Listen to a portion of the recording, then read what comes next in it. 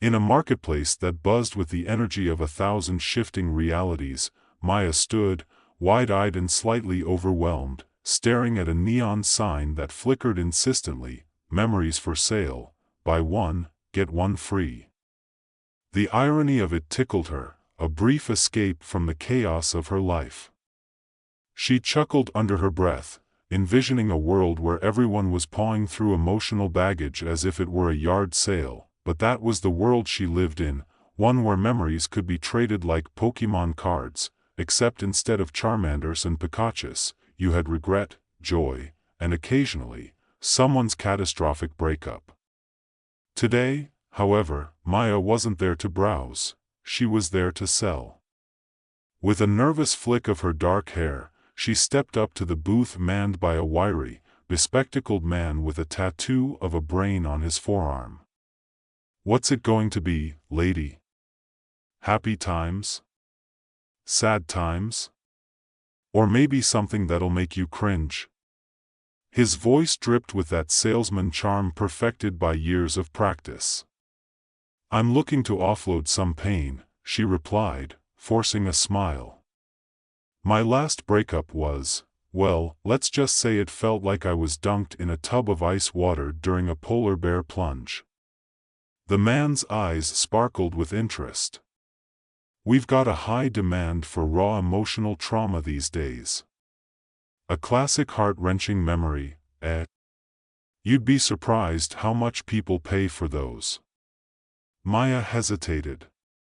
It was more than just a memory, it was a piece of herself she was about to let go. But her father's medical bills loomed larger than any emotional attachment. So she took a deep breath, steeling herself. "Yeah, let's do this." As the transaction progressed, Maya found herself caught in the swirling spectacle of buyers and sellers, each transaction punctuated by laughter or the occasional sob. It was a bizarre carnival of emotions. Just as she was about to hand over her memory card, her expression grave, the unexpected happened. "Wait!" shouted a voice. A tall man with wild hair and a leather jacket pushed through the crowd, his eyes darting around like a startled rabbit. "Don't sell that one. You might regret it." Maya turned, bewildered. "Who the heck are you?" "I'm Theo, and trust me, you don't want to part with that specific memory. I've seen people lose themselves after making choices like that." Maya, both annoyed and intrigued, shot back, "Look, buddy, I'm not in the mood for unsolicited life advice. I just need the cash." But as she completed the sale, handing over her pain, she felt a strange flutter of loss. The memory slipped from her fingers like sand through an hourglass, leaving her feeling oddly empty. Theo watched her, an inscrutable expression on his face. "You might think you can live without it, but memories shape us. They're not just baggage, they're part of your identity."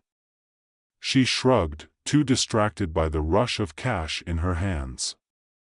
"Identity, schmidentity. Right now, I just need to pay my bills."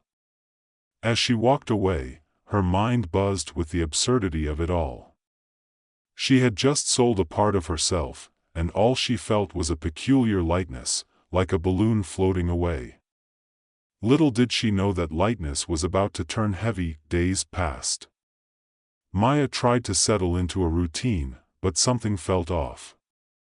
The vibrant memories of her childhood, the laughter shared with friends, even the stupid moments that made her cringe, everything felt muted. It was as if she had misplaced a vital piece of herself, and no amount of shopping could fill that void. One afternoon, while scrolling through her social feed, she stumbled across an advertisement, "Get your memories back. No questions asked."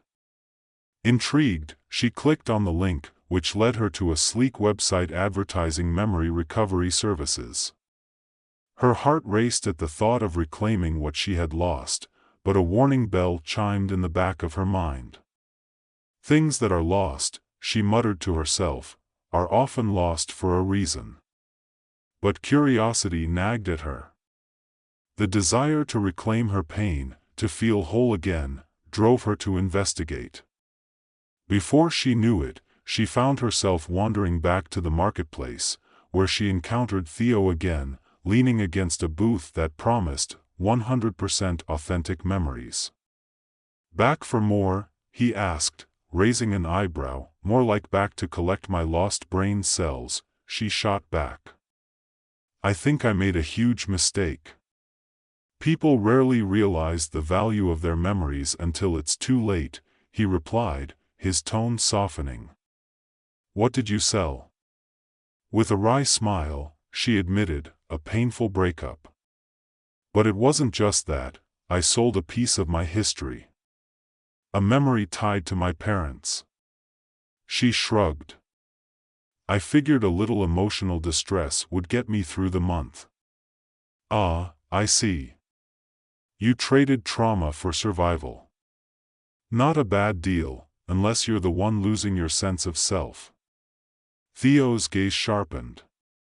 "I can help you find it again, but it won't be easy." Maya's heart raced. "What do you mean? Can you actually recover lost memories?"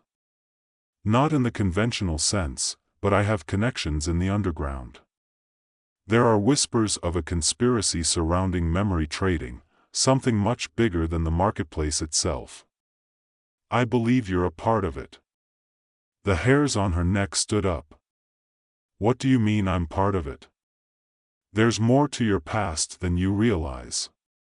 Your parents," he hesitated, gauging her reaction, "were involved in a resistance against this very system." Her laughter echoed, nervous but edged with disbelief. "Resistance? Me? Look at me, I can't even resist a donut at breakfast." But his serious expression grounded her. "I'm not joking. If you want to reclaim your memories, we need to dig deeper. It won't just be about your pain, it's about uncovering the truth of who you are." Just as she was about to respond, a group of shady-looking figures emerged from the shadows, scanning the crowd with hawk-like precision. Maya felt a chill run down her spine. "Who are they?" "The memory hunters. They work for the corporations controlling the market. They'll do anything to keep people like us quiet." Her eyes widened as panic settled in. "And what do we do?" Theo smirked, his charm returning. "We run. But first, you have to trust me." And just like that, the day took a sharp turn into madness. With adrenaline pumping, Maya found herself sprinting through the crowded market, dodging stalls selling everything from laughter to regrets, her heart pounding in sync with the chaotic rhythm of her new reality. The chase felt surreal, like a scene from a film she had never signed up for. Maya could feel the hunters closing in behind her, their heavy boots thudding against the pavement, while Theo led the way through the throng. "Stick close," he shouted over his shoulder. "We can't let them separate us." Maya nodded, adrenaline coursing through her veins. She had never been a runner, but the thought of being caught by those memory hunters propelled her forward. They darted through the maze of booths, a kaleidoscope of colors and emotions swirling around them, while the thrill of danger electrified the air. Just when she thought they might escape, Theo skidded to a halt, pulling Maya behind a stall selling vibrant memories of first loves. "We need a plan," he panted, looking around. "Great, and I just sold my strategic thinking," she joked, trying to lighten the mood even as her heart raced. He smirked. "We need to find a place to regroup, somewhere safe where we can figure out our next move." "Like a secret lair?" she asked, her eyes twinkling with mischief. "Something like that," he said, glancing over his shoulder. "Follow me." They ducked into a narrow alley that seemed to pulse with the energy of forgotten memories. The walls were lined with flickering holograms, whispering remnants of stories long past.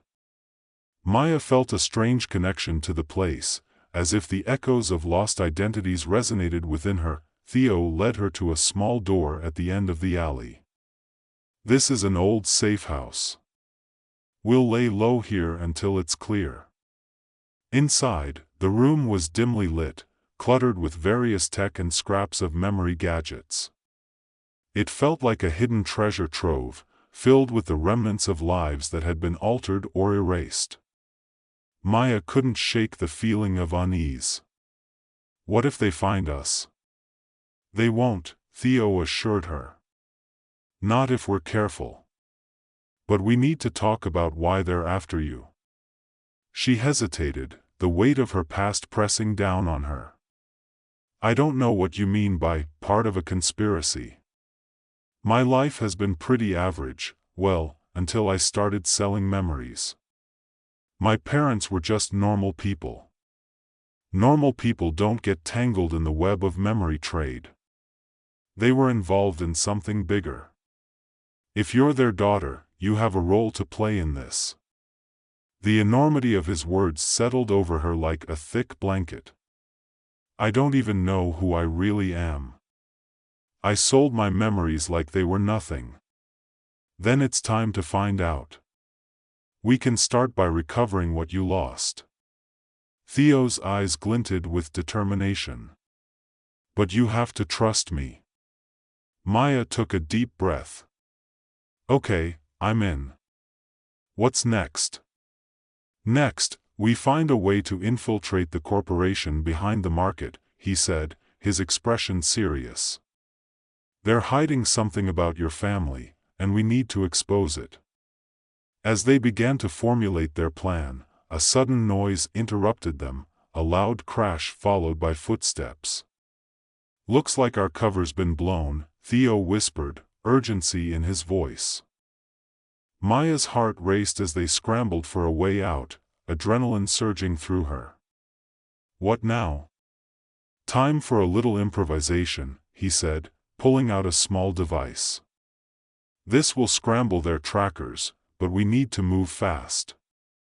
With no time to waste, they slipped out of the safe house just as the memory hunters burst through the door, eyes wild with the thrill of the hunt. They navigated the maze of alleyways, Theo leading the way with practiced ease. "We need to get to the archive, where they store recovered memories." Maya's mind raced. "And how do we do that without getting caught?" "There's a back entrance," he said, a mischievous glint in his eye. "But it requires a bit of finesse." "Finesse? You mean like charm?" she asked, smirking. "Something like that." He grinned, a twinkle in his eye. "Just follow my lead." As they approached the archive, the tension crackled in the air. Theo activated the device, and the sound of scrambling footsteps faded into the background. Maya glanced around, taking in the high-tech building. "This place looks like a fortress." "That's because it is," Theo said. "But if we can get inside, we might find clues about your parents." With stealthy precision, they slipped through the back entrance, the heavy door creaking slightly as they entered the dimly lit corridor. Rows of memory storage units lined the walls, each humming with an ethereal glow. "This is it," Theo whispered, leading her deeper into the archive. "We need to find the records of your family." As they sifted through the archives, Maya's heart raced with anticipation.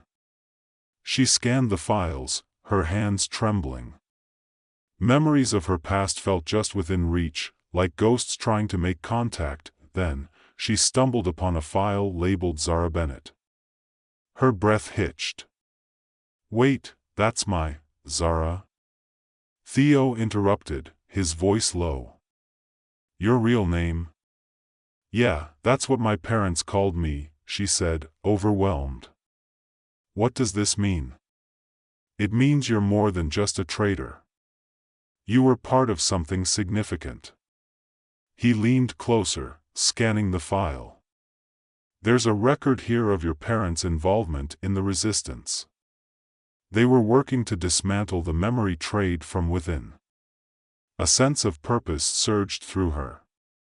So, I'm not just some average girl selling her past.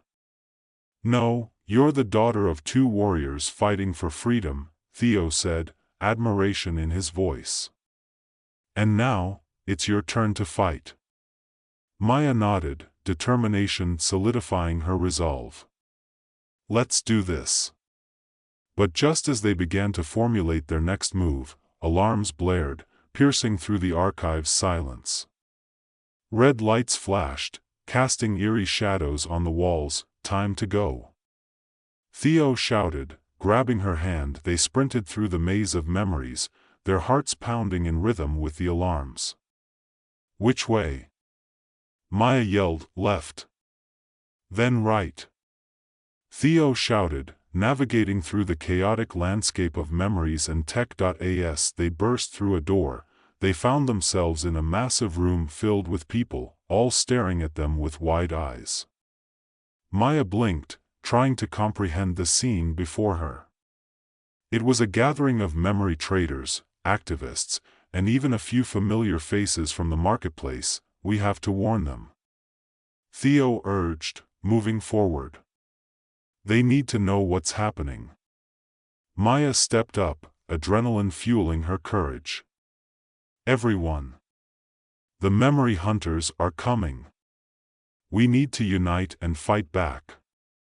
A murmur swept through the crowd, the weight of her words resonating. Who's with us? Theo called, his voice rising above the chatter. A few hands shot up, followed by more, until the room erupted into a chorus of agreement. Maya felt a surge of hope, realizing they weren't just fighting for themselves anymore, they were fighting for a cause, for the right to their own memories. Let's reclaim our identities. Maya shouted, her heart swelling with determination. As they prepared for the confrontation ahead, a new sense of purpose enveloped Maya. This was her chance to not just reclaim her past but to shape her future. She was Zara Bennett, and she was ready to stand and fight. With a rallying cry, the group surged forward, ready to face whatever came next, united in their fight against the oppressive weight of memory trade. As they burst through the exit, the world outside seemed brighter, filled with the potential of reclaimed lives and memories. Together, they would forge a new path, rewriting the story of their identities, one memory at a time. With a rallying cry echoing in her ears, Maya surged forward, the energy of the crowd propelling her onward. Theo stayed close, his presence a steadying force as they darted through the throngs of traders and activists. The memory hunters were relentless, but she could feel the adrenaline of a shared purpose pumping through the group. They were ready to reclaim what had been stolen from them. As they navigated the winding streets of the marketplace, the vibrant stalls blurring around them, Maya's mind raced with thoughts of her parents and their hidden legacy. She hadn't just sold a painful memory, she had unwittingly sold a part of a larger story, one that had the potential to change everything. Over here, Theo shouted, pulling her toward an alleyway that veered off the main thoroughfare. The shadows cloaked them momentarily, offering a brief respite from the chaos. We need to regroup and plan our next move. Maya glanced around, noticing a few familiar faces among the crowd, other traders who had also felt the sting of loss, the weight of memories bartered away. She felt a flicker of hope ignite within her. This wasn't just her fight anymore, it was theirs, too. Does anyone know how to access the main control center for the memory trade? Theo called out, rallying the group. A tall woman with silver-streaked hair stepped forward. I might know a way. I used to work for the corporation, before I saw what they were really doing. Maya felt a mix of surprise and admiration. You worked for them? Why didn't you say anything earlier? I was scared, the woman replied, her voice steady despite the tremor in her hands. But I've seen too many lives ruined. I can't stay silent any longer. Then let's take the fight to them, Theo said, his eyes glinting with determination. "Lead the way." The woman nodded, her expression resolute. "Follow me. We'll take a back route through the old district. It's less guarded." As they moved through the narrow alleys, the air crackled with anticipation. Maya felt the weight of her past lifting with each step. She was no longer just a seller of memories, she was a warrior, ready to confront the truth. The old district was a ghost of its former self, with crumbling buildings and faded signs advertising memories long forgotten. It felt strangely nostalgic, as if the echoes of the past lingered in the air, whispering secrets. "Here we are," the woman said, stopping in front of a nondescript door. She produced a keycard, swiping it against the panel. The door beeped and slid open, revealing a dimly lit corridor lined with flickering lights. Inside, the atmosphere was tense, charged with the urgency of their mission. They followed the woman deeper into the building, navigating through a series of rooms filled with technology that Maya could barely comprehend. Her heart raced as they approached a massive control panel, glowing with a myriad of colors. "This is it," the woman said, gesturing toward the interface. "We can access the memory archives from here. If we can find the files on your parents, we might be able to expose the corporation's corruption." Theo leaned over the control panel, his fingers flying across the screen. "I'll start pulling up any records related to Zara Bennett. We need to find evidence of what they've been hiding." Maya watched him work, a mixture of anxiety and excitement coursing through her. The stakes felt impossibly high, and with every keystroke, she could sense the tension building. She turned to the others. "Stay alert. We don't know how much time we have before they notice we're here." Moments felt like hours as Theo sifted through files, his brow furrowing in concentration. "There's a lot of data here," he muttered. "They've been tracking memory sales, but, wait, here it is."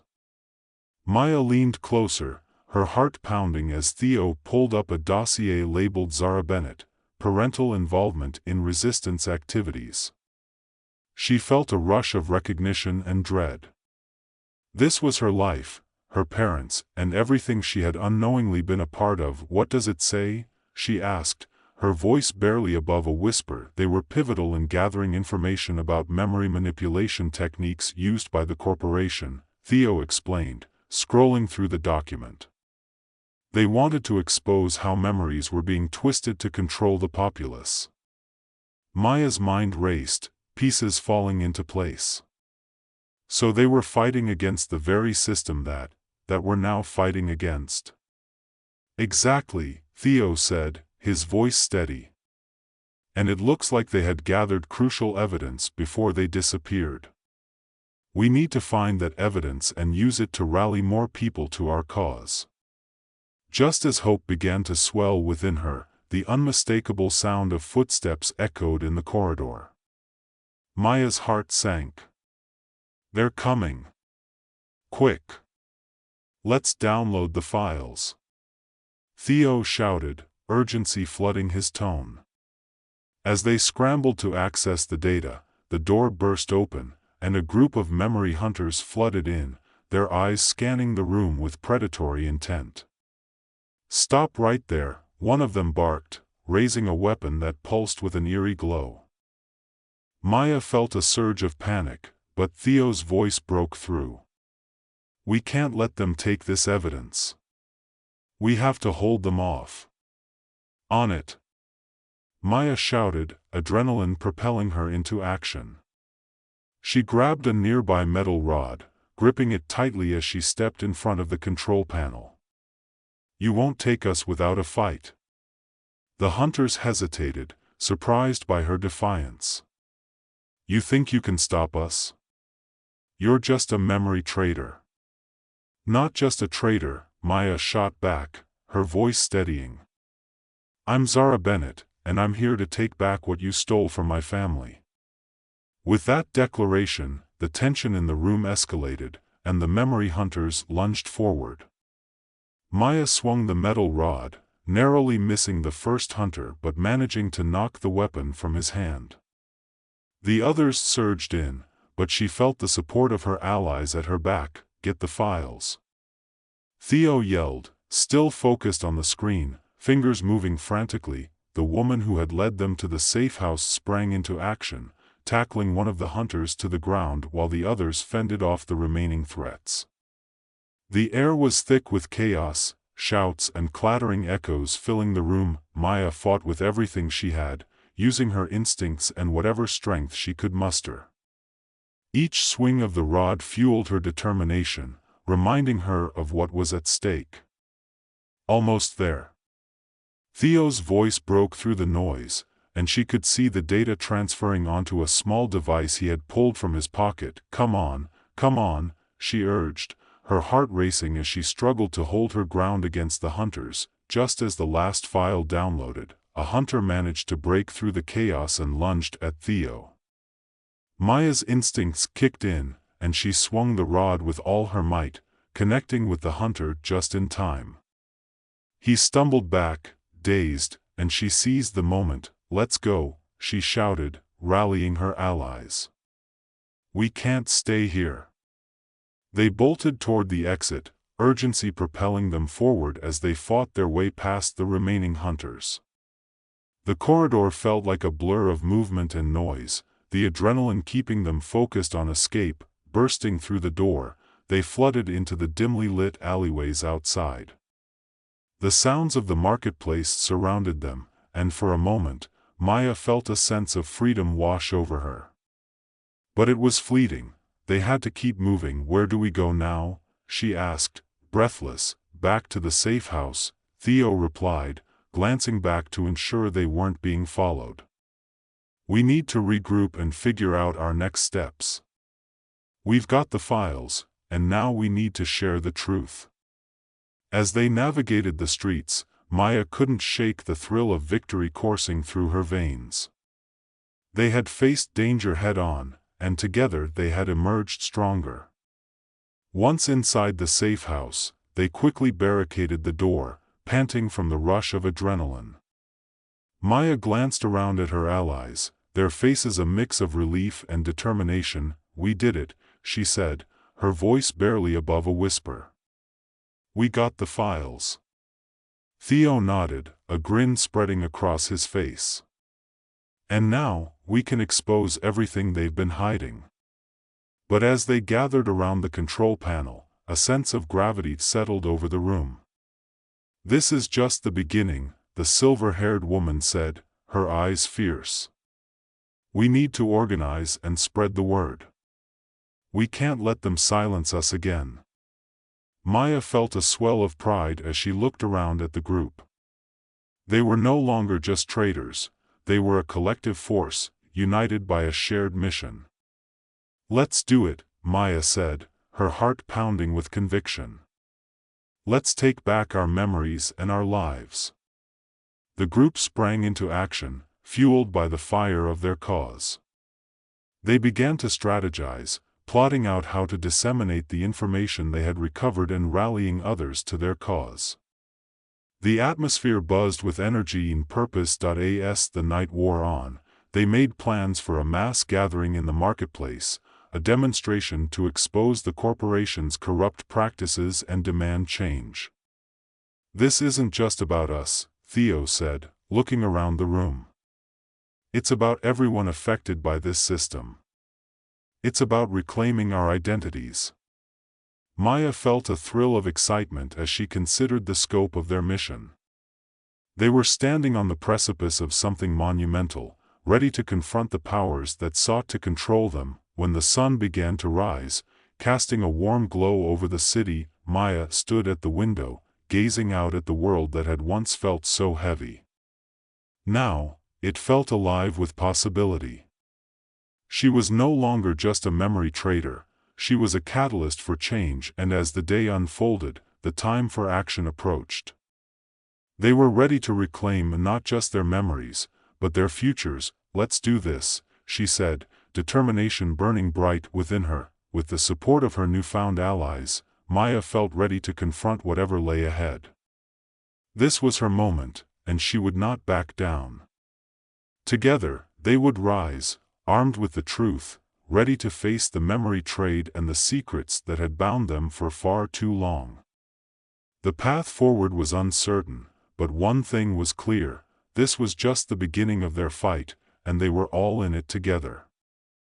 In a world where green once danced in the wind and the sky wore shades of blue, the landscape had transformed into an unforgiving wasteland. The sun hung low and angry, casting long shadows across the cracked earth. Dust choked the air, mingling with the stale scent of despair. Yet, in this grim setting, laughter still found a way to echo, albeit in the most unexpected places. Jack Thompson, a 30-something everyman with a scruffy beard and a knack for one-liners, surveyed the barren horizon with a mix of resignation and humor. He rummaged through the remnants of what used to be a bustling supermarket, now a hollow shell filled with memories and empty cans. Today, he was on a mission to find something edible that didn't resemble the bottom of a dumpster. Just think, in a few years, this place will be an archaeological dig, he muttered, holding up a can of what might have been peas. Or could it be a time capsule of the 21st century? He decided it was best not to check. With a deft flick of his wrist, Jack cracked open the can. The sound was music to his ears, like a symphony of hope. Just as he was about to dig in, a gang of survivalists, muscular, grim-faced, and clad in makeshift armor, descended upon him like a pack of hungry wolves. They shouted things about resources and stronger survivors.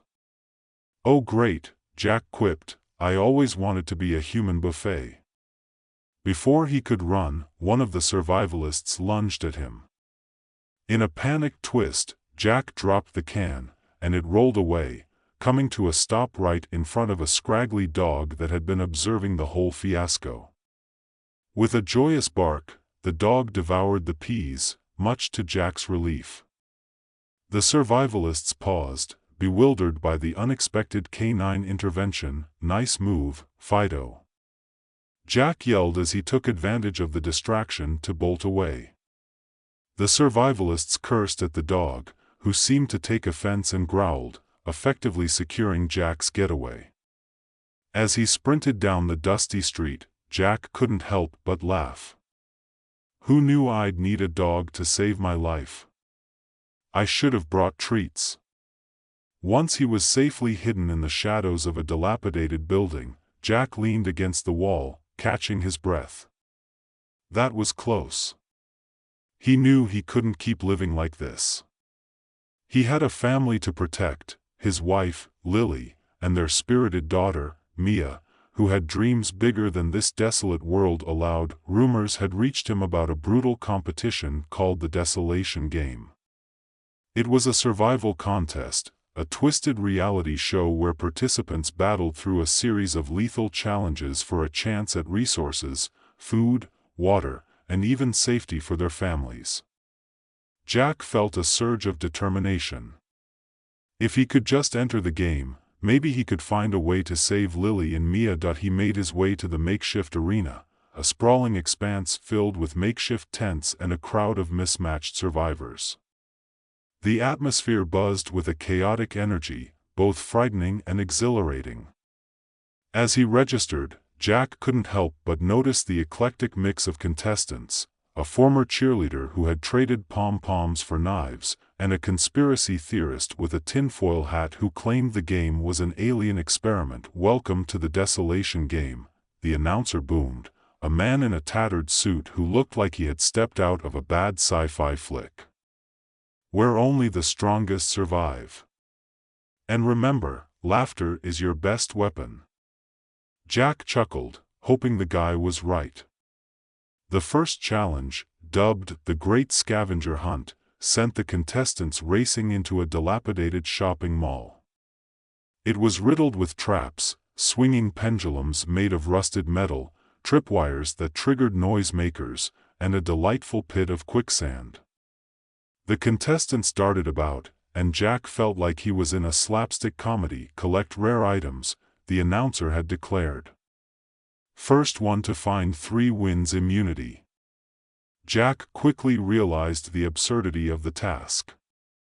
Contestants were diving into the rubble, unearthing bizarre relics, a VHS tape of an old sitcom, a collection of ceramic cats, and a poster of a long-forgotten boy band. Jack himself found a signed photo of an extinct celebrity. "What am I supposed to do with this?" he exclaimed, holding it up for everyone to see. As he continued searching, he stumbled upon a rubber chicken, which he instinctively picked up. In a moment of inspiration, Jack decided to use it as a distraction. He flung the rubber chicken into a group of contestants, who stopped mid-search to watch it bounce awkwardly. Laughter erupted, breaking the tension. With a mix of luck and humor, Jack managed to collect 3 ridiculous items just as the timer buzzed. He emerged victorious, albeit with a collection that would embarrass any flea market vendor. As the game progressed, the challenges grew increasingly absurd. The next round, the obstacle course of doom, was a parody of every obstacle course Jack had ever seen. Inflatable boulders tumbled down at random intervals, and fake lava flowed like a lava lamp. Jack's strategy involved using his wit to distract the competition. "Hey, does anyone know if inflatable boulders count as cardio?" he yelled as he dove under a flailing inflatable arm. Contestants paused, caught between confusion and laughter, allowing Jack to navigate the course with unexpected ease. By the time he reached the end, Jack had become something of a minor celebrity among the other contestants. They began to rely on his humor as a source of motivation. "If we can't laugh while we're getting chased by inflatable boulders, what's the point?" he quipped, panting and smiling as he crossed the finish line. However, the final showdown would prove to be the most challenging yet. Contestants faced off in a trivia battle, a bizarre mix of pop culture and survival skills. Questions ranged from, "What was the name of the boy band that dissolved in 2002?" to, "What's the best way to purify water?" Jack was abysmal at survival trivia but surprisingly adept at pop culture. He dazzled the audience with his answers, even cracking jokes about his lack of practical knowledge. "If I ever find myself in a survival situation, I'll just have to make sure I'm near a blockbuster," he quipped. But just as he began to think he might actually win, a twist sent everything spiraling.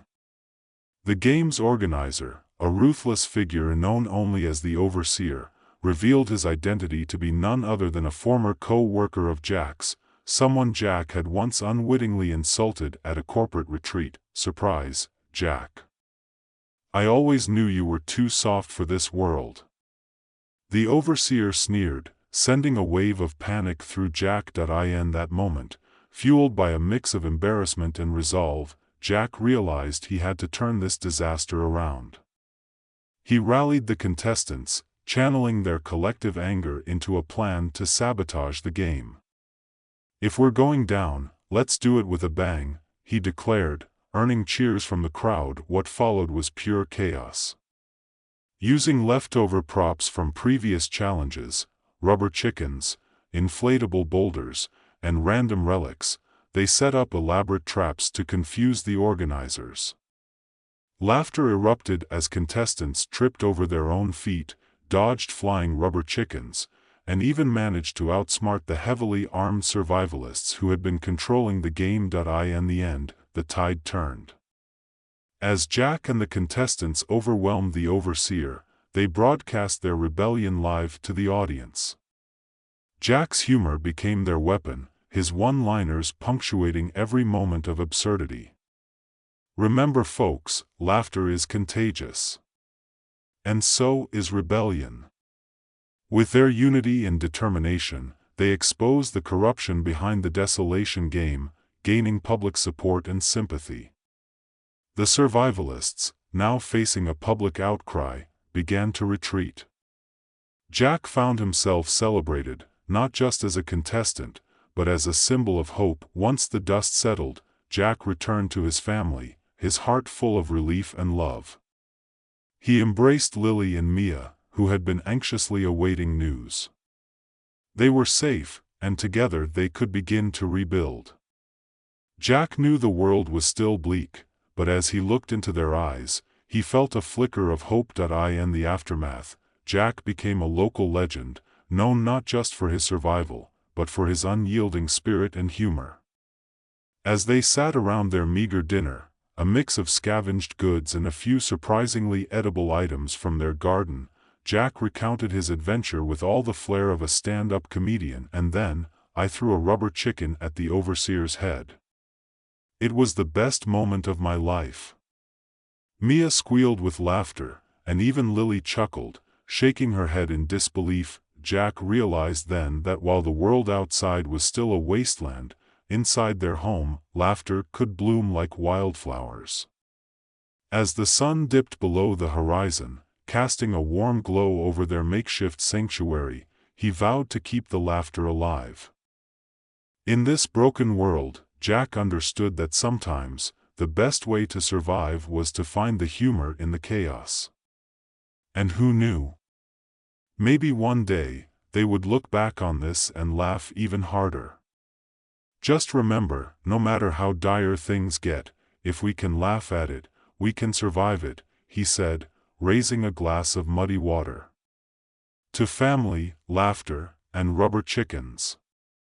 And as they clinked their glasses, hope filled the air, stronger than any despair this world could throw at them.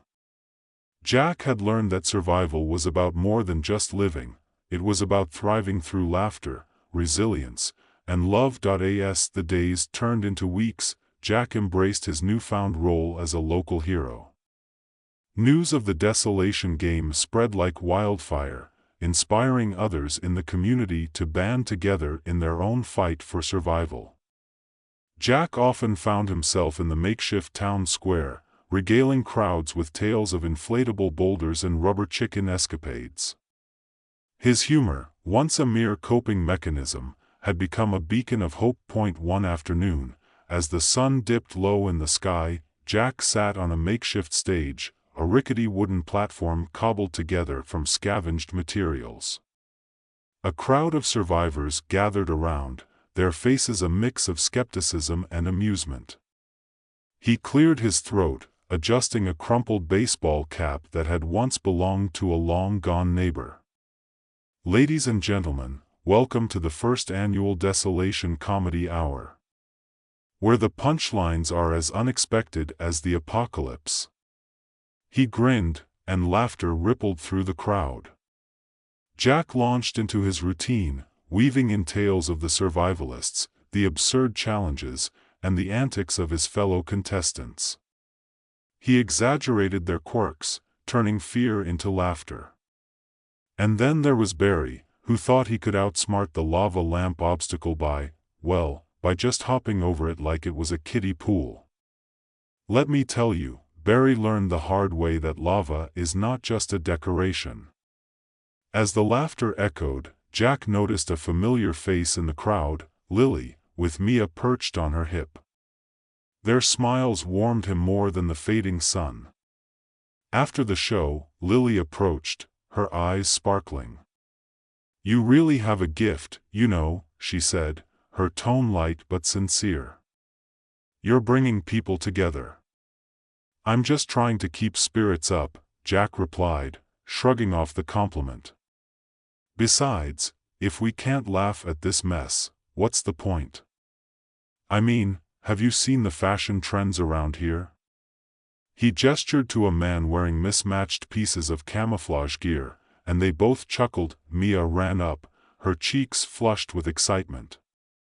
"Daddy, can I tell a joke?" "Of course. The stage is yours." Jack beamed, motioning for her to take the spotlight. Mia stood tall, mimicking her dad's stance, and declared, "Why did the chicken cross the road?" Jack chimed in, "To get to the other side?" "No. "To find the rubber chicken," she announced, cracking up the crowd. Jack joined in the laughter, pride swelling in his chest. After the performance, the family headed home. The atmosphere was lighter than it had been in ages. They walked through the makeshift community, greeting neighbors who waved and smiled. It was a small, makeshift world filled with remnants of the old life, but it thrummed with new energy. As they reached their shelter, a humble structure pieced together from scraps, Jack noticed something unusual. A group of children had gathered around a small table outside, their faces scrunched in concentration. "What's going on here?" Jack asked, kneeling to get a better look. The kids were working on a project, a makeshift board game, crafted from cardboard and old bottle caps. "We're making our own desolation game," one of the older kids declared, puffing out his chest with pride. Jack's heart warmed at the sight. "Can I play?" The children looked at him, then back at the game. "Yeah. But you have to be careful, it's a dangerous world out there." "Dangerous, you say?" "I thrive in danger," Jack replied, pretending to adjust an imaginary cape. He joined in, rolling bottle caps like dice and dramatically narrating their adventures. As the sun dipped below the horizon, casting an orange hue across the sky, the laughter of children filled the air, mingling with Jack's own. It was a beautiful reminder that even in the worst circumstances, joy could be found. The next few days passed in a blur of community building, laughter, and improvised games. Jack found himself becoming more involved in the local council meetings, brainstorming ways to share resources and foster a sense of unity among the survivors. They were all in this together, after all, and the bonds they forged could be as strong as any fortress. One evening, while discussing potential gardens to cultivate, a newcomer arrived. Dressed in dusty clothes and looking worn, the woman introduced herself as Ella. Her face held stories of hardship, but there was also a spark of determination in her eyes. "Can I help?" she asked, her voice steady despite the exhaustion that clung to her. "Absolutely," Jack replied, immediately warming to her spirit. "We could always use another pair of hands." Over the following weeks, Ella integrated herself into the community. She brought with her knowledge of foraging and a knack for improvising meals from the oddest combinations of scavenged goods. Her resilience inspired others to contribute their skills, too, repairing roofs, building new shelters, or simply sharing stories around a fire point. One day, while the children played their improvised board game nearby, Jack and Ella worked together on a small garden plot. "You know," Jack said, wiping sweat from his brow, "I never thought I'd be cultivating vegetables in the apocalypse. I was more of a takeout kind of guy." Ella chuckled, a sound that was warm and infectious. "We're all adjusting. It's all about survival. Plus, fresh veggies are hard to come by these days." As the weeks turned to months, their little community thrived, despite the challenges of their environment. Jack had become a voice of encouragement, reminding everyone that laughter was a vital resource, just as important as food or water. Then came the day of the Great Harvest Festival, a celebration to honor their progress and the bonds they had formed. The town square buzzed with excitement, and everyone contributed what they could: dishes made from the community garden, makeshift decorations crafted from scraps, and plenty of laughter. Jack stood on the same makeshift stage where he had first performed, surveying the crowd with a sense of pride.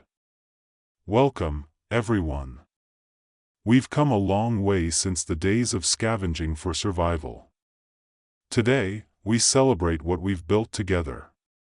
The crowd cheered, and Jack felt the warmth of unity wrap around him like a blanket. As the festivities began, he invited others to share their stories, triumphs, failures, and everything in between. Laughter erupted as tales were shared, each one more ridiculous than the last. One survivor recounted how a misadventure with a wild goat had left him stuck in a tree for hours. Jack had never heard such a tale and couldn't help but laugh. As the sun set, painting the sky with vibrant hues, Jack looked around at the smiling faces, the children, the families, the new friends. They were all different, each with their own story, yet they were woven together in this tapestry of survival. In that moment, Jack realized that the world outside might still be a wasteland, but within this community, they had created a paradise of hope and laughter. It wasn't perfect, but it was theirs. After the festival wound down, the families began to head home, their spirits high. Jack and Lily lingered a moment longer, watching Mia play with the other children. "I can't believe how far we've come," Lily said, resting her head on Jack's shoulder. "Me neither," Jack replied. "It's like a comedy show with the best cast." "Just don't let it go to your head," Lily teased, nudging him playfully. As they walked home, hand in hand, Jack felt a sense of peace wash over him. They had found a way to not just survive, but to thrive, to laugh, and to love even when the world felt like it was falling apart. In this new reality, Jack understood that resilience wasn't just about enduring, it was about embracing life, with all its absurdities. And as long as he had his family by his side, he knew they could face anything. Days turned into weeks, and their community continued to grow stronger. Ella and Jack forged a deep friendship, each bringing out the best in the other. They worked together, planting gardens and developing new strategies for living sustainably. The spirit of cooperation flourished as people discovered that collaboration led to a richer, fuller life. Then came the day that changed everything. News arrived from a distant settlement. There were whispers of a potential alliance, a way to share resources and knowledge among communities.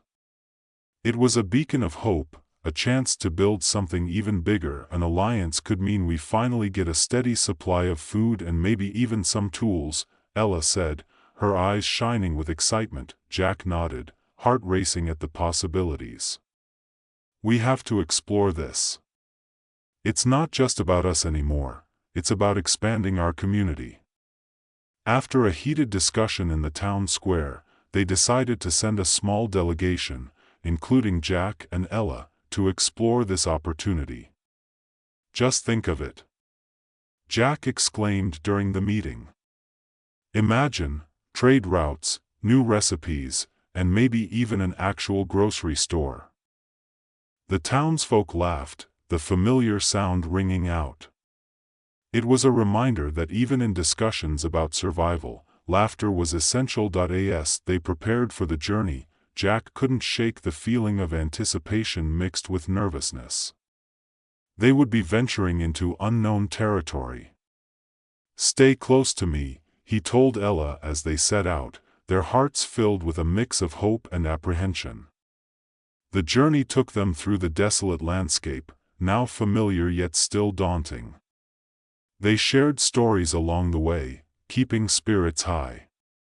"If we run into any survivalists, I'm just going to throw my rubber chicken at them," Jack joked, eliciting a laugh from Ella. After a day of travel, they arrived at the settlement, a cluster of makeshift buildings that felt more vibrant than any place they had seen in ages. The air buzzed with activity, and the people were busy setting up stalls, trading goods, and laughing together. A representative from the settlement welcomed them, a woman named Tara with a friendly smile and an aura of confidence. "We've heard about your community," she said, her tone warm. "Your reputation precedes you. It seems you're doing amazing things over there." Jack felt a swell of pride. "We're just trying to survive and, throw the occasional comedy show." Tara chuckled, and the ease between them quickly bridged the gap. The delegation spent hours discussing potential trade agreements, sharing knowledge about gardening techniques and exchanging recipes. As the sun set, casting a golden light over the settlement, Jack felt a sense of camaraderie develop. This was more than just a chance for survival, it was the beginning of something transformative. "Let's not just survive," he proposed as they wrapped up their discussions. "Let's thrive together." The room erupted into applause, and Jack realized he had found another family among these strangers. Upon returning home, Jack couldn't contain his excitement. "You won't believe it. We're forming an alliance. It's going to change everything," he announced to Lily and Mia. Lily's eyes widened, a smile spreading across her face. "This is incredible, Jack. It's like we're not just surviving anymore, we're building a future." Mia bounced up and down. "Can we have more vegetables? And dessert too?" Jack laughed, ruffling her hair. "I think that can be arranged. In fact, we might even get a pie recipe out of this." As the weeks rolled on, the alliance flourished. Trading became a lifeline, and with it came a sense of hope that permeated the air. New faces began to appear in their community, each one bringing unique skills and stories. With every new relationship forged, Jack felt the world expanding. He no longer saw the desolation as a prison but as a canvas to be painted with laughter, resilience, and unity. One night, under a sky filled with stars, Jack gathered the community for a celebration. "Tonight, we celebrate not just our survival, but our thriving." Together, he declared. The crowd erupted in cheers as they shared food and stories, laughter echoing under the stars.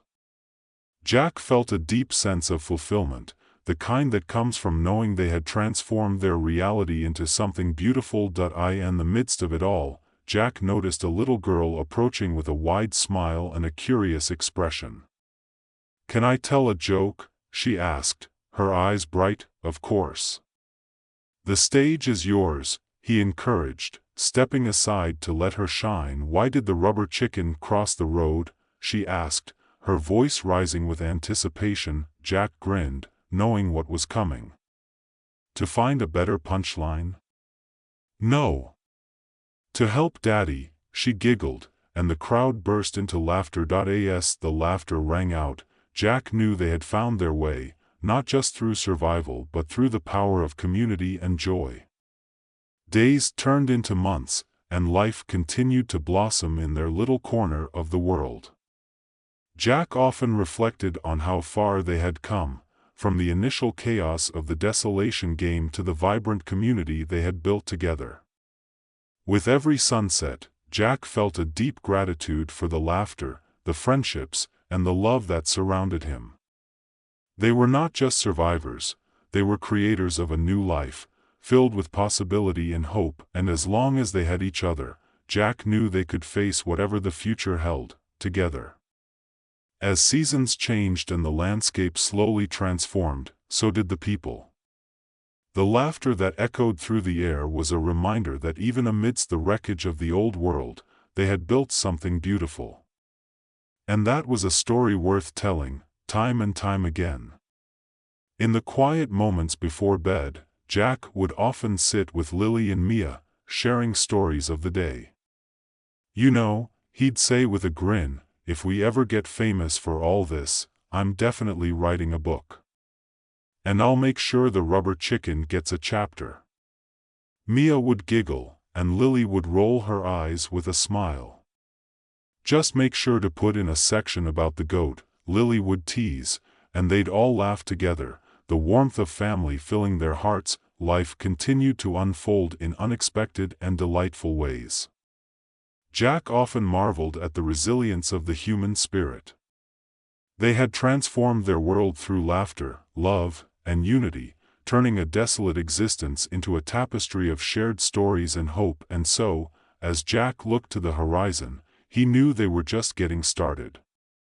The future was bright, and it was theirs to shape, one laugh at a time. With that thought, Jack drifted off to sleep, the echoes of laughter dancing in his dreams, a reminder that even in the darkest times, joy would always find a way to shine through. And that was how they would continue to survive, thrive, and laugh their way into a brighter tomorrow. Maya adjusted the collar of her neon jacket, feeling slightly ridiculous but also unreasonably cool as she strutted through the bustling market of Neo City. The air was thick with the scent of fried synth meat and the faint tang of ozone. Above her, drones buzzed like giant metallic flies, delivering everything from hot meals to live pets. "You can't spell dystopia without hop," she muttered under her breath, earning an amused glance from a nearby vendor. In this world of high-tech convenience, Maya was just another cog in the machine. She'd grown adept at turning every mundane interaction into a comedic routine, a defense mechanism against the relentless efficiency that surrounded her. "Excuse me, can I get a discount on that?" she asked the vendor with an exaggerated grin, pointing to a gleaming cybernetic arm displayed like a prize trophy. The vendor raised an eyebrow, smirking. "Only if you can outsmart my AI assistant." "Challenge accepted," she laughed, stepping forward. The vendor pressed a button, and a small robot emerged from behind the counter, its metallic surface glinting in the neon lights. It tilted its head, processing her presence with a series of beeps. "Greetings, human. State your name and purpose," it chirped, its voice a mixture of robotic monotone and oddly cheerful chirps. "Maya. Here to barter and not be turned into a fancy paperweight," she shot back, her heart racing with excitement and a tinge of dread. The vendor smirked, clearly entertained. The AI blinked, then began spitting out a series of algorithmically generated jokes, each worse than the last. Why did the robot cross the road? To optimize its route. As the crowd around them chuckled, Maya felt the urge to groan, but then she realized something: the AI had a malfunction. Instead of laughing, it started malfunctioning, its circuit sparking as it accidentally began directing nearby delivery drones to chase her down, treating her like a rare collectible instead of a mere customer. "Oh," Maya muttered, glancing over her shoulder. A small swarm of drones had shifted their deliveries into a raucous aerial pursuit, whirring and zipping around her as she dashed through the throngs of shoppers. This wasn't in the brochure for enjoying market day. Just as she turned down a narrow alley, she heard a voice behind her. "Maya. Is that you?" It was Leo, her younger brother, who had always been her partner in crime. He emerged from a corner, his face a mix of concern and amusement. "Not now, Leo. I'm being hunted by discount drones," she yelled, veering left. "You wouldn't believe the day I'm having." "Actually, I might," he said, catching up. "Didn't I tell you not to push the boundaries of humor with AI? Look who's talking, mister. I'll take the trial upgrade to become a better version of myself," she shot back, rolling her eyes. "We need to get out of here before I end up as a drone's new accessory." As they sprinted, the drones zoomed after them, their sensors going haywire as they collided with each other, sending sparks flying. The scene quickly turned into a bizarre dance of chaos, with Maya and Leo weaving through narrow paths, dodging robots that were only moments ago delivering the latest in tech. Finally, they burst into an open space, panting. "Okay, that was too close," Maya gasped, her heart still racing. But the levity faded quickly when she caught sight of a flickering news screen. The headline read, "Human Trials, Upgrades for a Better Tomorrow." A chill ran down her spine. The segment featured images of people undergoing robotic enhancements. "Leo, look." She pointed. "They're turning people into hunters." "What?" he exclaimed, his eyes widening. "That can't be right. They're saying it's for enhancing security. Maya gulped, her mind racing. What if they're taking volunteers? What if anyone we know gets turned into a hunting machine? Before Leo could respond, a group of tech enthusiasts strolled by, their conversation catching Maya's ear. Have you seen the latest upgrade? It's wild. They're literally turning people into hunters now, one of them gushed, his eyes sparkling with excitement. Maya's stomach dropped. I have to find out more, she whispered. I can't let this happen. Are you sure you want to get involved in something this dangerous? Leo asked, concern lacing his voice. What if you, don't you dare finish that sentence, she interrupted, a mix of determination and fear flooding her. I can't just sit back and let this happen. I need to infiltrate that lab. And so, with a mix of fear and courage, Maya resolved to dive headfirst into the darkness of Neo City's underbelly. The next day, clad in an overly large hoodie and a pair of retro sunglasses, Maya slipped into the black market tech district. The streets were alive with the whir of machines and the hum of countless voices. She felt like a stranger in her own world, her heart pounding in anticipation and anxiety, navigating through the maze of shops filled with questionable modifications and odd gadgets. Maya finally located the entrance to the lab, camouflaged beneath a flickering neon sign that read, "Tomorrow's upgrades, today." It looked less like a professional facility and more like a pop-up carnival where ethics had taken a backseat to ambition. As she approached, a bouncer, a hulking figure made entirely of gleaming chrome, blocked the entrance. Identification, he grunted. I'm just here for the latest enhancement, she stammered, mentally kicking herself for her lack of preparation. You know, the one that makes you feel like you can outrun a drone? The bouncer squinted, sizing her up. Right.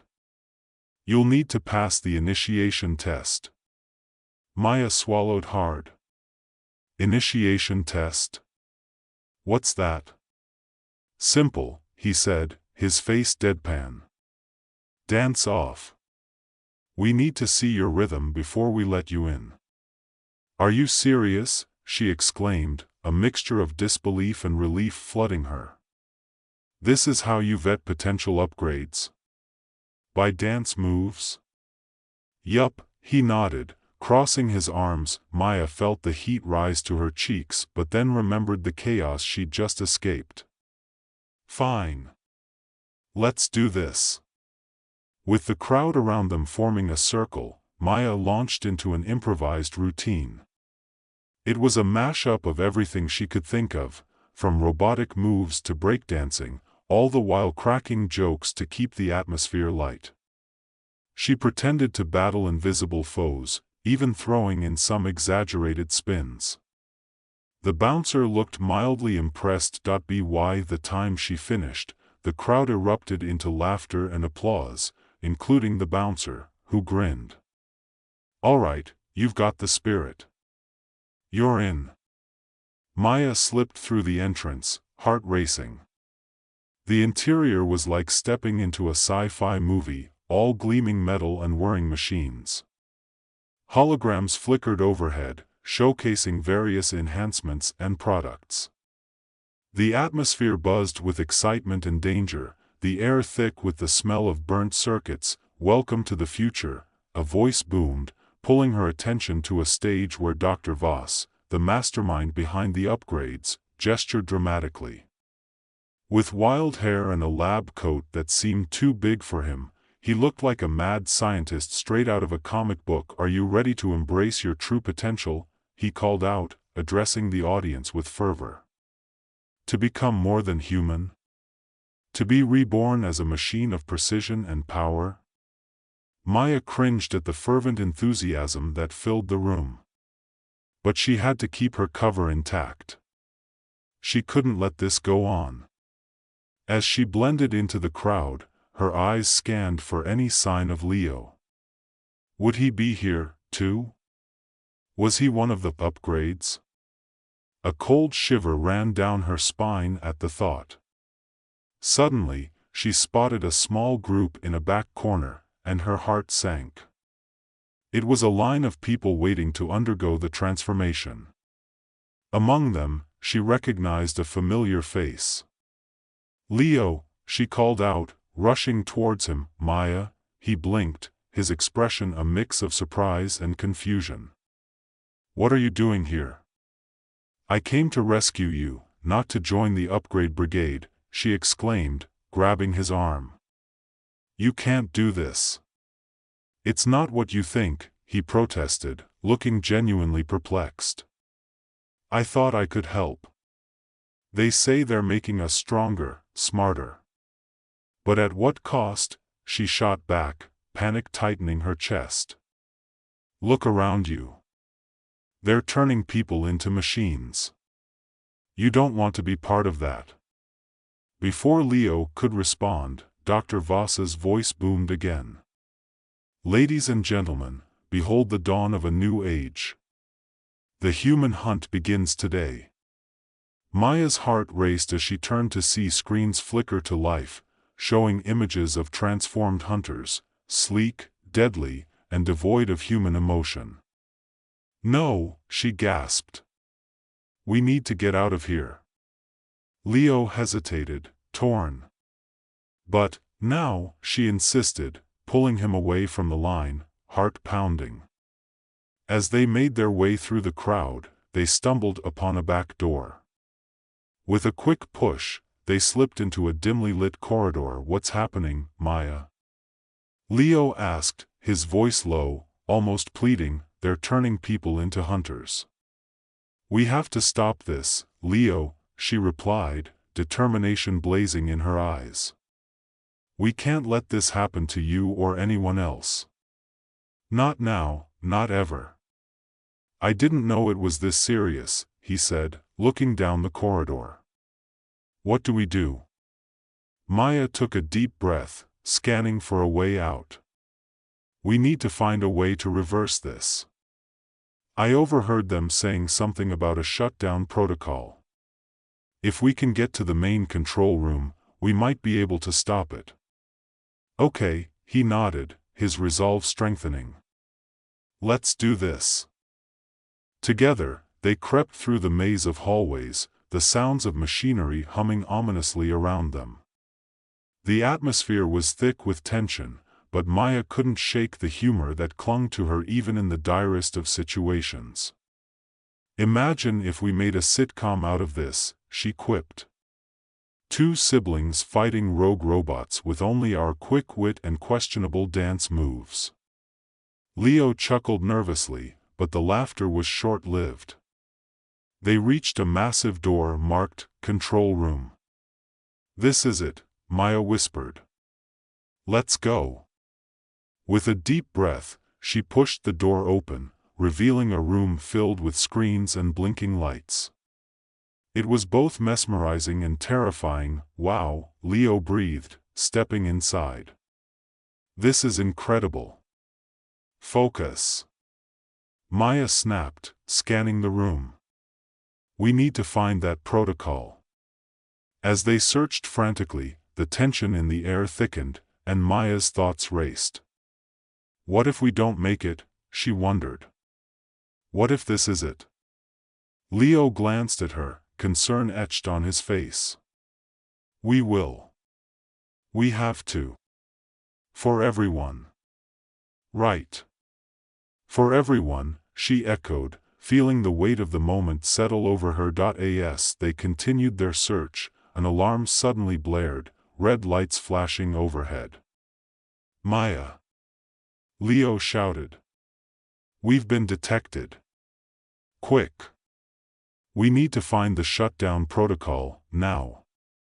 The adrenaline surged through her veins as they raced to the control panel, typing frantically, the screens lighting up with information. "There. Right there." Leo pointed at a blinking icon labeled, "Shutdown Protocol."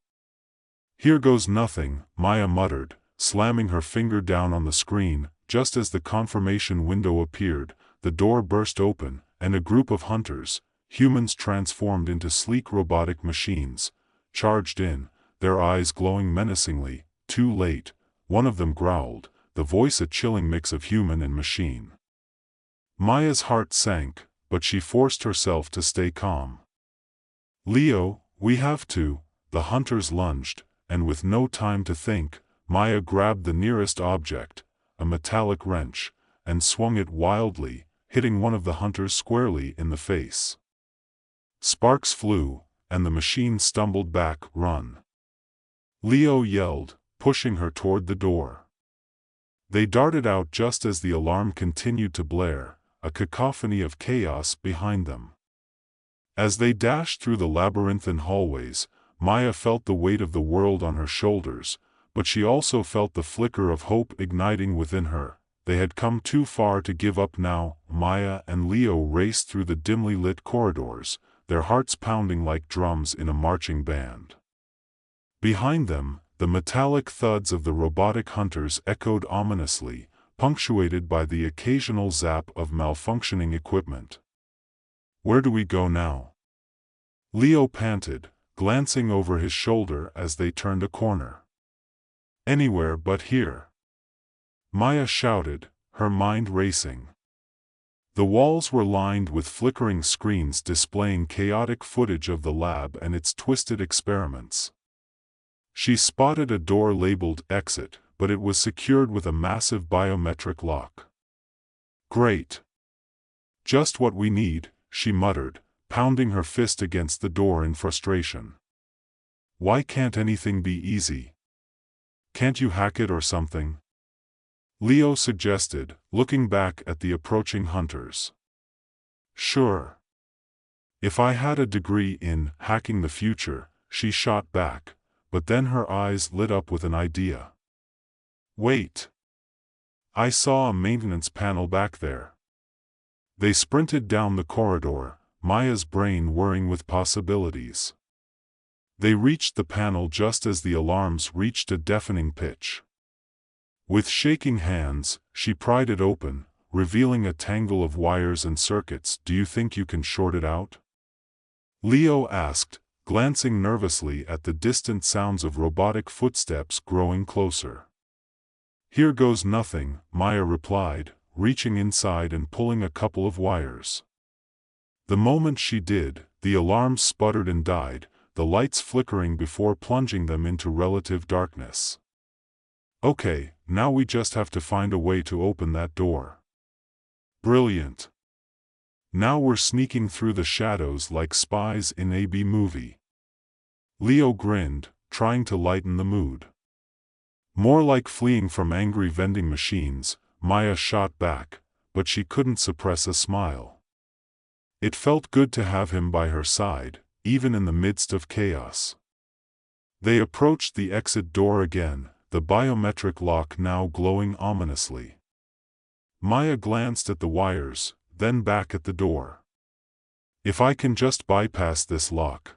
With a quick breath, she plunged her fingers into the wiring again, frantically switching connections until the lock flickered uncertainly.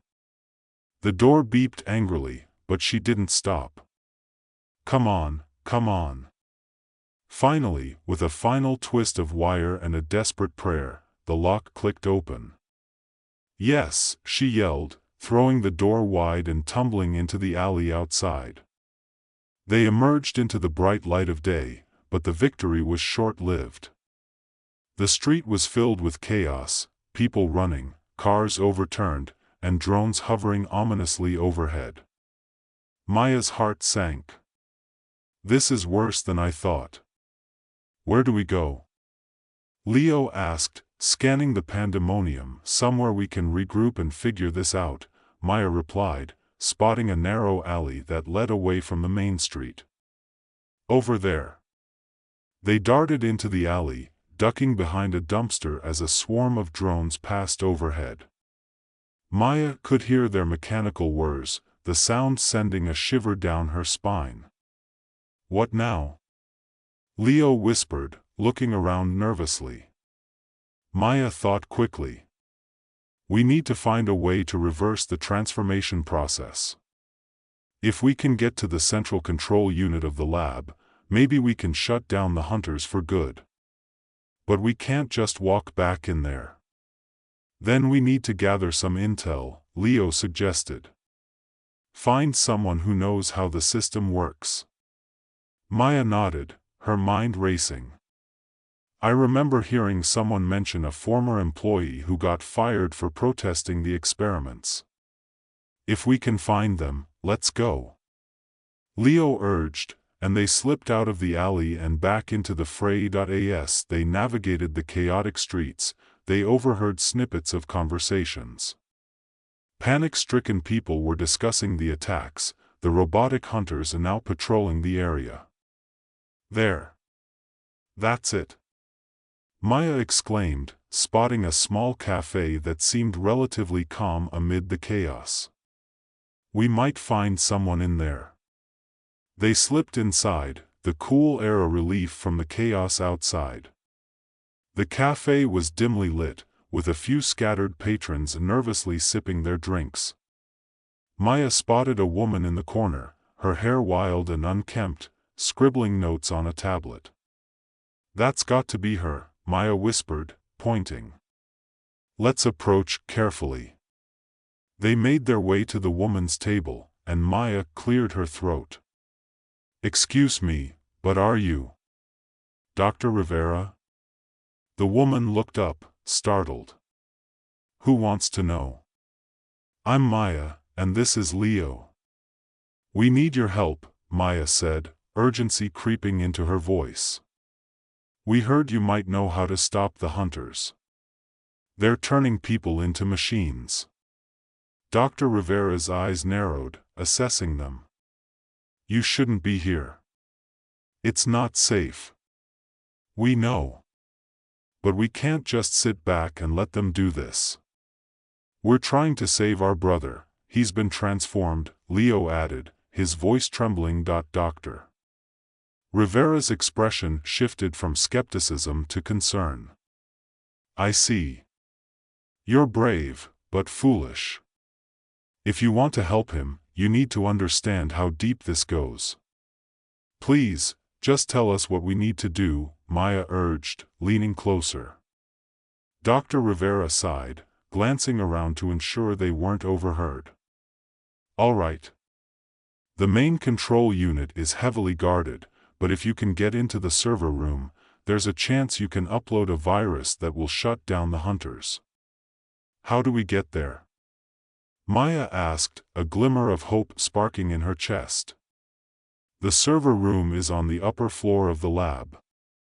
You'll have to navigate through security checkpoints, but I can provide you with a map. Dr. Rivera pulled out a piece of paper and scribbled quickly, handing it to Maya. This should help. Just remember, they'll be expecting intruders. Thank you. Leo said, relief flooding his voice. Dr. Rivera hesitated, then added, if you can get to the control unit, it might give you time to reverse the transformations. But be careful. They're ruthless, and they won't hesitate to eliminate threats. We'll be careful, Maya promised, folding the map and tucking it into her pocket. We have to save Leo and everyone else. They stood up, ready to leave, when suddenly the door burst open. A group of robotic hunters stormed in, their glowing eyes scanning the cafe with chilling precision. Get down! Maya shouted, pulling Leo behind a table as the hunters began to advance. The patrons screamed, diving for cover as the machines assessed the situation. Maya's heart raced as she ducked low, desperately thinking of their next move. Leo, we need to create a distraction, she whispered. I have an idea, he said, eyeing a stack of empty glasses on the counter. With a swift motion, he hurled a glass at the nearest wall. The sound shattered the tense silence, drawing the hunters' attention. Over there, one of them shouted, moving toward the noise, now's our chance. Maya hissed, and they bolted for the exit. As they dashed outside, Maya felt the thrill of freedom mixed with dread. They had to get back to the lab, and fast. With the map in hand, they navigated through the streets, the world outside feeling like a wild maze of danger. "Are we really doing this?" Leo asked, glancing at her with a mix of fear and excitement. "Absolutely. We're not letting anyone become a hunter, especially not you," Maya replied, her determination shining through the chaos. They reached the lab's entrance, the flickering lights casting an eerie glow over the building. With the map leading them, they entered through a side door, slipping past security with bated breath. Inside, the atmosphere was thick with tension. Maya's pulse raced as they followed the map, winding through corridors filled with ominous machinery. They reached a small door marked "Server Room" and paused. "This is it," Maya whispered, her heart pounding in her chest. "Let's go." She pushed the door open, revealing a dark room filled with towering servers humming with energy. The walls were lined with screens displaying various experiments and data feeds. "Now what?" Leo asked, looking around nervously. "Find the main terminal and upload the virus," Maya instructed, scanning the room for the right machine. They quickly located the central terminal, a sleek interface pulsating with lights. Maya's fingers danced over the keys as she accessed the system, the screens flickering to life with data. "I need the virus code," she muttered, heart racing as she remembered the tech Dr. Rivera had mentioned. "Do you have it?" Leo asked, glancing back nervously. "I think so. Here it is," she exclaimed, downloading the virus. Just as she pressed the upload button, the alarms blared once more. "They found us!" Leo shouted, panic setting in. "Maya, hurry!" She frantically watched the upload progress, her heart pounding. "Come on, come on!" The door burst open, and a squad of robotic hunters stormed in, their eyes glowing with menace. "Stop right there," one commanded, raising an arm that transformed into a lethal weapon almost there. Maya yelled, sweat beading on her forehead as she concentrated on the upload. "Get down!" Leo shouted, lunging toward her, shielding her just as a barrage of lasers erupted toward them. The room exploded with light and sound as chaos ensued. Maya's breath hitched as she finished the upload just as the system began to reboot. The hunters hesitated, their programming conflicted by the sudden shutdown. "Leo, we did it!" she shouted, exhilaration flooding her as the lights flickered around them. The hunters began to short-circuit, their glowing eyes dimming one by one. The room was filled with the sound of mechanical whirs and pained beeps, and then, silence. "Are they?" Leo asked, blinking in disbelief. "Shut down," Maya breathed, a wave of relief washing over her. "We actually did it. But we need to get out of here before they reboot," Leo urged, glancing back at the door. "Right. Let's move." They bolted from the server room, adrenaline pushing them forward as they navigated the dark corridors. They made their way back to the main exit, heartbeats echoing in their ears. As they reached the front door, Maya hesitated, glancing back at the lab.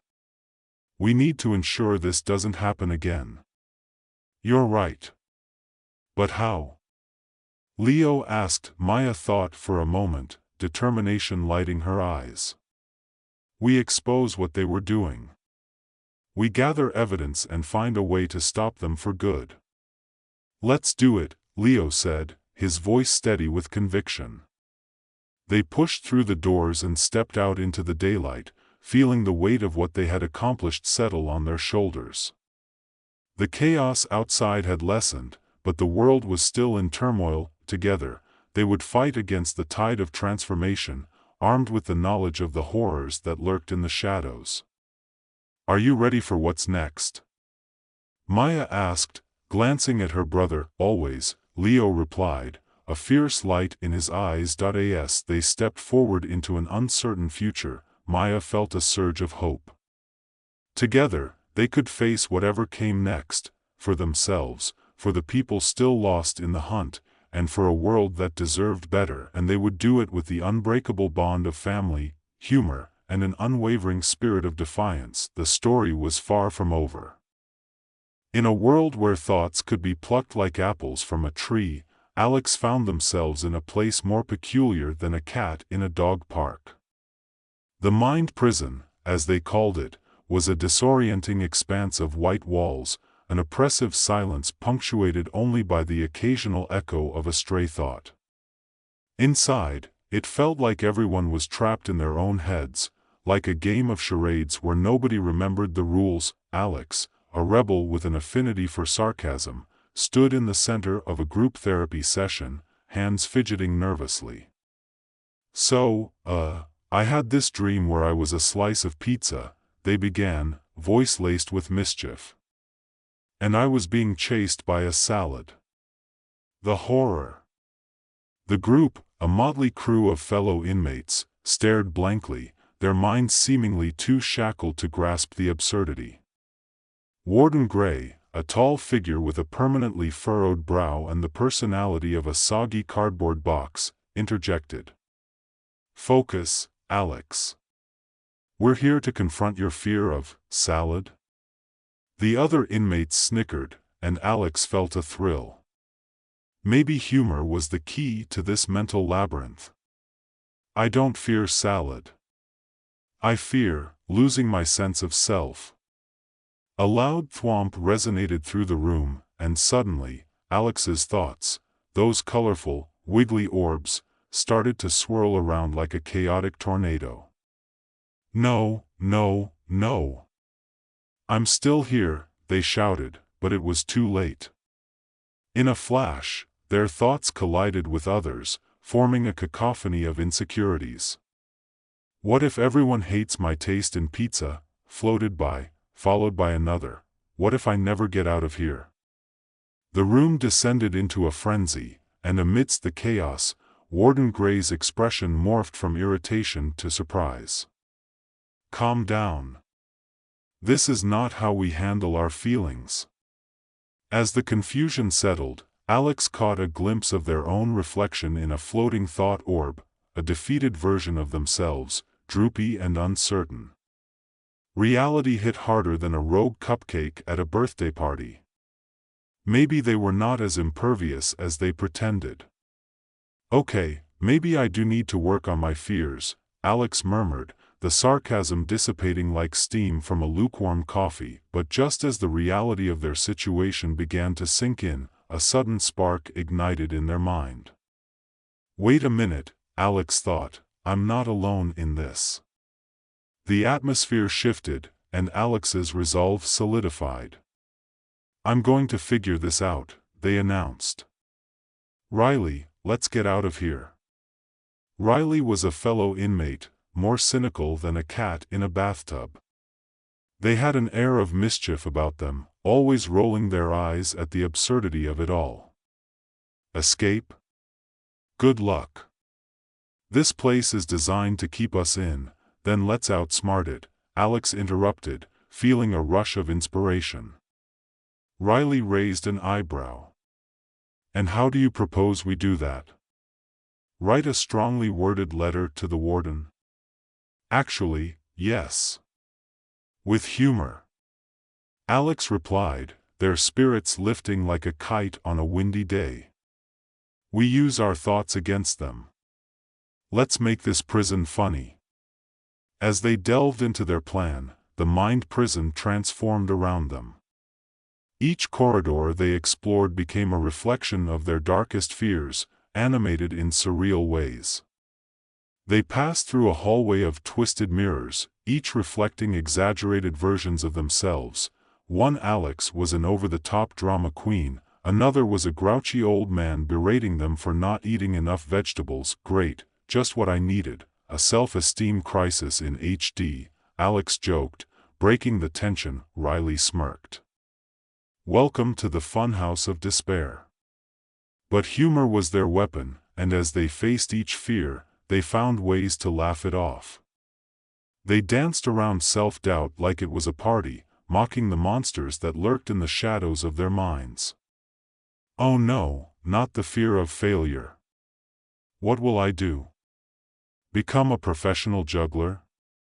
Alex quipped, dodging a projection of their past mistakes. Riley laughed, now that's a career choice.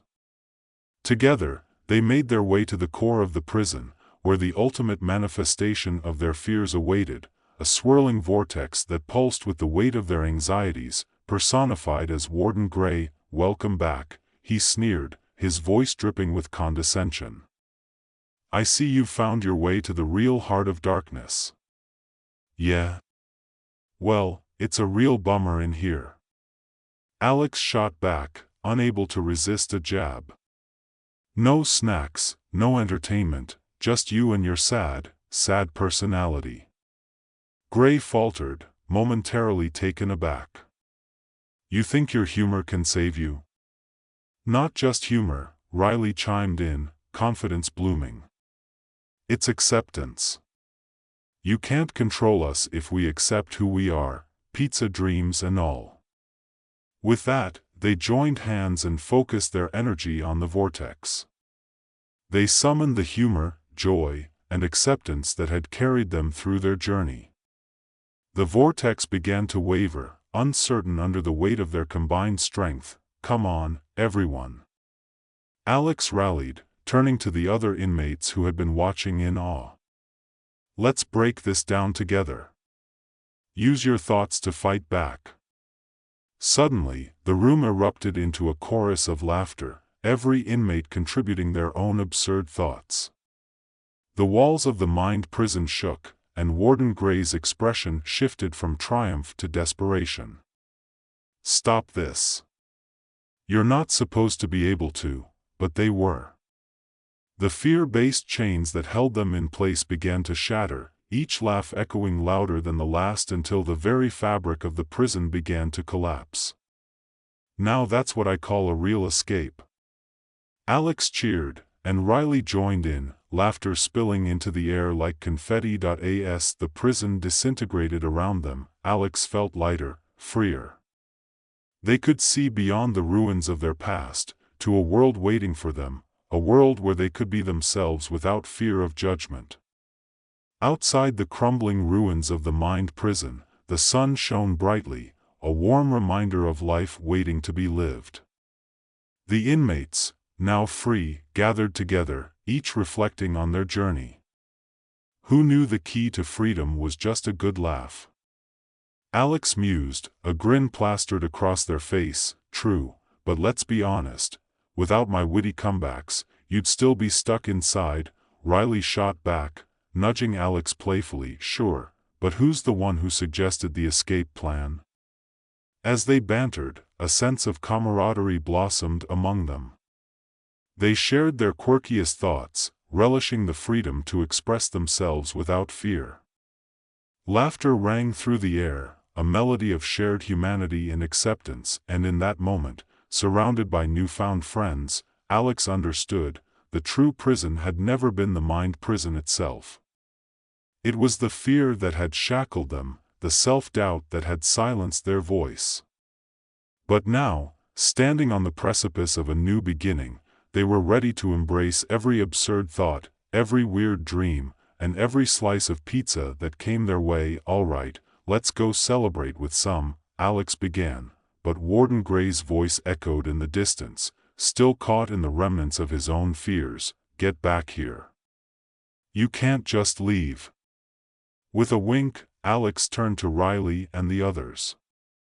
Who wants to remind the warden about the joys of salad? Laughter erupted once more as they set off into their new reality, together. As Alex and the others raced into the bright world outside the mind prison, the laughter still ringing in their ears, the air felt lighter than it had in a long time. They were no longer just prisoners of their own minds, they were free, and that freedom tasted sweeter than the most decadent dessert. All right, folks, Alex declared, spinning around to face the group. "What do you say we throw a party? I know a great place that serves the best pizza in town." They punctuated the statement with an exaggerated wink, eliciting chuckles from the group. "Pizza? Count me in," Riley exclaimed, their eyes gleaming. "And I promise to keep my salad opinions to myself, at least until after we eat." With newfound energy, the group made their way through the remnants of the mind prison, stepping over the metaphorical debris of their fears. The sun shone down brightly, illuminating the path ahead and washing away any lingering shadows from their minds. As they walked, they began to share stories, each one a thread that wove them closer together. One former inmate, Jasmine, recounted her fear of being unlovable, how she had spent years hiding behind a facade of confidence. "I was so good at pretending," she said, her voice steady but reflective. "But inside, I was terrified of being alone. It took me being trapped in there to realize I was never really alone." "That's the spirit," Alex encouraged, clapping Jasmine on the back. "The more we share, the more we realize we're all in this together." Who knew that a pizza slice could represent our courage? As they reached the entrance to a small, vibrant pizzeria, a haven of warmth and laughter, the familiar smell of fresh dough and melting cheese enveloped them like a cozy blanket. They stepped inside, the cheerful chimes of the door announcing their arrival, and the vibrant atmosphere was electric with joy. "Welcome to Slice of Life," the server, a jovial man with a thick mustache, greeted them. "What can I get for you?" "An entire pizza to celebrate our freedom," Alex proclaimed, arms wide as if they were announcing a grand festival. The server chuckled and scribbled down their order, clearly amused by the enthusiasm. As they settled into a large booth, the conversations flowed like the drinks they ordered. They swapped their favorite toppings, debated the merits of pineapple on pizza, and shared their hopes for the future. Laughter echoed throughout the pizzeria, a vibrant chorus that felt like the antidote to the darkness they had just escaped. "I never thought I'd say this, but I'm grateful for that mind prison," Riley admitted, leaning back in their seat. "I wouldn't have met you all, and I definitely wouldn't have had the courage to confront my fears. You guys are the best support group I could have asked for." "I second that," Jasmine said, raising her glass in a toast.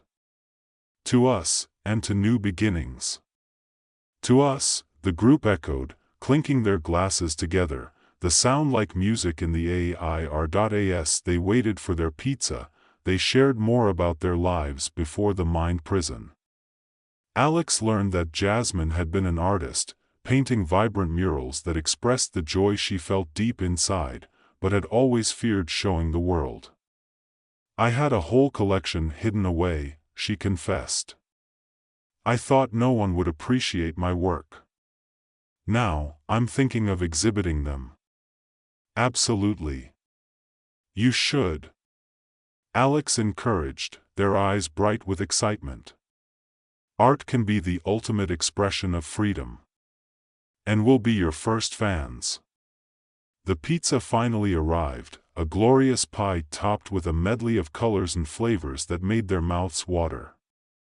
As they dug in, they reveled in the simplicity of the moment, the crunch of the crust, the warmth of the cheese, the laughter spilling from their lips.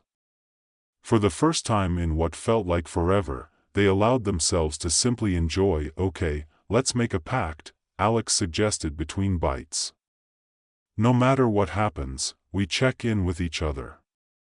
No hiding our thoughts or fears again. If we can face the warden, we can face anything." "I'm in," Riley agreed, nodding vigorously. "As long as it comes with pizza, I'm game." Jasmine raised her slice in agreement. "And art. I'm going to put my work out there, and you all will help me celebrate it." The group's enthusiasm was palpable, each member feeding off the other's excitement. They began to make plans, envisioning a future where they wouldn't let fear dictate their lives. Ideas flowed as freely as the pizza toppings, each suggestion met with cheers and laughter. "Who's going to help me with my comedy routine?" Alex asked, feigning a serious expression. "I've always wanted to try stand-up but was too scared to bomb on stage." "You'll do great," Riley said, already envisioning the hilarious anecdotes Alex would weave. "We'll be your biggest fans." The more they shared, the more they recognized the potential in each other. It felt like they were building something beautiful together, an alliance against their fears, a support system made of humor and acceptance. As the sun began to set outside, painting the sky with hues of orange and pink, the group felt a wave of contentment wash over them. They lingered at the table, sharing stories long into the evening, the pizza slowly disappearing but the laughter only growing louder. "Let's take a picture to remember this day," Jasmine suggested, pulling out her phone. "Great idea," Alex agreed, gathering everyone together. They huddled close, arms slung around each other's shoulders, grinning widely. "Say, freedom," Jasmine called out, capturing the moment. The click of the camera echoed like a triumphant cheer, freezing the joy of that night in time. As they broke apart, their hearts were lighter than they had been in years. They knew the road ahead wouldn't be easy, that life would still throw challenges their way. But for the first time, they felt equipped to face whatever came, armed with laughter, friendship, and a renewed sense of self. The night drew to a close, and they all agreed to meet again for their first art show and comedy night. As they walked out of the pizzeria, the cool evening air felt refreshing and invigorating. They paused at the door, turning to one another with a sense of camaraderie that made it feel like they were on the cusp of something monumental. "Let's promise to keep laughing," Alex said, looking around at their newfound friends. "And let's never let fear steal our joy again." "Deal," the group chorused, each voice ringing with certainty, and with that, they stepped out into the night, ready to embrace whatever adventures awaited them, knowing they were no longer alone. They had each other, and that made all the difference. As they walked down the street, Alex glanced at the sky, feeling a sense of hope blooming within them. The stars twinkled above, bright and unyielding, just like the spirit of the group they had formed. And for the first time in a long time, Alex allowed themselves to dream of a future filled with laughter, creativity, and friendship. Max Thompson awoke with a start, blinking against the harsh glare of fluorescent lights overhead. The sterile scent of antiseptic filled his nostrils, and he groaned, rubbing his temples. He had the vague impression of being pampered, perhaps undergoing some radical spa treatment gone awry. He squinted around the room, taking in the strange array of medical instruments that looked more suitable for a horror movie than a day of relaxation. "Great," he muttered, his voice hoarse, "what kind of high-end wellness retreat is this?" As his vision cleared, the absurdity of his situation hit him. He was strapped to a cold metal table, surrounded by people in white coats who looked less like wellness gurus and more like mad scientists. Panic surged through him as he noticed the large, ominous sign on the wall that read, "Cutter's Laboratory, where we cut to the core." Just then, a voice piped up from somewhere off to his right. "Did someone say, core? Because I've got a razor-sharp opinion on that." Max turned his head and saw a man in oversized glasses and a plaid lab coat, holding a scalpel with exaggerated enthusiasm. "Welcome to the Cutter's Game. I'm Dr. Felix Fumble, and you're our newest contestant." Max blinked, trying to process this bizarre introduction. "Contestant? Like a game show? Do I win a car?" Dr. Fumble chuckled, though it sounded slightly unhinged. "Not quite. But if you survive, you might just win your freedom." Max's heart raced. Wait, survive? What do you mean survive? Before Dr. Fumble could answer, another figure burst into the room, a woman with wild, dark hair and a mischievous grin. You're in for a wild ride, Max. I'm Lila. And trust me, you don't want to end up on the wrong side of a cutter experiment. Max stared at her, momentarily distracted by her bravado. Cutter experiment? I thought this was a spa. Oh, it's a spa, all right. A spa for the soul. Lila laughed, but there was an edge to her humor that made Max uneasy. Only instead of relaxing massages, you get thrilling challenges that test your very humanity. What are you saying? This isn't an all-inclusive resort?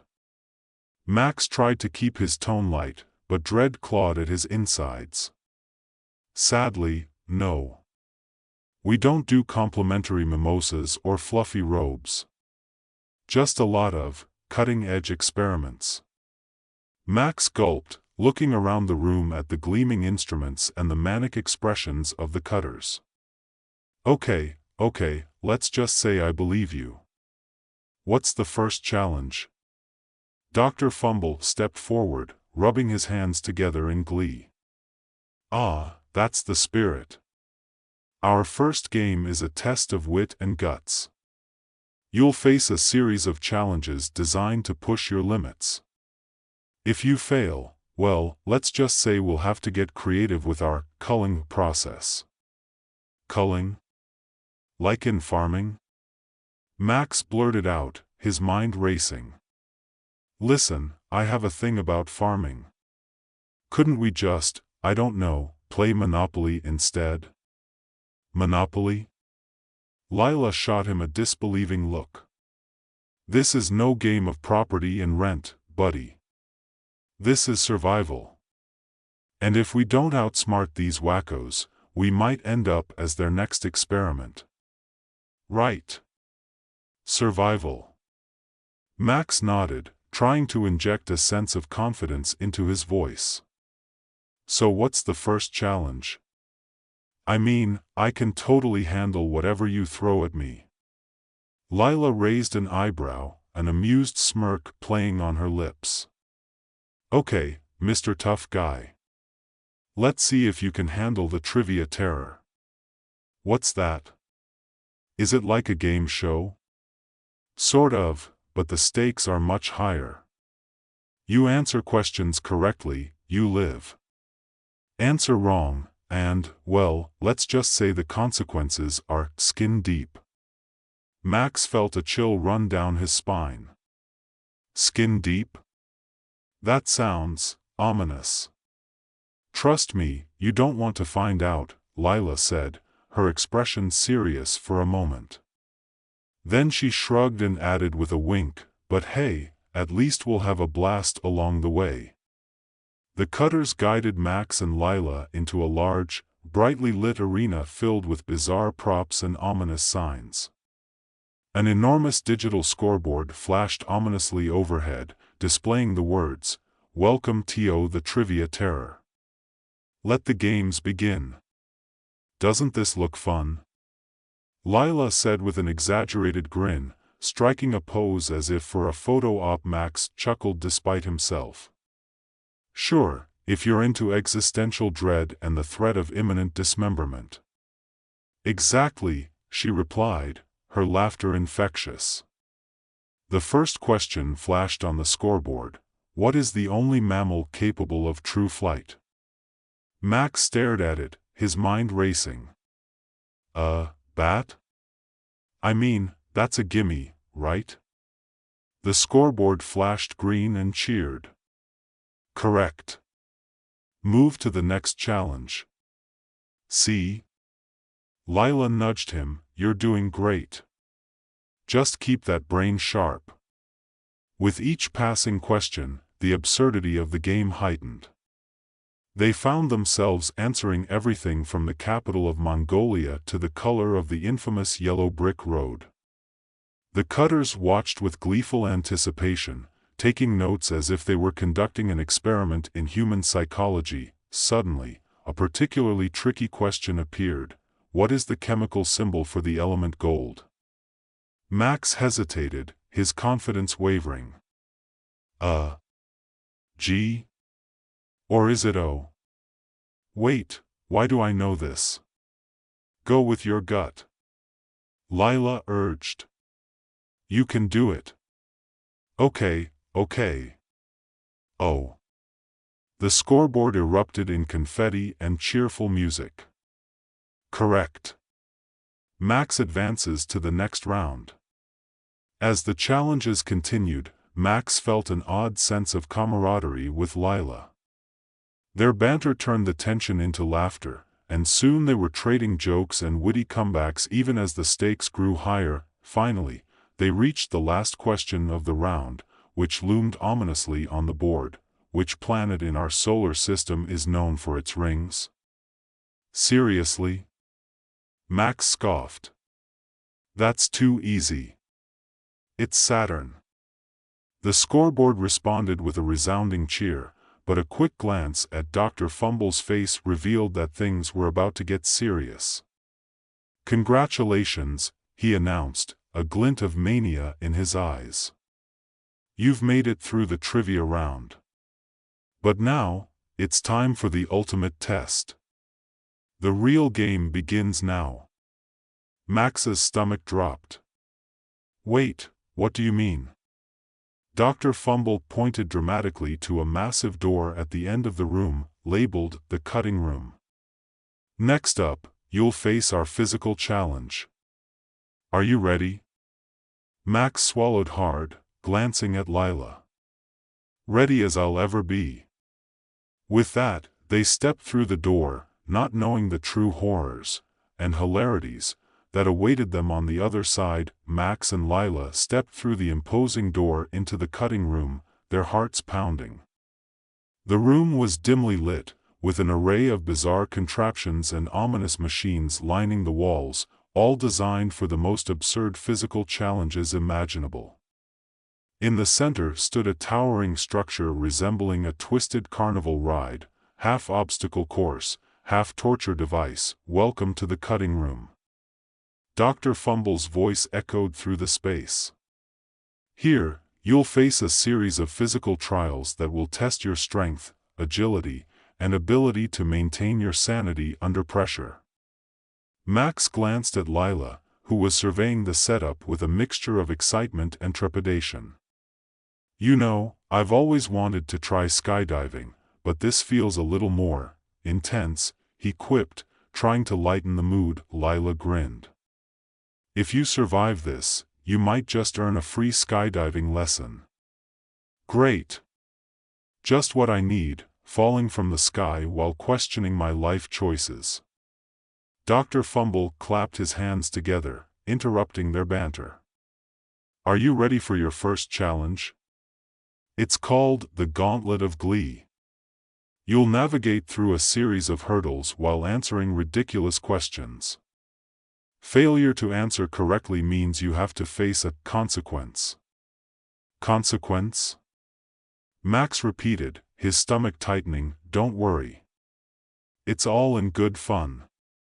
Dr. Fumble replied, his grin wide enough to be unsettling. Just remember, the more you fail, the more colorful the consequences will be.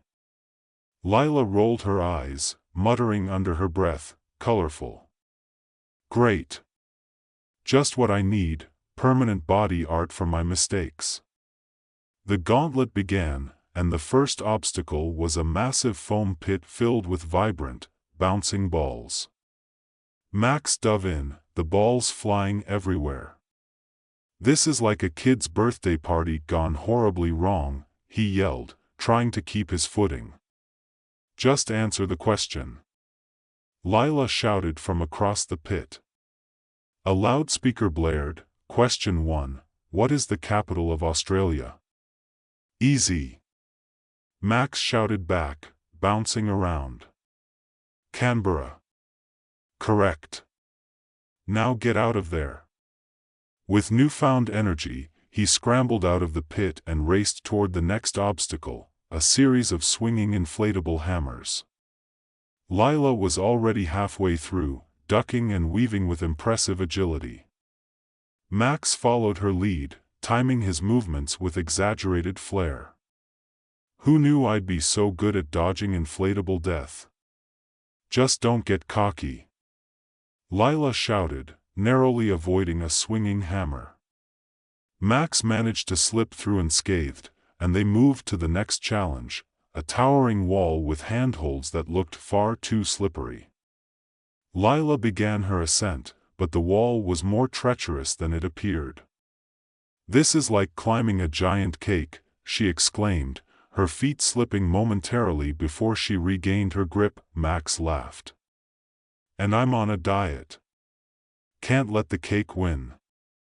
He started climbing too, and together they reached the top, panting but exhilarated. "Now what?" he asked, looking at the drop on the other side. "Now we jump." Lila grinned, and without waiting for a response, she leaped down into a pit filled with fluffy pillows. "Okay, coming in hot," Max shouted, following suit. He landed with a soft thud, and for a brief moment, they both lay there, laughing and gasping for breath, but the laughter was short-lived as a new challenge awaited them, the maze of mayhem. Walls of bright colors twisted and turned in chaotic patterns. "You'll need to find the exit while answering 3 trivia questions hidden within," Dr. Fumble announced, rubbing his hands together with glee. "Fail, and there will be consequences," they both chorused, rolling their eyes. "All right. Let's do this," Lila said, determination flashing in her eyes. They dashed into the maze, and the colorful walls seemed to close in around them. As they navigated the confusing paths, they found the first question emblazoned on the wall: "What animal is known as the king of the jungle?" "Lion," Max shouted confidently. "Correct. Keep moving." They pushed deeper into the maze, adrenaline pumping. The next question appeared just as they rounded a corner: "What is the largest mammal in the world?" "Blue whale," Lila yelled as they sprinted past. "Right again. One more to go." They were nearly to the exit when a loud alarm blared, and walls began to shift. "What the?" Max exclaimed as the maze transformed around them. "Just keep going," Lila urged. They raced through the twisting passages, the walls closing in like a scene from a horror movie. Finally, they reached the last question: "What is the boiling point of water?" 100 degrees Celsius. Max stammered, panicking. "Correct. Now go, go, go." They bolted toward the exit just as the walls threatened to close in completely. With one last burst of speed, they leapt through the opening, tumbling out onto a soft mat outside the maze. "Did we make it?" Max gasped, sprawled out on the ground. "Looks like we did." Lila laughed, catching her breath. Dr. Fumble clapped from a distance. "Impressive. You've survived the gauntlet of glee and the maze of mayhem. But there's one final challenge, the cutter's last stand." "Sounds ominous," Max said, trying to suppress a shiver. The final arena was an expansive space with towering obstacles and various contraptions that looked like they belonged in a medieval torture chamber. "Here, you'll face our most creative tests of strength and intellect," Dr. Fumble said, a glint of madness in his eyes. Max and Lila exchanged nervous glances. "What do we have to do?" Lila asked, her voice steady but her expression betraying her apprehension. "Prepare for the ultimate test of bravery, the Claw of Doom," Dr. Fumble announced, gesturing dramatically to a massive mechanical claw hovering ominously above a small platform. Max stared at it, bewildered. "The Claw of Doom? Is that supposed to scare me? It sounds like a ride at a bad amusement park." "Exactly," Lila said, her grin returning. Let's show this place what we're made of. The claw lowered ominously, and the rules were explained. They had to answer questions while dodging the claw, which would attempt to grab them. If it gets you, you'll face the consequence, Dr. Fumble said, his tone dripping with enthusiasm. Max took a deep breath. Okay, I've faced weirder things today. Let's do this. The first question flashed before them. What is the smallest planet in our solar system? Mercury. Lila shouted, and the claw hesitated, retracting for a moment. Next.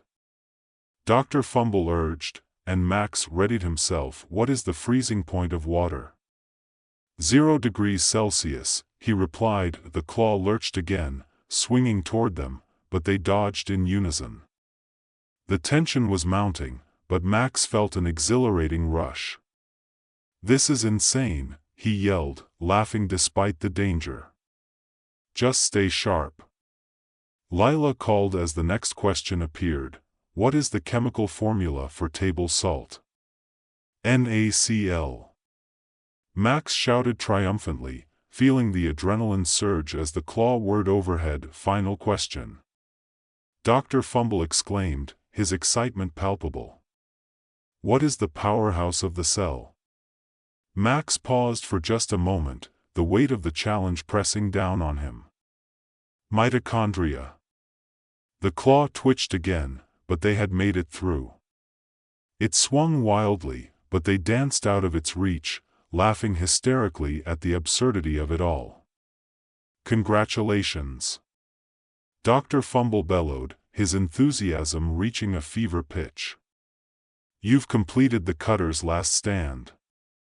Lila and Max collapsed onto the mat, breathless but exhilarated. Did we actually do it?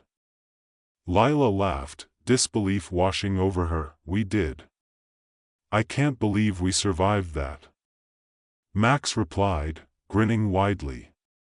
Suddenly, the door at the back of the arena opened, revealing a brightly lit hallway. Now, for your reward, freedom. Dr. Fumble announced, almost disappointedly. You've outsmarted the cutters and completed the challenges. Max and Lila exchanged incredulous glances, a mix of relief and joy flooding through them.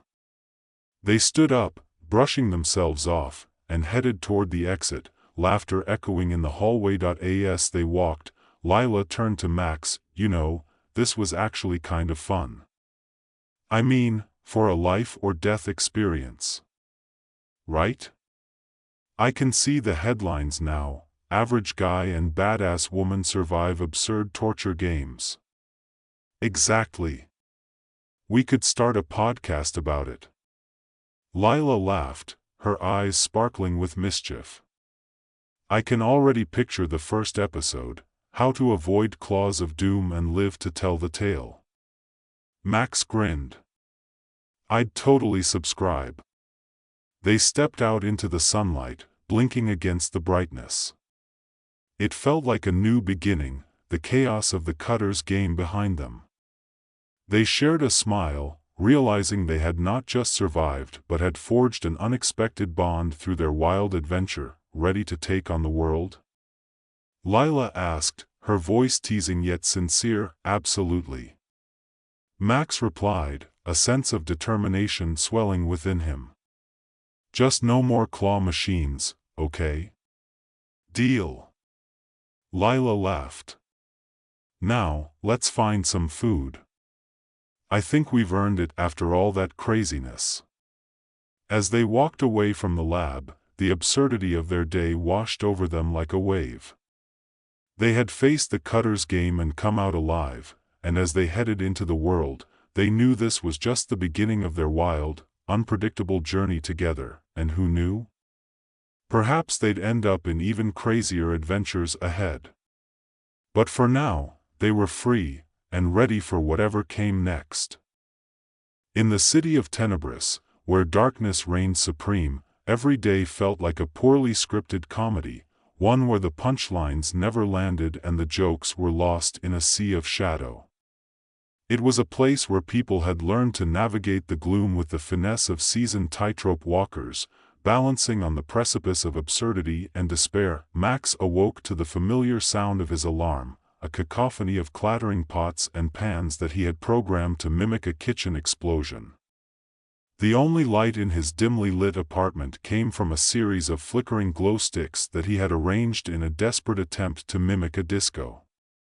He squinted at his reflection in the mirror, a frazzled mop of hair and tired eyes staring back at him. "Another day in paradise," he muttered, brushing his teeth with a minty toothpaste that had long since expired. As he brushed, he recalled a dream that had danced tantalizingly at the edge of his mind, a sunbathing cat wearing sunglasses and a sandwich that could sing. He shook his head, trying to dispel the strange imagery. "What is wrong with me?" he sighed, rinsing out his mouth. Max's apartment was a veritable museum of failed inventions. A solar-powered flashlight that had never worked, a self-lighting candle that smelled suspiciously like burnt rubber, and a collection of odd contraptions meant to simulate sunlight in various absurd ways. He had once believed he could bring light to Tenebris, but those dreams had faded into the darkness. With a reluctant sigh, he ventured into the hallway, where the walls were lined with what the residents called shadow art. It was an eclectic mix of charcoal sketches and luminescent stickers, all blending into an unintelligible tapestry of shapes that danced in the dark. As he shuffled past the neighbors' doors, he could hear snippets of their lives: Clara arguing with her pet goldfish about the merits of being optimistic, a child's laughter echoing from a nearby apartment where glow-in-the-dark paint was evidently a hot commodity. Just then, Clara, his eccentric neighbor, burst through her door. She was a whirlwind of energy, her frizzy hair bouncing like a defiant halo. "Max! You have to come see this," she exclaimed, her eyes alight with excitement. "I've discovered something amazing." "What is it this time?" "A way to bake cookies in the dark?" Max replied, his tone laced with dry humor. "No. Something better. I've found a way to escape this darkness," Clara declared, her voice rising to a pitch that could only be described as gleeful madness. Max raised an eyebrow, skepticism creeping in. "Escape? Clara, the last time you tried to escape, you ended up in the neighbor's closet." "Those were just minor setbacks," she insisted, undeterred. "Trust me. This is different. Meet me in my apartment in 5 minutes." With a resigned groan, Max agreed, knowing full well he had no choice. He followed Clara into her apartment, a chaotic sanctuary filled with oddities, everything from jars of glowing liquids to an enormous board where she had mapped out her theories about the outside world. As he stepped inside, Clara stood in front of a massive poster that read, "The truth is out there," adorned with an assortment of colorful doodles. "I've cracked the code," she exclaimed, waving a piece of paper frantically. "I've decoded the council's secret messages." Max squinted at the scribbles, feeling a wave of incredulity wash over him.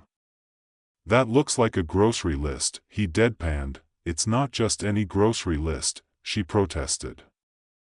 "It's a blueprint for our liberation. The council is hiding the truth about what lies outside these walls." Just then, a loud thud echoed from the hallway, followed by a low, menacing growl. Both Max and Clara froze. They exchanged a glance that spoke volumes. Was it fear or excitement?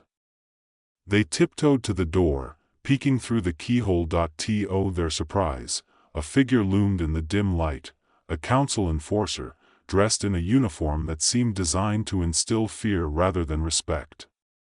He was muttering something about keeping the shadows safe. Max felt a twinge of dread as he recalled stories of what happened to those who dared to question the council. Clara's eyes widened. "We need to go now," she whispered urgently, yanking Max back into the apartment. "If they find out what I know, they'll throw us into the shadow pits?" "Yeah, I get it," Max replied, his heart racing. "But we don't even know what's out there." "Exactly. We need to find out," Clara insisted. "Join me, Max. We can't live in fear forever." Max hesitated. Life in Tenebris had been dark and twisted, but it was familiar. This was a risk he wasn't sure he was willing to take. But the thought of remaining in the perpetual gloom, stuck in his monotonous routine, was equally daunting. "Fine," he relented, a strange mix of humor and dread settling in his stomach. "But if we end up in the shadow pits, I'm blaming you." With a plan hastily formed, the two set off into the darkness of Tenebris, determined to uncover whatever bizarre truth awaited them outside the city walls. They gathered a motley crew of fellow light seekers, each more eccentric than the last, a conspiracy theorist named Leo who insisted that the council was run by sentient shadows, a former council member who had grown tired of the darkness, and a flamboyant street performer who could juggle glow-in-the-dark balls like nobody's business. Their first attempt at escape was nothing short of a comedy of errors. The group gathered in a back alley, cloaked in the shadows. Clara stood in front of a makeshift map drawn on the back of a pizza box. "All right, team. This is our route," she declared, pointing dramatically at the wobbly lines.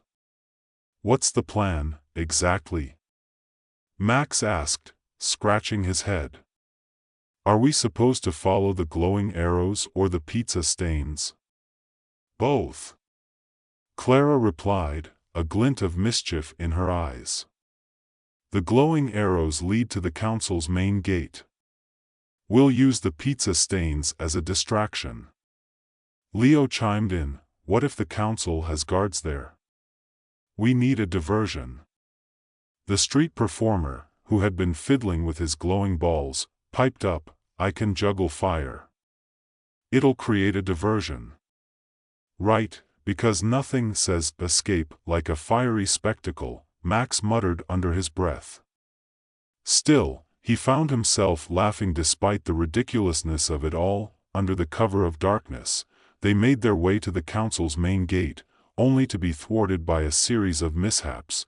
Clara tripped over a stray cat that had clearly had enough of their antics, Leo fell into a trash can, and the street performer, in an attempt to juggle, accidentally launched one of his glowing balls into a nearby window, which shattered with an ominous crash. "Maybe we should consider a different career path," Max suggested, his voice tinged with irony. After several more failed attempts, they found themselves huddled in a dark corner, panting and defeated. "This is going well," Clara said, her voice dripping with sarcasm. "Should we just give up?" Max asked, looking at the others, who wore expressions ranging from disappointment to outright hilarity. "No way. We need to try again," Clara insisted, her enthusiasm unwavering. "This time, we'll be stealthy." Max couldn't help but laugh. Stealthy? In this group? Eventually, after many humorous and ridiculous attempts, they managed to find a hidden passageway that led them outside the walls of Tenebris. The thrill of potential freedom surged through them, but as they stumbled into the unknown, they were met with an unexpected sight. The landscape was surreal, vibrant colors splashed against the backdrop of a dark sky, and strange, whimsical creatures flitted about. There were trees that shimmered like silver, and flowers that glowed with an otherworldly light. The air was filled with laughter and music, a stark contrast to the oppressive silence of the city they had left behind. "What is this place?" Max gasped, his heart racing. "It's beautiful," Clara exclaimed, twirling in the soft, luminous grass. "I knew it had to exist." But before they could fully embrace their newfound freedom, they were confronted by a group of colorful beings who seemed to be both curious and cautious.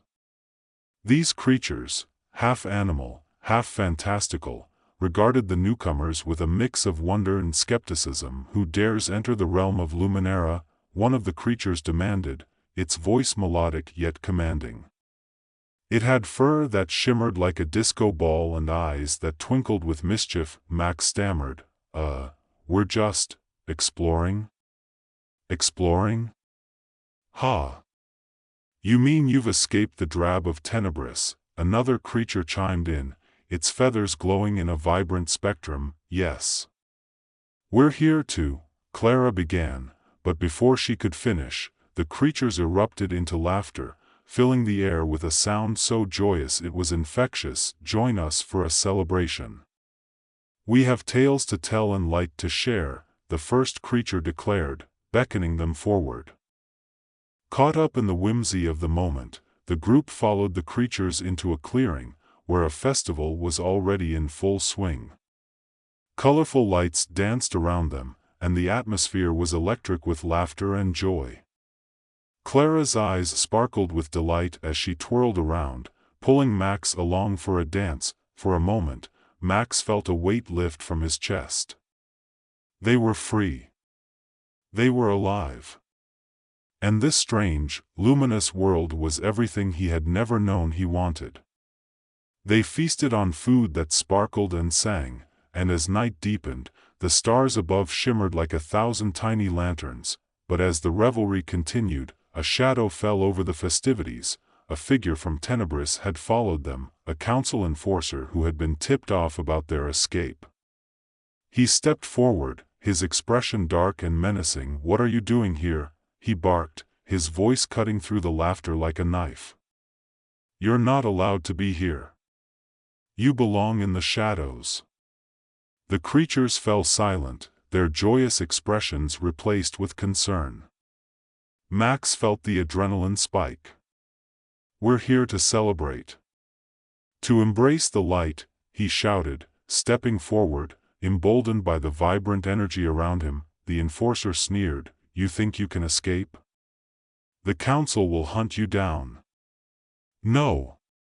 Clara shouted, surprising everyone. "We won't let fear control us anymore. We've seen the truth. The darkness doesn't own us." Max stood by her side, feeling a surge of confidence. "You're right. We've lived in fear for too long. It's time for us to take back our freedom." With a collective shout, the creatures rallied behind them, their colorful forms standing defiantly against the enforcer. The atmosphere crackled with energy, and the enforcer, realizing he was outnumbered and outmatched, retreated into the shadows, his threats fading into the distance. "Now, let's light up the night," one of the creatures cheered, and with that, they erupted into a new celebration, vibrant and triumphant. Max and Clara looked at each other, a mix of disbelief and joy flooding through them. They had done it. They had broken free from the chains of darkness, and in that moment, they realized that the journey was just beginning. As the night wore on, the group shared stories, laughter, and dreams under the brilliant glow of the stars. Max felt a warmth in his heart he hadn't experienced in ages, a sense of belonging, of purpose. The darkness of Tenebris was a mere memory now, overshadowed by the brilliance of this new world. In the days that followed, they explored the realm of Luminera, learning from the vibrant creatures who called it home. They discovered new ways to create light, crafting devices that not only illuminated but celebrated life itself. Max found himself inventing once more, fueled by inspiration instead of despair. Clara became a beacon of hope, rallying others to join their cause. Together, they sent messages back to Tenebris, igniting a spark of rebellion among the citizens trapped in darkness. It wasn't long before whispers of light began to ripple through the city, a wave of courage building among those who dared to dream of a brighter future. Eventually, the citizens of Tenebris began to break free from the chains of fear. They started to question the council's authority, emboldened by the stories of those who had escaped. Inspired by Max and Clara's journey, they fought back against the darkness, refusing to let fear dictate their lives any longer. In a climactic confrontation, Max and Clara led the charge, using their inventions and the wisdom they had gained from the creatures of Luminera. They turned the council's tools of oppression against them, showcasing the beauty of light and community. As the final showdown unfolded, the citizens of Tenebris united, standing tall against the council's grip on power. The council, realizing their reign was crumbling, retreated into the shadows, defeated by the very people they had sought to control. In the aftermath, the city began to change. The walls that had once contained the darkness started to crack, allowing light to filter through. Max and Clara worked tirelessly to rebuild their home, infusing it with the spirit of Luminera. They transformed Tenebris into a place of creativity, laughter, and celebration, a far cry from the oppressive silence it had once been. As the first rays of dawn broke over the horizon, illuminating the city in hues of gold and orange, Max stood alongside Clara, taking in the sight of their transformed world. "We did it," he whispered, disbelief mixing with gratitude. "Yes, we did," Clara replied, a smile lighting up her face. "And this is just the beginning." With hope in their hearts and the promise of a brighter future ahead, Max and Clara looked out over Tenebris, knowing they had turned the tide against the darkness. They had found their light and, together, they would continue to shine. As the dawn spread its golden fingers across Tenebris, the city felt alive in a way it hadn't in decades. Max and Clara stood on the balcony of what had once been the Council of Shadows headquarters, now a hub of activity and innovation. The building, once an oppressive monument to fear, had been transformed into a lively community center, bursting with colors and sounds that echoed with laughter and music. The air buzzed with the energy of hope. "Look at them," Clara said, her voice thick with emotion as she gestured toward the streets below. Citizens bustled about, chatting, sharing ideas, and planting the first seeds in the communal gardens that had replaced the sterile, foreboding concrete. "They're really doing it. They're embracing the light." Max smiled, feeling warmth in his chest. "It's amazing to see how quickly they've adapted. All they needed was a reason to believe." "Do you think the council will try to come back?" Clara asked, a hint of worry creeping into her voice. "I don't know," Max replied, scanning the horizon. "They're likely regrouping, plotting their next move. But we're ready for them. We've shown everyone that we can be free." With a determined nod, Clara turned to Max. "We should start working on the next phase. Education, creativity. We need to build something that lasts." Max agreed. They began brainstorming ideas for workshops, classes, and community events that could harness the newfound energy of the citizens. Their vision was ambitious, but they were fueled by inspiration and a sense of purpose. The old ways had faded, and in their place, a new era was dawning, one that thrived on collaboration and innovation. In the days that followed, Tenebris underwent a rapid transformation. The streets filled with art, murals depicting light breaking through darkness, sculptures made from reclaimed materials, and even playful installations that invited citizens to interact. Max and Clara enlisted the help of the creatures from the realm of Luminera, who had ventured into the city to share their knowledge of light and color. The creatures, with their vibrant hues and infectious energy, were a welcome addition, bridging the gap between two worlds. Together, they organized events that celebrated creativity. A Festival of Lights was the first to take shape, a massive gathering that would include music, dance, and artistic displays. Max and Clara worked tirelessly, drawing up plans, creating a budget from donations, and rallying the community to pitch in. It was hard work, but the atmosphere was electric, and every task felt like a step closer to their dreams. As the festival date approached, the excitement in the air became palpable. Flyers were posted, word spread through social media channels they had established, and people were eager to participate. Mechs even designed a series of glowing orbs that would float above the festivities, illuminating the space with a soft, ethereal light. On the day of the festival, the streets were filled with an array of colors. Vendors set up stalls selling handmade crafts, delicious foods, and art supplies. Music echoed through the air, a joyful blend of traditional melodies and modern beats. Clara was a whirlwind, flitting from one part of the festival to another, making sure everything was running smoothly. Mechs. "We need more glow orbs near the stage," she shouted over the crowd, her eyes alight with excitement. "On it," he called back, grabbing a handful of orbs and carefully placing them in strategic spots. He marveled at how quickly the community had come together.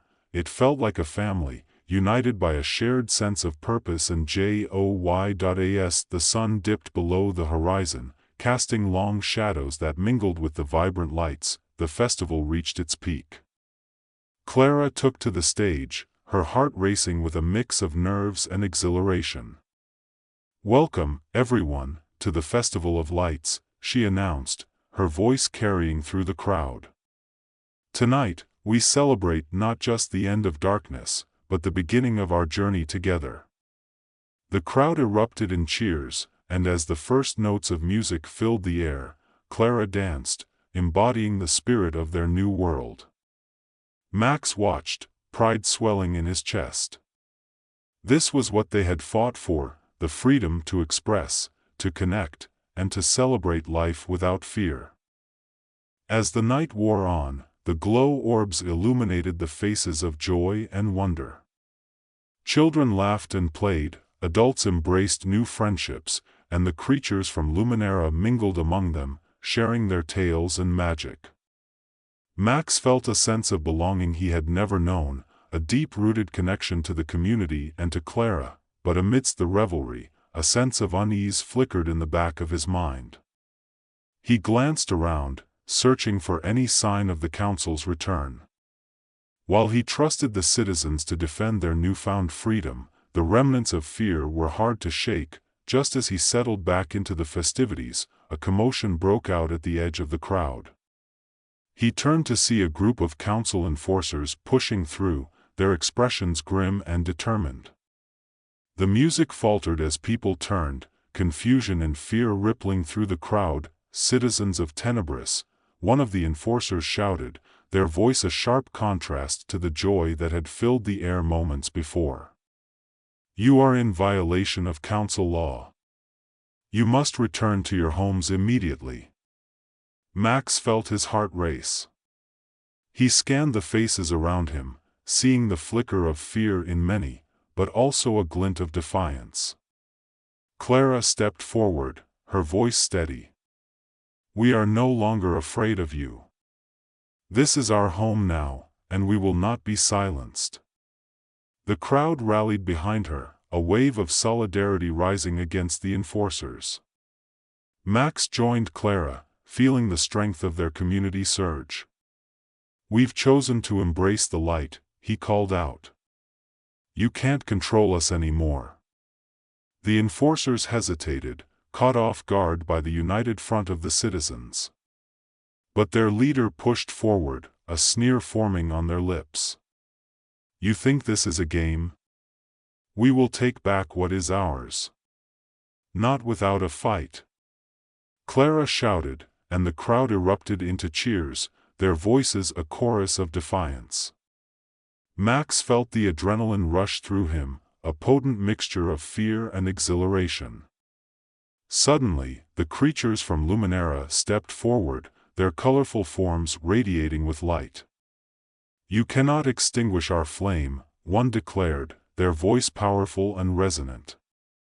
"We stand with the citizens of Tenebris." The enforcers faltered, confusion etched on their faces. Mechs seized the moment. This isn't just about us anymore. It's about everyone who has suffered under your rule. You've lost your power over us." With a roar of approval, the crowd surged forward, emboldened by their unity. The enforcers, realizing they were outmatched, retreated into the shadows, their threats fading into the night. As the music swelled once more, the citizens erupted into celebration, their fears momentarily forgotten. Clara turned to Max, her eyes shining with triumph. "We did it. We stood up to them." Max smiled, feeling a rush of exhilaration. "Together, we can do anything," he said, pulling her into a celebratory hug. The energy in the air was electric, a testament to their victory, but as the festival continued, Max couldn't shake the feeling that this was just the beginning. The council would not be so easily defeated, and he knew they would regroup. He shared his thoughts with Clara as they watched the festivities unfold. "What if they come back?" he asked, his brow furrowing with concern. "We'll be ready," Clara replied firmly. "We have to keep the momentum going. If we can show them we're not afraid, we can keep them at bay." Max nodded, the resolve settling in his chest. They needed to fortify their community, build systems of support, and educate their citizens on the importance of standing together. The fight for freedom wasn't over. It had only just begun. In the following weeks, Max and Clara worked tirelessly to create workshops focused on empowerment and resilience. They invited speakers from Luminera to share their stories and skills, fostering a culture of creativity and courage among the citizens of Tenebris. Each gathering grew larger, transforming into a movement that inspired everyone to take an active role in shaping their future. But just as they began to see real change, a shadow loomed over their progress. Whispers of dissent began to circulate, loyalists to the council who were unhappy with the newfound freedoms and sought to undermine their efforts. One night, as Max and Clara wrapped up a successful workshop on creative expression, they were approached by a group of citizens who had been gathering in secret. "We need to talk," one of them said, her voice low and urgent. "About what?"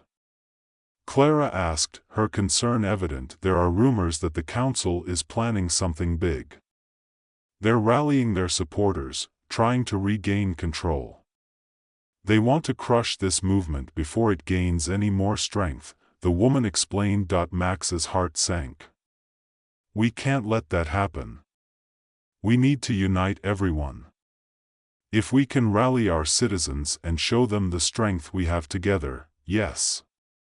Clara interrupted, her eyes lighting up with determination. "If we can create a massive gathering, a display of our unity, they won't be able to ignore us." With a newfound urgency, they set to work organizing a citywide event. They called it the Unity Festival, a gathering meant to showcase the strength and resilience of the citizens of Tenebris. Flyers were distributed, word spread like wildfire, and soon the anticipation was palpable. As the day of the festival approached, Max and Clara felt the weight of responsibility on their shoulders. They knew this event could make or break their movement. Would the citizens rally together, or would fear drive them back into the shadows? On the day of the Unity Festival, the streets were alive with energy. Families set up booths showcasing their talents, musicians filled the air with melodies, and artists painted murals that expressed their hopes and dreams. Max looked out at the crowd, feeling a mix of excitement and anxiety. When it was Clara's turn to speak, she took the stage with a fierce determination. "Today, we stand together, not as individuals, but as a community united by our shared experiences and dreams. We are no longer living in fear. We will not let the darkness consume us again." The crowd erupted in cheers, their voices echoing through the streets. Max felt a swell of pride as he watched Clara inspire those around her. This was the moment they had worked so hard for, and it was finally happening. But just as the celebration reached its peak, a familiar figure appeared at the edge of the crowd, the council enforcer who had confronted them at the Festival of Lights. This time, he wasn't alone.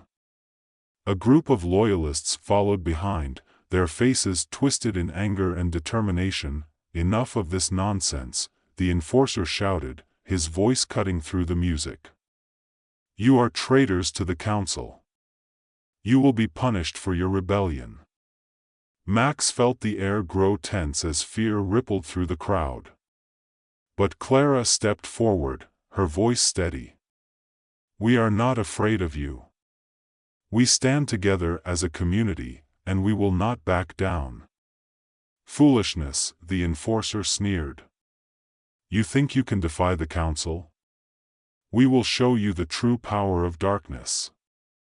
In that moment, the energy shifted. The citizens of Tenebris, emboldened by Clara's words, began to gather around her, forming a protective barrier. Max felt the adrenaline surge within him, igniting a fire of determination. They wouldn't let fear win. The enforcer stepped closer, but before he could make a move, the creatures from Luminera surged forward, their vibrant forms a dazzling display against the dark backdrop of the enforcers.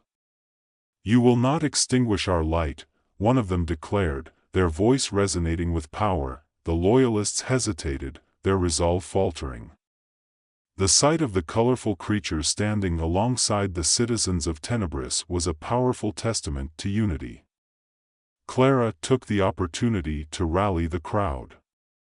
"Together, we are stronger than any darkness. Together, we will protect our freedom."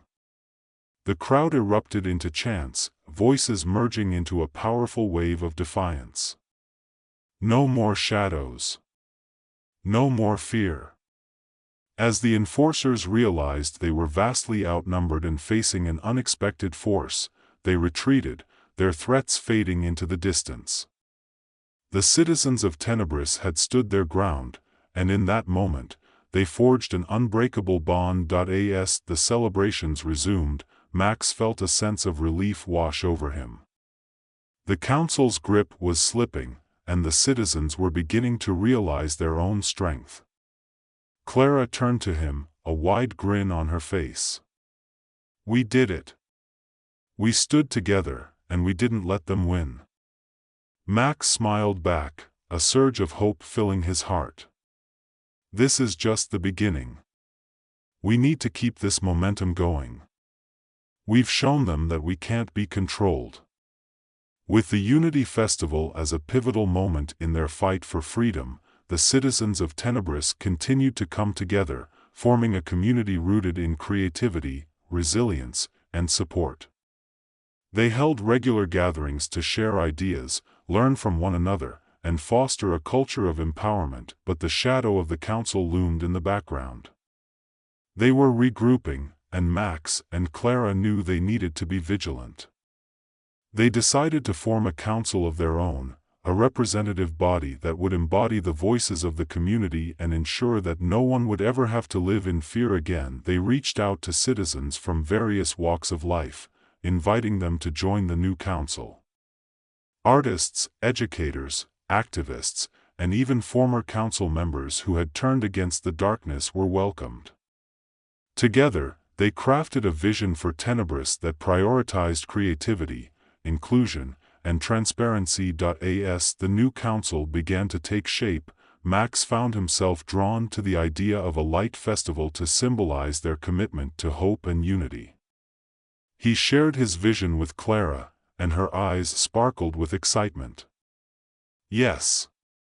Let's create something truly magical, a celebration of everything we stand for." They spent countless nights brainstorming, planning, and organizing. The Light Festival would not only be a celebration, it would serve as a declaration of their commitment to a brighter future. They envisioned a grand display of light that would illuminate the city, shining as a beacon of hope and resilience. As the date approached, anticipation grew among the citizens. They decorated the streets with luminous installations, crafted glowing lanterns, and prepared performances that showcased the talents of the community. It felt like a collective rebirth, an opportunity to rewrite the narrative of Tenebris. On the night of the festival, the city was transformed into a radiant wonderland.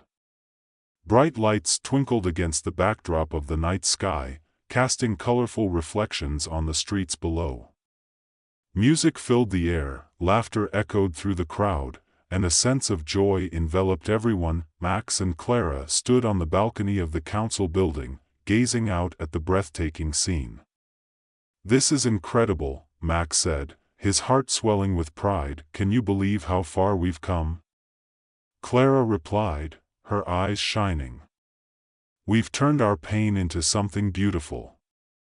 As they prepared to take the stage, Clara squeezed Max's hand.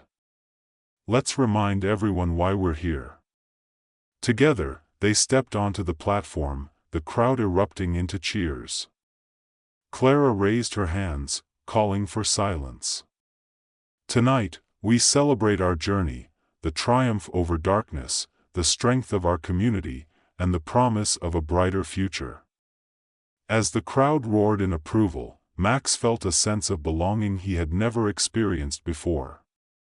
They had faced the shadows together, and they had emerged stronger. The festival unfolded in a whirlwind of music, dance, and storytelling, each performance weaving a thread into the tapestry of their shared experience. Max took to the stage, sharing stories of resilience, creativity, and hope, urging everyone to embrace the light within themselves. As the night reached its peak, the culmination of the festival arrived, an awe-inspiring display of light that filled the sky. Clara and Max watched as the lanterns they had crafted together floated into the air, illuminating the darkness like stars breaking free. The crowd gasped in unison, eyes wide with wonder. The moment was magical, and in that breathtaking display, the citizens of Tenebris felt the weight of their past lift away. They were no longer just survivors of darkness, they were the architects of their own destiny. In the following days, the Light Festival sparked a renewed sense of purpose in the community. They continued to gather, sharing stories and dreams, working together to build a future that embraced creativity, resilience, and light. But Max and Clara remained aware that the council would not stay silent forever. Rumors of dissent simmered, and there were whispers of loyalty among those who clung to the old ways.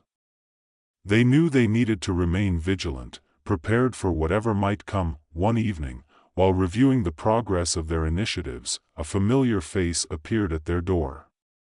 It was Leo, the conspiracy theorist who had become a close ally. His expression was serious, and Max sensed urgency in his demeanor. "Guys, we need to talk," Leo said, his voice low. "I've been hearing some troubling things." "What kind of things?" Clara asked, concern etched on her face. "The council is plotting a coup. They're gathering their supporters, and they plan to strike during the next full moon," Leo explained, his eyes wide with alarm. "They think the Unity Festival was a fluke, that we're not really united."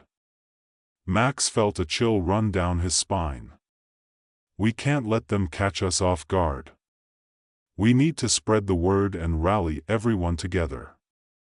Clara nodded resolutely. "We'll call an emergency meeting. If we can get everyone on the same page, we'll be ready." With Leo's information sparking a renewed sense of urgency, they set to work organizing a gathering to discuss the threat posed by the council. Word spread quickly, and soon the community center was filled with citizens eager to learn and strategize. As Max addressed the crowd, he felt the weight of responsibility. "We've come too far to let fear take hold again.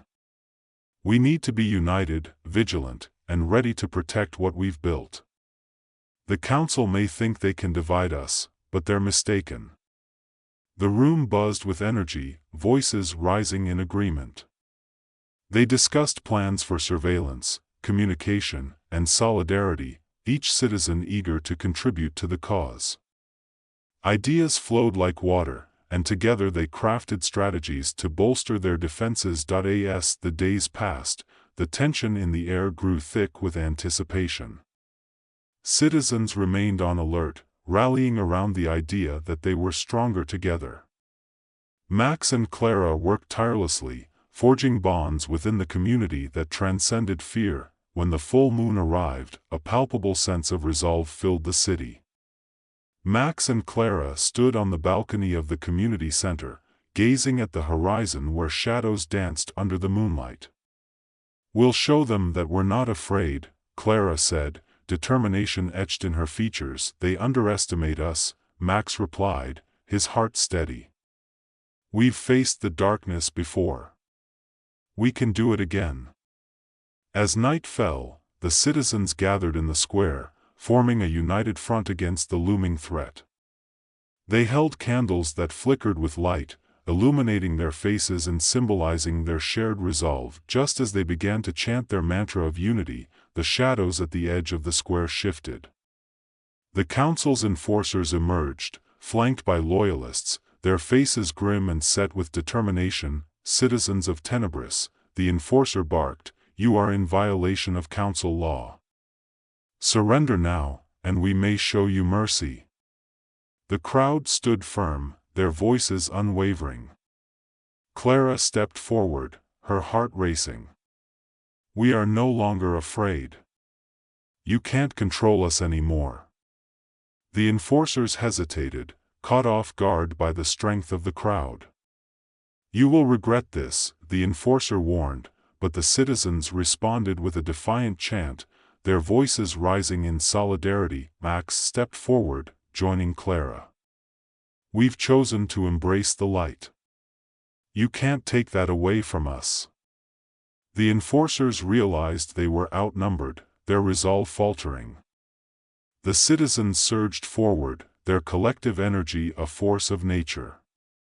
The council's power was built on fear, but fear no longer held sway over the hearts of the people. As the confrontation escalated, the creatures from Luminera emerged once more, their vibrant forms cutting through the shadows. "We stand with the citizens of Tenebris," one declared, their voice powerful and resonant. The enforcers faltered, confusion etched on their faces. It was clear that this time, they had underestimated the strength of unity. The crowd rallied around Max and Clara, a wave of courage and hope washing over them. With renewed energy, the citizens surged forward, chanting louder and louder. The enforcers found themselves backed into a corner, their power stripped away by the sheer force of determination emanating from the crowd. In a climactic moment, the enforcer turned to flee, realizing they had lost their grip on Tenebris. "This isn't over," they shouted, but the citizens drowned out the threat with cheers of triumph. As the enforcers retreated into the night, Max and Clara felt a surge of elation. They had done it again, they had stood up to the council and emerged victorious. The darkness that had once consumed them had been pushed back, and in its place, a brilliant light shone brighter than ever. The celebrations that followed were unlike any they had experienced before. The citizens danced, sang, and embraced one another, reveling in the sense of freedom and unity that had blossomed within their community. Max and Clara joined the festivities, their hearts full of joy and gratitude. "This is what it means to be free," Clara said, a radiant smile lighting up her face. "We've built something beautiful together." Max nodded, his heart swelling with pride. "And we'll keep building. This is just the beginning." As the night wore on and the stars twinkled overhead, Max and Clara knew they had forged a new path for Tenebris, one that embraced light, creativity, and the power of community. Together, they would continue to shine, illuminating the way for others to follow. And as they danced beneath the moonlight, the promise of a brighter future unfurled before them, a testament to their resilience and the unyielding strength of their bond. They had faced the darkness and emerged victorious, and they were ready to embrace whatever adventures lay ahead. In the end, it was not just about the fight against the council, it was about the celebration of life, the joy of community, and the unwavering belief that together, they could light up even the darkest of nights. The story of Tenebris had transformed, and in its place, a new tale began, a tale of hope, resilience, and the power of unity. Max and Clara looked out at the vibrant city around them, and in that moment, they knew their journey was far from over. Together, they would continue to shine bright, guiding others towards the light. And as they laughed and celebrated with their community, they were filled with the knowledge that they had built a new world, one where fear had no power, and love and creativity reigned supreme. Their hearts were alight with possibility, and they were ready to face whatever challenges the future would bring, hand in hand, united by the light they had created together. The end. In a dimly lit laboratory on the outskirts of a city that had long since surrendered to chaos, Jack Peabody had a problem. He was surrounded by a cacophony of wails, growls, and the unmistakable squelching sound of what was once a group of promising lab assistants. They were now transformed into something less than human, and far more colorful. Jack had just concocted what he thought was a revolutionary new ice cream flavor, a concoction of banana, jalapeno, and something that suspiciously resembled industrial glue. And yet, it had sparked a mutation of epic proportions. Who knew the flavor of the future would lead to the apocalypse? Jack muttered to himself, ducking behind a table as a former lab assistant with tentacles instead of arms reached for him, flailing wildly. The creature screeched, sending a wave of sticky ice cream goo splattering against the wall. It was a surreal scene, like a nightmare mixed with a carnival gone horribly wrong. Jack pushed his glasses up the bridge of his nose and peeked out from behind the lab bench. "Okay, buddy, let's talk about your feelings," he said, trying to channel the therapeutic tone he'd picked up from an old psychology podcast. But the creature was too far gone, lost in its ice cream-induced rage. Just then, Sophie, his pragmatic friend and reluctant sidekick, burst through the door. "Jack, you've got to stop mixing food with science. Ice cream isn't supposed to have a side of chaos." She stood there, hands on her hips, hair slightly singed from her previous attempt to rescue Jack from the swirling maelstrom of melted madness. Jack grinned sheepishly. "But it's a really great flavor. Just needs a little refining." "Refining?" Sophie echoed, her voice tinged with disbelief as a nearby mutant let out a high-pitched wail, one that sounded suspiciously like a cat being subjected to a particularly bad rendition of "Twinkle, Twinkle, Little Star." "What we need is a miracle, Jack. Or at the very least, a way to find survivors." And thus, amid the chaos of rampaging mutants and frozen dessert gone rogue, the duo set off into the desolate streets of what was once a bustling metropolis.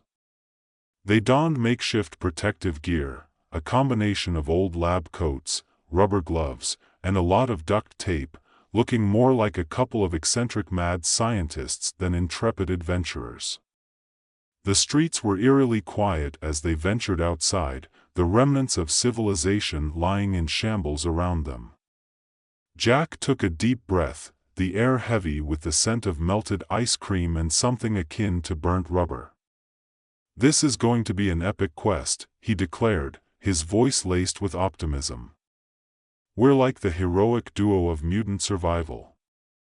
Sophie raised an eyebrow. "More like the world's worst sitcom."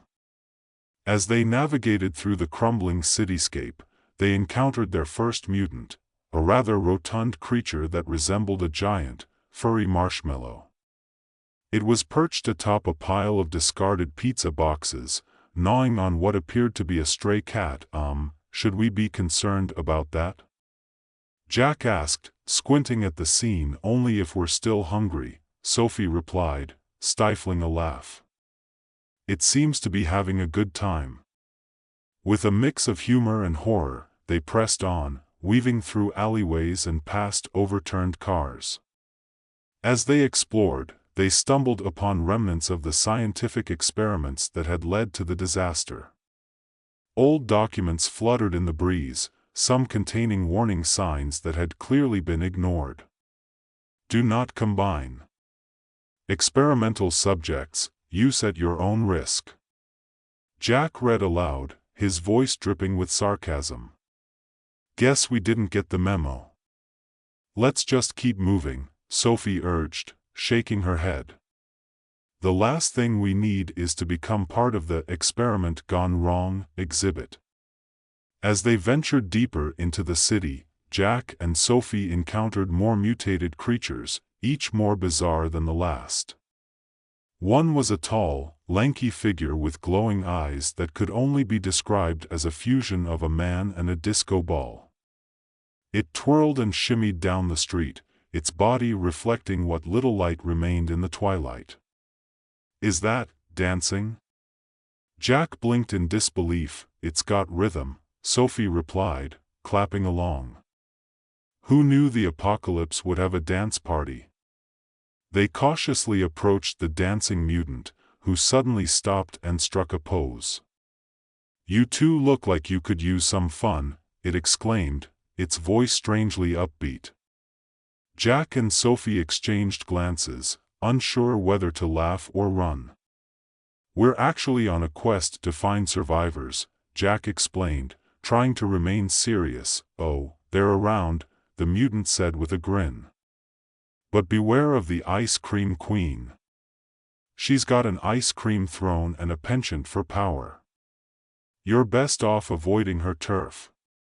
Right, thanks for the tip, Sophie said, grabbing Jack's arm and dragging him away before the mutant could launch into a full-blown dance routine. Every corner of this city is just filled with surprises, Jack said, shaking his head as they hurried along. Who knew mutant monsters could be so entertaining? As the sun dipped below the horizon, they found themselves at the entrance of a hidden enclave, shrouded in shadows. The crumbling facade of what was once a community center loomed ahead. I have a good feeling about this, Jack said, a hint of excitement in his voice. Inside, they discovered a ragtag group of survivors, gathered around flickering candles and makeshift tables. A hodgepodge of humanity, they were a mixture of scientists, artists, and ordinary people who had banded together to form a new society amidst the chaos. At the center stood Mechs, their charismatic yet paranoid leader, who regarded them with a mix of suspicion and hope. What do you want? He demanded, his gaze piercing. Are you here to steal our resources or join the revolution? Neither, Sophie offered, exasperated. We're just trying to find survivors and uncover the truth behind all of this madness. Max's expression softened slightly. Then you might want to hear what we know. He gestured for them to sit. We've been piecing together the events leading to the mutations. It turns out the government was experimenting on us, trying to create superhumans. They thought they could harness the power of evolution without considering the consequences.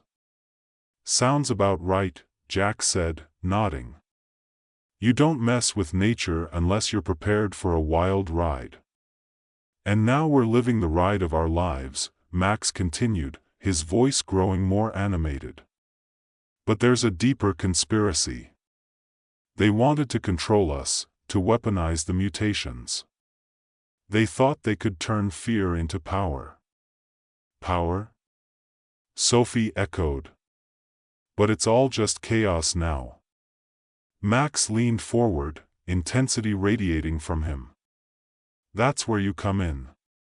We need to expose them. If we can find the original formula, we can prove what they did. We can't let them hide behind their lies. Jack's heart raced at the thought of confronting the truth. So, what's the plan? Max grinned, the glimmer of a mad scheme lighting up his eyes. We raid the old laboratory where it all began.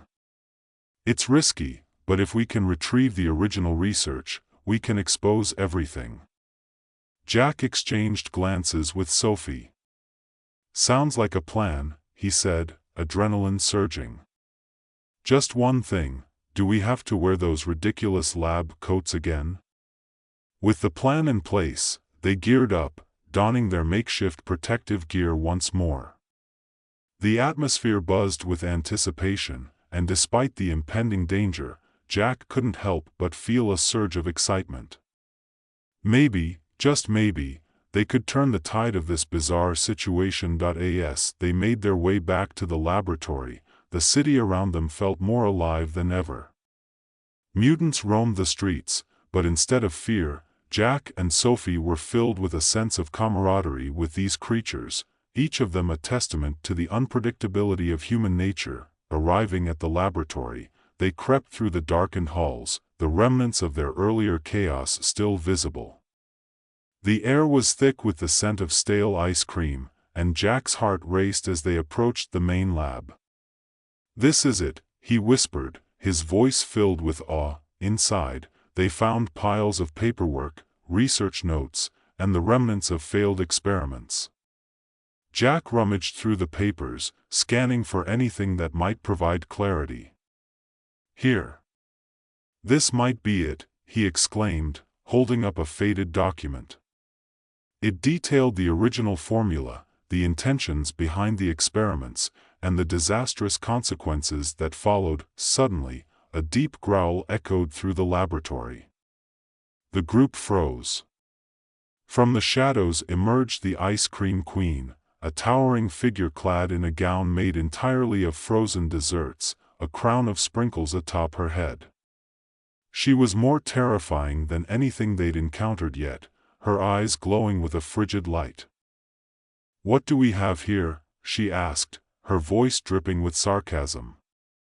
"A bunch of wannabe heroes looking to play in my domain?" Jack gulped, but determination surged through him. "We're here to expose the truth," he shouted, stepping forward despite the overwhelming urge to retreat. The Ice Cream Queen let out a laugh that echoed through the lab. "Truth? There is no truth. Only power, and I hold it all." The room erupted into chaos as the Queen unleashed her minions, mutated creatures that emerged from the shadows, growling and advancing. Jack, Sophie, and the survivors fought back with makeshift weapons, the absurdity of the situation not lost on them. In the midst of the battle, Jack found himself face to face with one of the mutants, a creature that seemed to embody his original failed experiment. It lunged at him, but in a moment of inspiration, he grabbed a canister of whipped cream from the lab and sprayed it directly into the creature's eyes. "Not today, dessert monster," he shouted, a mix of panic and exhilaration coursing through him. As the battle raged on, the survivors rallied together, their laughter mingling with shouts of encouragement. It was a bizarre dance of chaos, one that somehow felt liberating. Finally, with a collective push, they managed to corner the Ice Cream Queen, who snarled in frustration. "You think you can stop me?" she hissed, her frozen crown cracking slightly under the pressure. "Not if we can help it." Sophie shouted, brandishing a spatula like a sword. With a final surge of energy, Jack and his friends combined their efforts, using everything they had, spray cream, kitchen utensils, and sheer determination, to push back against the Ice Cream Queen's reign of terror. As they finally pinned her down, Jack brandished the research paper like a trophy. "We have the truth now," he declared, a triumphant grin plastered across his face. "And we're not afraid to share it." The Queen's expression shifted from anger to despair as the group rallied around Jack, holding their makeshift weapons high. "You can't do this," she shouted, her voice echoing through the lab. "Watch us." Sophie retorted, her resolve unwavering. With the final blow, the Ice Cream Queen was defeated, the power she wielded dissolving like a melting sundae. The lab fell silent, the remnants of chaos replaced by a palpable sense of victory. As they caught their breath, Jack looked around at his friends, mutated and human alike, all united in this absurd adventure. "So, what now?" he asked, feeling a mix of exhilaration and relief. Max stepped forward, a triumphant gleam in his eye. "Now we expose the truth. We'll take this research and share it with the world. No more hiding. No more experiments in secret." Jack nodded, his heart swelling with hope. "And maybe we can even invent a new flavor of ice cream, one that doesn't come with a side of chaos." The group erupted into laughter, the sound ringing out through the empty halls of the laboratory. In that moment, it felt like they were reclaiming not just their lives, but also the essence of humanity. As they made their way back through the city, Jack couldn't shake the feeling that they were on the precipice of something greater. The world might be chaotic and the future uncertain, but they had each other. And together, they could face whatever came next. Just as they reached the entrance, a low rumble echoed from behind them. Jack turned, and his eyes widened in horror as he saw another wave of mutations beginning to emerge from the shadows. Guys," he said, backing away slowly. "I think we might have a sequel on our hands." Sophie groaned, her laughter turning into exasperation. "Why can't we just have one peaceful moment?" As the mutants surged forward, the survivors prepared for another round. Jack raised his spatula defiantly. "Here we go again," he yelled, the excitement of the adventure igniting anew within him. And so, amid laughter and chaos, Jack, Sophie, and their band of misfits dove headfirst into the next chapter of their wild, mutant-infested journey, united by the truth, ready to embrace whatever absurdity awaited them. As the mutants charged forward, Jack felt his heart race. The air thickened with a mix of fear and exhilaration as the reality of their situation set in. This was not just a fight for survival, it was a battle for the very essence of humanity in a world gone mad. "Stick together!" Sophie shouted, her voice cutting through the chaos. Jack glanced at her, admiring her courage. In a world filled with monsters, she was his anchor.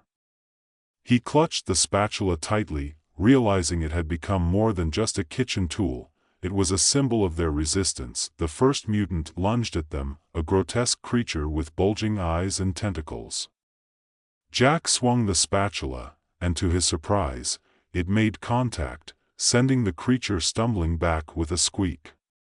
"Take that, you freaky ice cream monster," he shouted, feeling a surge of confidence. Sophie darted beside him, wielding a frying pan like a shield.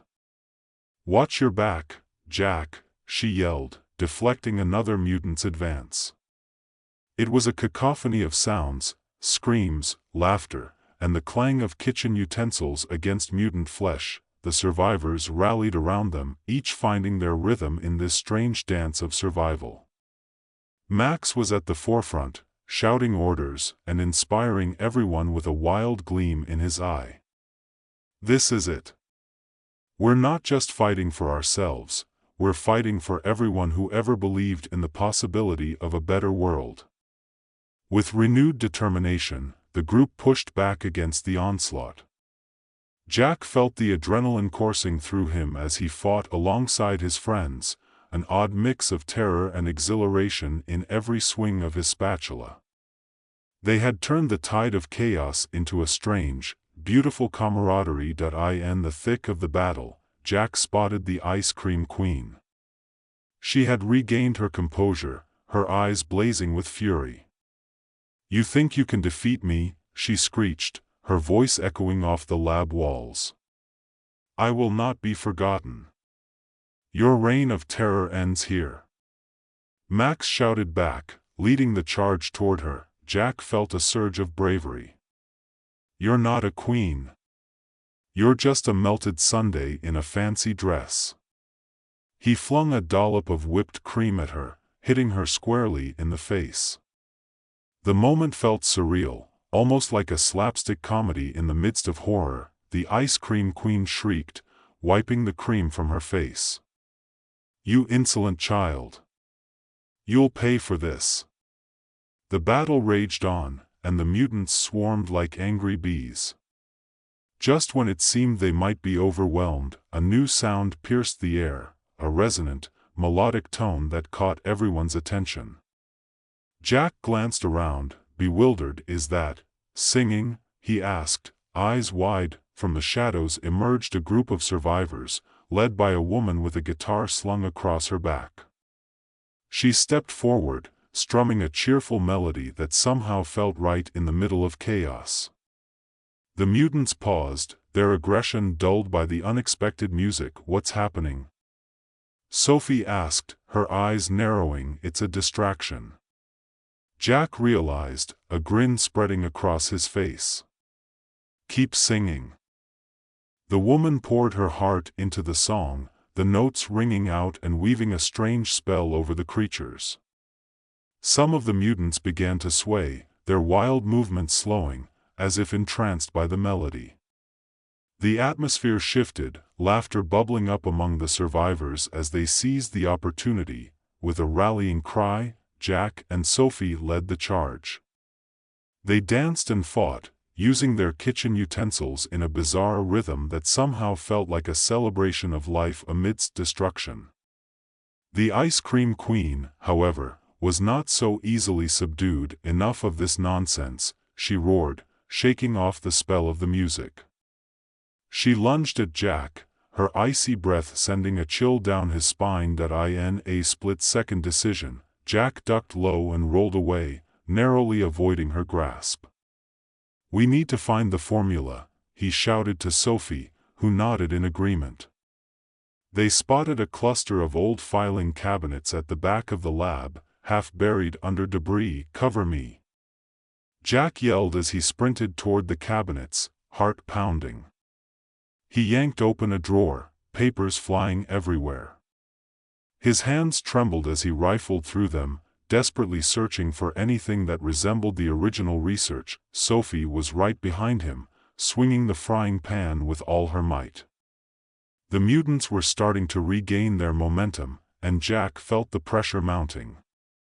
He caught sight of a worn folder, its label faded but still readable, Project Evolution. Found it! Jack shouted, holding up the folder triumphantly. But before he could take a closer look, the Ice Cream Queen charged again, her rage palpable. Give it to me, she demanded, her voice filled with venom. Jack stood his ground, clutching the folder like a life preserver. No way. You've done enough damage, he shouted, backing away toward the rest of the group. Together. Max shouted, rallying the survivors once more. We can take her down. Fueled by the spirit of rebellion, Jack felt a wave of courage wash over him. He glanced at the folder, then back at the Ice Cream Queen. You think you can control us? He yelled defiantly. You're just a memory waiting to be forgotten. With that, they all surged forward, a united front of mutants and humans standing against the chaos. Jack, feeling like he was part of something larger than himself, charged with everything he had.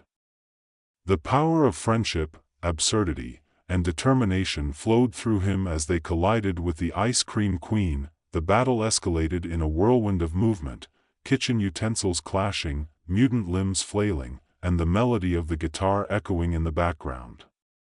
The Ice Cream Queen roared as Jack dodged another of her icy attacks, diving to the side and tossing the folder to Sophie. Get it to safety, he yelled, as she quickly tucked it under her arm. Sophie nodded, determination blazing in her eyes.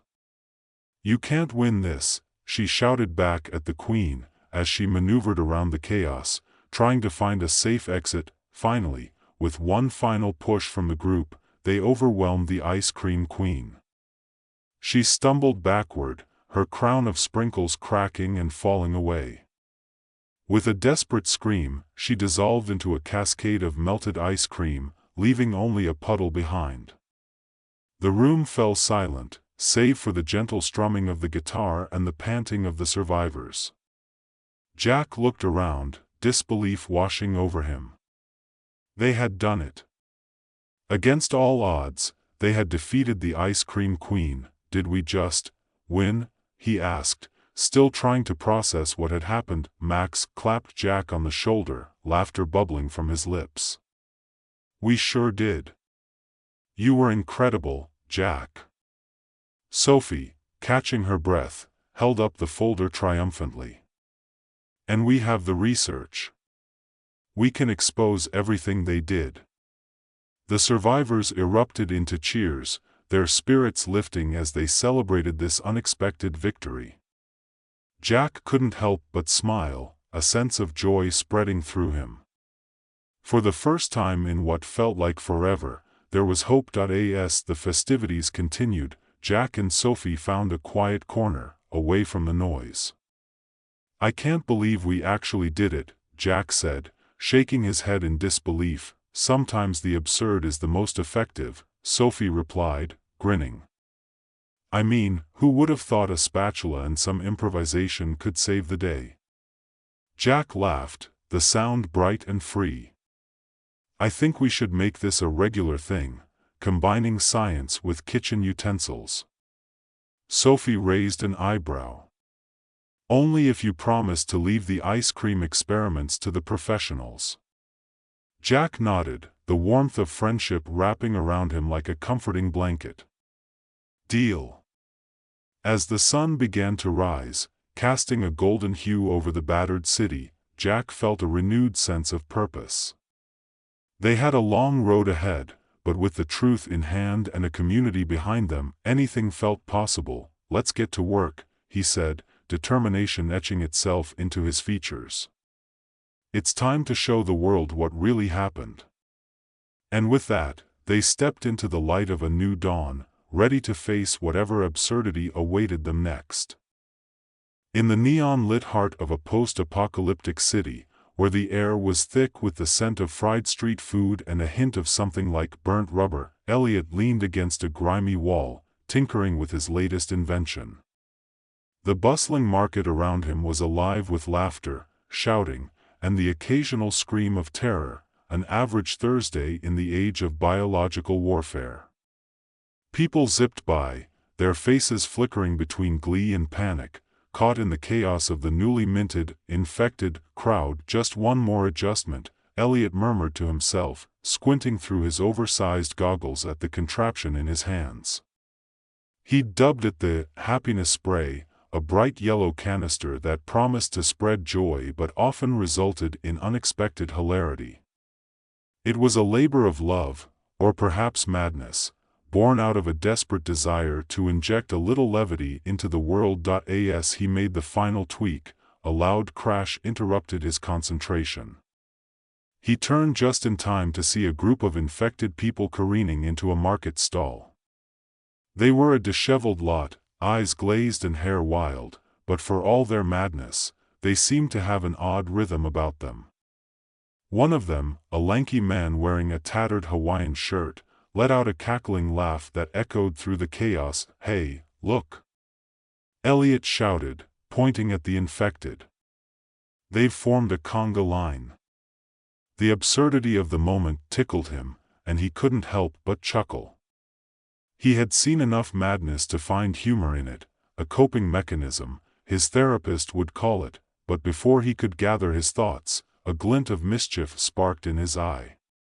Maybe it was time to test his invention in the wild. With a dramatic flourish, he aimed the happiness spray at the conga line and pressed the button. A cloud of glittery mist erupted, enveloping the dancers in a whirlwind of color. The transformation was instantaneous. The infected, momentarily freed from their trance, burst into a full-on dance party, twirling and spinning as if they were auditioning for a bizarre reality show. People in the market, both infected and otherwise, stopped to watch, a mix of confusion and delight painted across their faces. Elliot couldn't believe his eyes. It worked, he shouted, but the joy was short-lived. Suddenly, the Hawaiian shirt guy staggered towards him, grinning maniacally, his eyes wild with a new energy. You, he shouted, pointing a shaky finger. You've ruined our dance party." Elliot's stomach dropped. "I didn't mean to," but before he could finish, the man lunged forward, knocking Elliot off his feet. In the scuffle, the canister flew from his hand, spiraling through the air and landing in the middle of the dance floor, now a swirling mass of flailing limbs and infectious laughter. Elliot scrambled to his feet, heart racing as chaos erupted. The spray hissed and fizzed, unleashing its colorful content into the crowd. Instead of calming them, it seemed to escalate the madness. The infected erupted into fits of laughter, rolling on the ground, and soon the entire market was caught in the tidal wave of absurdity. Just when Elliot thought he was doomed, a voice cut through the cacophony. "Stop! Stop! You're going to hurt someone." It was a woman's voice, sharp and commanding, cutting through the merriment like a knife. Elliot turned to see Rhea, a brilliant scientist who had once been a beacon of hope in this nightmare world, now ensnared by the very infection she had sought to combat. Rhea's hair was disheveled, her lab coat tattered, but her presence was magnetic. For a moment, the chaos faded as their eyes met. She was lost, but there was still a flicker of the woman he remembered. In that instant, Elliot decided he had to help her, no matter how ridiculous the situation had become. "Rhea, you can fight this," he yelled, the crowd swirling around them, laughter mixing with the shouts of the infected.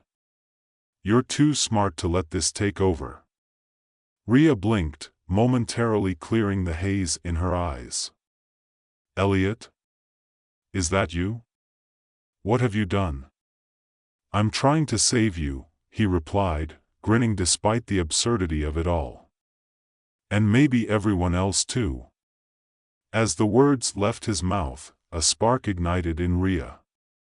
The joy from the spray had breached the wall of infection, even if just for a moment. With a surprising burst of energy, she began to dance, not the chaotic flailing of the infected, but a graceful, purposeful movement that seemed to command the attention of everyone around her. "Follow me," she shouted, grabbing Elliot's wrist and pulling him into the throng. Together, they began to lead the crowd in a structured dance, Rhea guiding the infected back to something resembling order. For a brief moment, chaos transformed into a quirky celebration, laughter ringing out amidst the colorful mists of the happiness spray. Elliot couldn't help but chuckle at the absurdity of their situation. Here they were, two unlikely heroes amidst a throng of infected, doing the conga as if they were at a bizarre party. But as the laughter subsided and reality set back in, Rhea's expression turned serious. "Elliot, we need to get to the lab. I have to help you reverse the infection, or this will only get worse." Elliot nodded, the weight of the task ahead pressing on him. "Right. We need a plan." Their laughter faded into determination, and as they set off towards the lab, the world around them shifted from the joy of dance to the seriousness of their mission. Together, they would face the challenges ahead, their paths intertwined by the absurdity of fate and the lingering hope that perhaps, just perhaps, they could save not only themselves but the world around them. As they navigated through the bustling market, Elliot and Rhea moved with purpose, dodging the infected who still twirled and laughed in their post-spray days. Elliot couldn't shake the feeling of absurdity that clung to them like a cheap cologne, a scent that whispered, "You've lost your mind." Yet, there was something refreshing about Rhea's presence, her intensity a beacon against the backdrop of chaos. "Isn't there a less chaotic route to the lab?" Elliot asked, ducking as a pair of infected individuals nearly collided with him, giggling uncontrollably as they fumbled past. "Most of the streets are blocked," Rhea replied, her brow furrowed in concentration. "We'll have to cut through the old subway station. It's risky, but it's the fastest way." "Risky how?" Elliot inquired, feeling the knot in his stomach tighten. "Mostly with the infected, and the occasional rogue scavenger looking for supplies," she said, her tone carrying an undercurrent of determination. "But I trust we can handle it." Elliot nodded, trying to match her resolve. They turned a corner and headed towards the subway entrance, where flickering fluorescent lights cast eerie shadows over the crumbling stairs. Rhea led the way, her posture radiating confidence, and he couldn't help but admire her tenacity. The woman he once knew, confident and sharp-witted, was still there, buried under layers of infection but fighting to break free. As they descended into the darkness, the air grew cooler, and the sounds of the market faded behind them. The subway station was a ghost of its former self, walls adorned with faded advertisements, a reminder of a world that had once thrived. Broken benches littered the platform, and the tracks lay dormant, rusted and overtaken by weeds. "Stay close," Rhea whispered, her voice echoing in the emptiness. "We don't want to attract too much attention." Elliot felt a shiver run down his spine. The thought of encountering the infected down here, in the tight confines of the subway, was unsettling. But he followed her lead, adrenaline coursing through him as they crept along the platform, eyes peeled for any signs of movement. Suddenly, a loud crash echoed from the far end of the station. Elliot and Rhea froze, exchanging a glance that spoke volumes. They weren't alone. A group of scavengers had set up camp near the old ticket booth, their voices harsh and rough against the silence. Rhea motioned for Elliot to stay low as they edged closer, trying to overhear their conversation. "They'll pay top dollar for anything we can find," one of them said, his voice gruff and laden with greed. "Those scientists think they're safe, but they don't know what's coming." "What's coming?" another scavenger sneered. "The infection's a joke. They're just a bunch of lab rats waiting for the next round." Elliot felt a surge of anger at their dismissive words. He had seen the effects of the infection firsthand, and it wasn't a joke. But he knew better than to engage. The last thing they needed was a confrontation. Rhea pulled him back, and they retreated into the shadows, the sounds of the scavengers fading as they moved further down the platform. "Keep your head down," Rhea advised quietly. "If we can avoid them, we'll have a better chance of getting to the lab."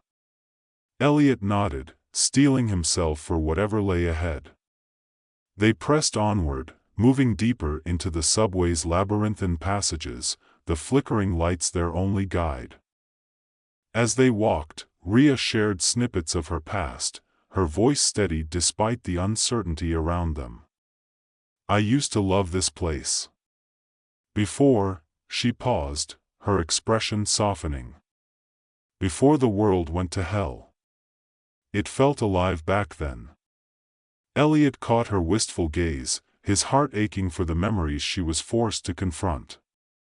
"We can bring it back," he said, more to reassure himself than her. "We just need to find a way to reverse the infection. You have the knowledge, we can make it happen." Rhea smiled faintly, her eyes shining with a mixture of hope and determination. "You're right. But it won't be easy. We need to get to the main lab, it holds the key." Just as they approached a junction in the tracks, an ominous noise echoed from behind them, heavy footsteps, accompanied by guttural murmurs. The scavengers had found them. "Run!"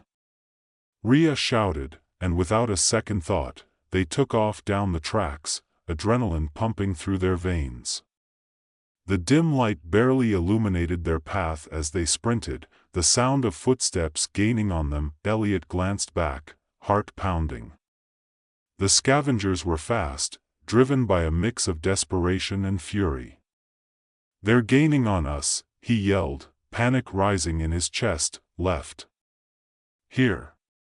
Rhea shouted, veering into a narrow passage that led off the main track.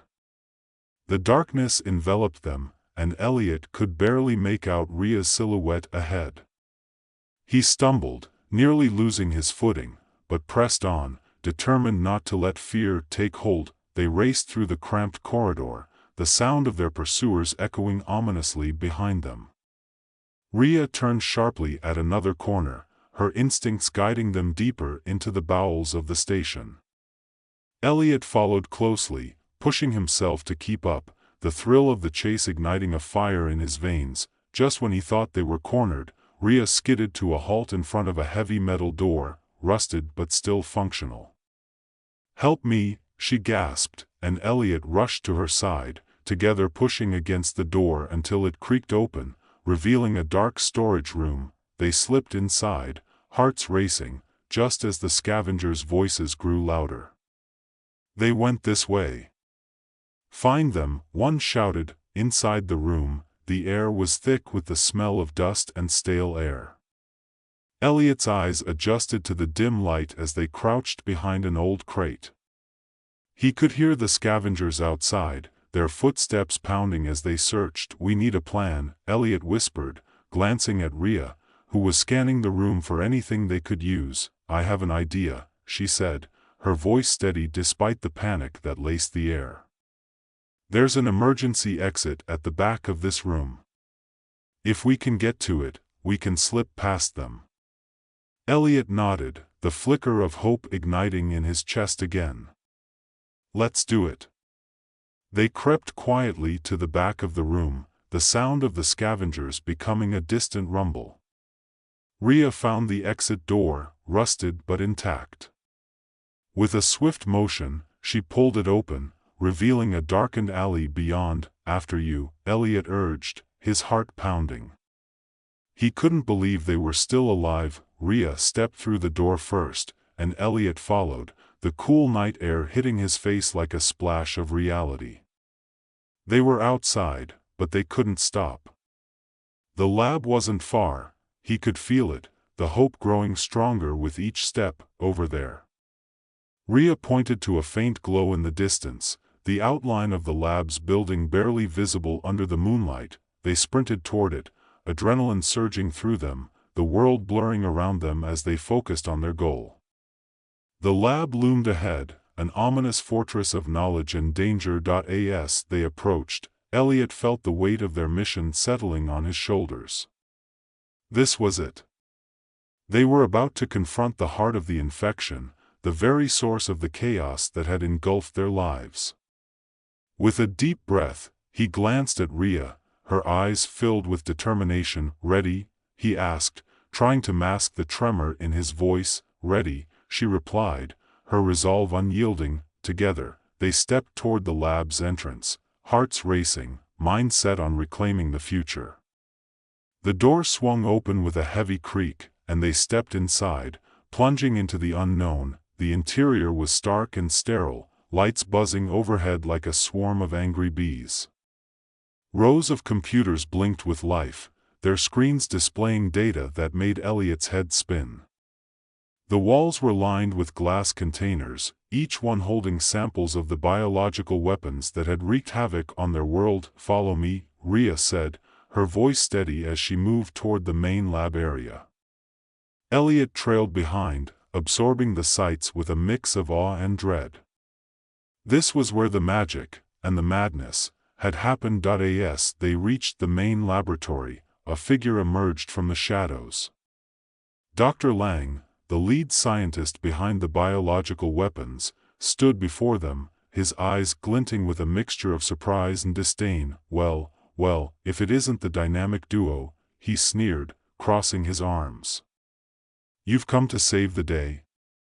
Elliot felt a rush of anger at the sight of the man who had played God with their lives. "We're here to stop you, Lang. This ends now." Rhea stepped forward, her confidence shining through. "You don't understand what you're dealing with. The infection is a bioweapon, and it's not just a tool for control. We can reverse it." Dr. Lang chuckled darkly, amusement flickering in his eyes. "Reverse it? You really think you can undo what has been unleashed? You're playing with forces beyond your understanding." Elliot felt his heart race. "But it's possible. We can use the data you have here to create a cure. We just need access to your research. Access? Lang scoffed. You think I'd just hand it over? You're mistaken. You're in over your heads. In that moment, something inside Rhea shifted. You underestimate us, Lang.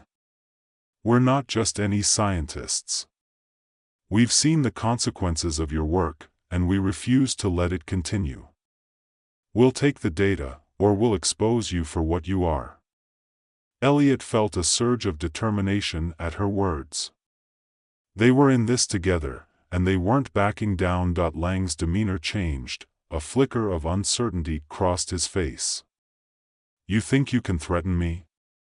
This lab is protected, and I have resources beyond your comprehension. Then we'll find another way, Rhea shot back, her voice fierce. You can't control us forever. Before Lang could respond, alarms began to blare, the sound piercing through the tension like a knife. Red lights flashed, illuminating the lab in an eerie glow. Security breach, a voice crackled over the intercom. All personnel report to the lab immediately. Elliot's heart raced. What do we do? Follow me. Rhea urged, grabbing his arm and leading him toward a side door marked, emergency exit. They dashed through just as the lab doors burst open, security personnel flooding in. Outside, the cold air hit them again, and they sprinted away from the lab, the sounds of chaos erupting behind them. Rhea glanced over her shoulder, her expression resolute. We have to regroup and find a way to access the data before they lock it down. Elliot nodded, adrenaline coursing through him. Let's head to my workshop. I can create something to help us break in again. They made their way through the labyrinthine streets, the distant sounds of the city swirling around them. Each step felt heavier, the weight of their mission pressing down on them. Once they reached Elliot's workshop, he quickly set to work, his mind racing with ideas. Rhea leaned against the wall, her gaze distant. Do you really think we can do this? She asked softly. Elliot paused, looking up at her. We have to believe we can. For everyone out there who's suffering. We're their only chance. Rhea nodded, the fire rekindling in her eyes. Then let's make it happen. With renewed determination, they worked side by side, Elliot concocting new devices and Rhea strategizing their next steps. As the hours passed, laughter and banter flowed between them, a reminder that even amidst chaos, there was still room for connection. Finally, Elliot held up his latest creation, a small device designed to override the lab's security systems. This should do it. If we can get back inside, we can extract the data we need. Then let's move, Rhea said, her expression resolute. They headed back to the lab, hearts pounding in rhythm with their footsteps. As they neared the building, Elliot's pulse quickened. Remember, if we get caught, we won't, Rhea interrupted, her gaze steady. We're too close to give up now. With the device in hand, they slipped through the side entrance, the sounds of the lab buzzing to life around them. They quickly navigated through the shadows, moving toward the main control room. Here, Elliot whispered, pointing to the terminal where they could access the data. They crouched low, hearts racing as they entered the room. Okay, let's see what we're dealing with, Rhea said, fingers flying over the keyboard. The screen lit up, revealing data on the biological weapons, including the formulas for the infections. Elliot couldn't believe what he was seeing. This is it. We can use this. As they worked frantically, the door creaked open, and in walked Dr. Lang, flanked by security personnel. Thought you could sneak in here, did you? He snarled, eyes gleaming with malice. Elliot's heart dropped. Run, he shouted, grabbing Rhea's hand as they dashed toward the exit.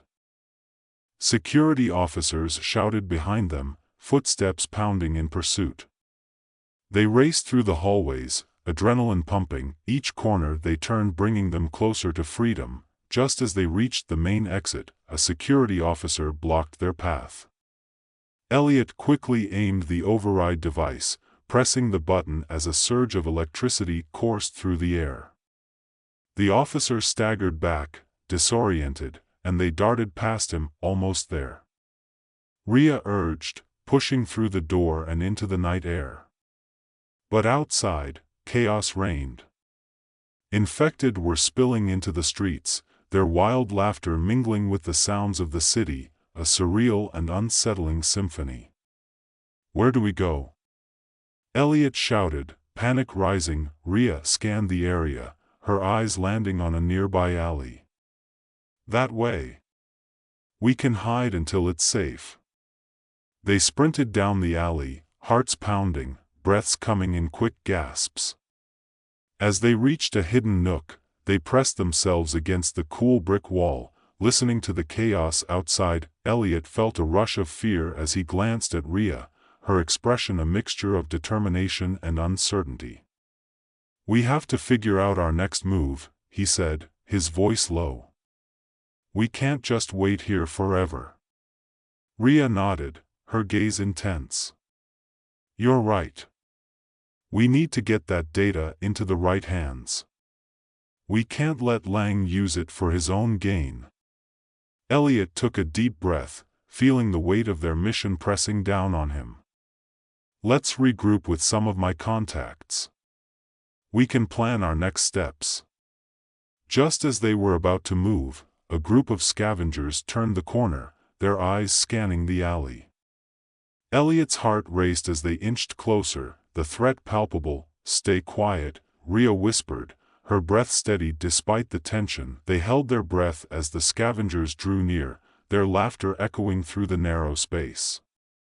Elliot glanced at Rhea, fear flashing in her eyes, but there was also a flicker of resolve. Suddenly, one of the scavengers caught sight of them. "Hey! Over there," he shouted, pointing. Elliot and Rhea bolted down the alley, adrenaline surging as they sprinted toward freedom. The sound of footsteps pounded behind them, relentless and urgent. They emerged onto a busy street, lights flickering overhead. "This way!" Rhea yelled, pulling Elliot into a side alley, their bodies pressing against the cool brick as they sought refuge. "Where do we go now?" Elliot gasped, trying to catch his breath. "We need to find a safe house," Rhea replied, scanning the area. "There's a group I used to work with, they can help us." Just as they turned a corner, they spotted a dilapidated building with a flickering light in the window. "That's it!" Rhea exclaimed, her eyes shining with hope. They hurried toward the entrance, Rhea knocking frantically on the door. After a tense moment, it creaked open, revealing a scruffy man with wild hair and cautious eyes. "Who are you?" he asked, suspicion etched across his face. "It's me, Rhea." "We need help," she urged, desperation in her voice. That he hesitated, then stepped aside, allowing them to enter. The interior was dimly lit, filled with makeshift furniture and scattered supplies. A small group of people looked up, their expressions a mix of curiosity and concern. "What happened?" one of them asked, his brow furrowed. "Lang is planning to unleash a new strain of the infection," Rhea explained, urgency in her tone. "We need to stop him before it's too late." The group exchanged worried glances, the gravity of the situation settling in. "What do you need?" the scruffy man asked, his voice steady. "We need access to communication networks," Elliot replied, determination fueling his words. "We have to get the data out, warn others about what's coming." "Right," the man said, nodding. "We have some equipment. Follow me." As they moved through the cramped space, Elliot felt a surge of hope. This was their chance to make a difference, to turn the tide in their favor. They entered a small room filled with computers and makeshift tech. Here, the man said, gesturing to a terminal. "You can use this." Elliot and Rhea wasted no time. They began typing furiously, Elliot's fingers flying over the keys as he accessed the data they had stolen. The room buzzed with tension as they worked, the weight of the world resting on their shoulders. Rhea's voice cut through the noise. "We need to find allies. People who can help us stop Lang and the spread of this infection." Elliot nodded, his focus unwavering. "Once we get this data out, we can reach out to others. We'll make sure people know what's happening." After what felt like an eternity, Elliot hit send, a sense of relief washing over him. "It's done. We've alerted the right people." Rhea's eyes shone with determination. "Now we wait. We need to prepare for whatever comes next." As they stood together, a sense of unity enveloped them. They were in this together, fighting for a future that had once seemed lost. Elliot felt a connection growing between them, a bond forged through chaos and hope. Hours passed, the tension in the room palpable as they awaited a response. The group around them buzzed with anxiety, but Elliot and Rhea remained focused. Finally, a message pinged on the screen. Rhea leaned closer, reading the response aloud. "They're willing to help. They've got resources and people on the inside." Elliot felt a rush of adrenaline. "We can do this. We can turn the tide against Lang." Rhea's expression hardened with resolve. "We need to move quickly. The longer we wait, the stronger his grip becomes." They gathered their supplies, rallying the group around them. Elliot felt a surge of purpose, a fire igniting within him as they prepared for their next steps. "Are you ready?" Rhea asked, her gaze steady. "Always," Elliot replied, determination fueling his words. Together, they stepped into the night, ready to face whatever challenges lay ahead. The world outside was chaotic, but they were no longer alone. With newfound allies by their side, they were prepared to fight for a future free from the shadows of infection. As they moved through the streets, the weight of their mission settled in. This was their chance to reclaim hope, to forge a new path in a world that had forgotten what it meant to truly live. And as the stars twinkled above them, they marched forward, ready to rewrite the story of their lives. The end was not yet written, it was a blank page waiting for them to fill. In the neon-lit underbelly of New Metropolis, where the skyline sliced through the clouds like the jagged teeth of a mechanical beast, a certain chaos reigned supreme.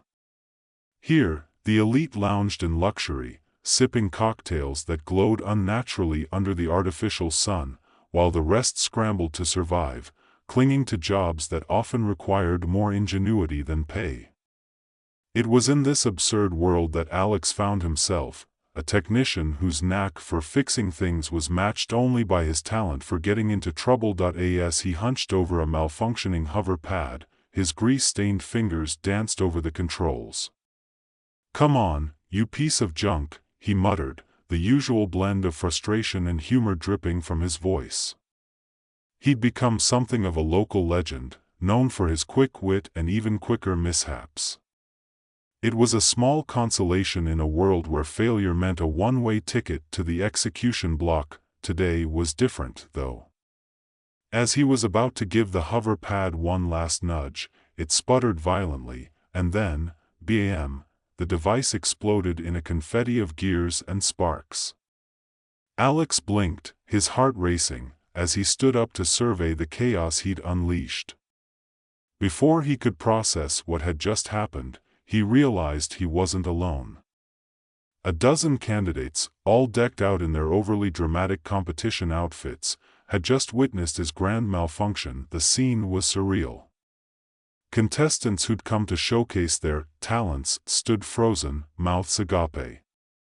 One man, sporting a top hat and a monocle, had just managed to juggle flaming batons, only now, they were arcing dangerously close to the hover pad's debris. A woman in a sequined leotard was mid-pirouette when the explosion sent her tumbling into a nearby fountain, drenching her in her meticulously styled hair. "Well, that was something," Alex said, unable to suppress a chuckle as he waved at the bewildered contestants. "Welcome to the selection, where you either win glory or face, well, you know." The assembled crowd burst into laughter, a release of tension that echoed against the metallic buildings. It was at that moment, with humor piercing the heavy air of doom, that a shimmering notification appeared on Alex's wristband. "Congratulations. You've been selected for the grand selection." "Wait, what?" he exclaimed, staring at the glowing words as the laughter died down. The contestants, still recovering from their unexpected comedy show, turned to him with expressions ranging from envy to disbelief. Before he could wrap his mind around the implications, a figure stepped forward from the group. It was Rena, a tech prodigy with wild curls and a mischievous grin. "Looks like you're in, tech wizard. Think you can handle it?" she teased, nudging him playfully. "Oh, I can handle it," he replied, a mix of dread and excitement swirling within him. What could possibly go wrong in a contest where losers get the chop? As he was swept into the frantic world of selection training, Alex couldn't shake the feeling that his life had just taken a sharp turn down a very dark, and very entertaining, road. The training was intense and bizarre. Candidates were thrown into ludicrous challenges designed to showcase their talents while simultaneously making them question their sanity. The selection committee, a group of eccentric elites, reveled in the absurdity, taking bets on who would make it out alive. Madame Vortex, the committee's chairwoman, was a striking figure with razor-sharp cheekbones and a penchant for drama. Her assistant, Chip, was a hyperactive little man who seemed to thrive on chaos. "Welcome, future champions," Chip announced one day, bouncing on his heels. "Today's challenge? Competitive knitting. But with a twist. You'll be knitting while dodging laser pointers." Alex exchanged bewildered glances with Rena as they stood at the starting line, oversized yarn balls clutched in their hands. "I didn't sign up for this," he exclaimed, half laughing, half panicking. "What's next? Extreme bird watching?" "Oh, just wait until you see the cooking round," Rena replied, eyes twinkling with mischief. "I hear the taste testers have been programmed to literally bite." The first challenge began, and it was a chaotic whirlwind of colorful yarn and startled screams. Contestants fumbled with their knitting needles, trying to craft something, anything, while evading the merciless red beams zipping around the room. The laughter was infectious, and soon Alex found himself embroiled in a naughty mess of laughter and shouts. To everyone's surprise, Alex discovered an unexpected talent. He was a master at making the best of bad situations. As he clumsily dodged lasers, he started making up ridiculous patterns, naming each one after the contestants who tripped over their own feet. "And this one, ladies and gentlemen, is the fallen star," he proclaimed as a fellow contestant fell spectacularly into a pile of yarn. By the end of the challenge, Alex had somehow survived and, against all odds, managed to create a knitted masterpiece, a lopsided hat adorned with vibrant colors that screamed, "I survived laser knitting." The committee erupted in applause, much to his bewilderment. The second challenge was even more ludicrous, a cooking showdown where contestants had to whip up gourmet meals while fending off robotic taste testers. The robots, designed with a bit too much enthusiasm, darted around the kitchen, their mechanical jaws snapping at anything that smelled remotely appetizing. "Just keep them away from my soufflé," Rena shouted as she valiantly attempted to rescue her dessert from a relentless taste tester. Alex, meanwhile, had taken a different approach. He was in the corner, concocting a bizarre dish he dubbed Trash Can Surprise, made entirely from leftover ingredients. "It's a culinary revolution," he declared, grinning as he presented his dish to the panel. When the taste testers finally approached, they seemed to falter, perplexed by the sight of a trash can masquerading as fine dining. The moment stretched into an awkward silence, and then, to everyone's shock, the robots began to applaud. "Is this part of the script?" one contestant muttered, eyes wide. "I think I'm breaking the system," Alex laughed, his heart racing with exhilaration. With each challenge, Alex and Rena grew closer, united by their shared absurdity and the increasingly surreal experiences they faced. They found themselves sharing late-night conversations about life, dreams, and the ridiculousness of it all. But the selection was not without its darker undertones. Whispers of the committee's true intentions rippled through the contestant group. The losers of each round were whisked away, their fates sealed in secrecy. The air of joviality was tainted with an undercurrent of fear. As the final challenge approached, the mood shifted. Contestants were no longer just rivals, they were allies in a bizarre game where survival was no laughing matter. The stakes had risen, and Alex knew that to win, they needed more than just talent, they needed a plan. The final challenge loomed ahead, shrouded in an ominous air that contrasted sharply with the ridiculousness of the previous rounds. A vast arena had been set up, its walls lined with screens flashing bright colors and absurd slogans like, "Survive or die trying," and "The last laugh wins." The mood among the contestants was a mix of determination and dread, laughter slowly giving way to the reality of their situation. As Alex and Rena stood side by side, they took a moment to scan the arena, taking in the bizarre setup, an obstacle course laced with traps that would make a cartoon villain proud. There were swinging axes, pits of sticky goo, and a mechanical dragon that looked suspiciously like a piñata. "Only this one could breathe fire, just your average Saturday," Rena quipped, her eyes wide with a mixture of excitement and fear. "You ready for this?" "As ready as I'll ever be," Alex replied, a nervous grin spreading across his face. "Let's show them how absurd this can really get." Madame Vortex stepped into the spotlight, her commanding presence silencing the crowd. "Welcome to the grand finale of the selection. Only one of you will emerge victorious, while the rest will face consequences." Her eyes glittered with a manic intensity that sent shivers down Alex's spine. As the buzzer sounded, Alex dashed forward, adrenaline pumping through his veins. The crowd erupted into cheers, but the cheering quickly morphed into gasps as contestants began to navigate the course. One contestant, an overzealous gymnast, leaped towards the first swinging axe, only to miscalculate and end up dangling from the apparatus like a piñata. The audience burst into laughter, and Alex couldn't help but join in, momentarily forgetting the danger surrounding them. Rena shot past him, her agility on full display as she deftly avoided the traps. "Come on, slowpoke," she yelled, glancing back over her shoulder. "You've got to keep up." With a determined breath, Alex launched himself into the fray. He ducked under the first swinging axe, narrowly escaping its sharp edge. As he maneuvered past the traps, he felt the rush of laughter and camaraderie in the air. It fueled him, transforming his fear into a strange sense of purpose. This wasn't just about survival, it was about outsmarting the madness they'd all been thrust into. Suddenly, the mechanical dragon roared to life, its fiery breath sending a plume of smoke across the course. Contestants scattered, shrieking and laughing as they tried to evade the creature's fiery wrath. "Great!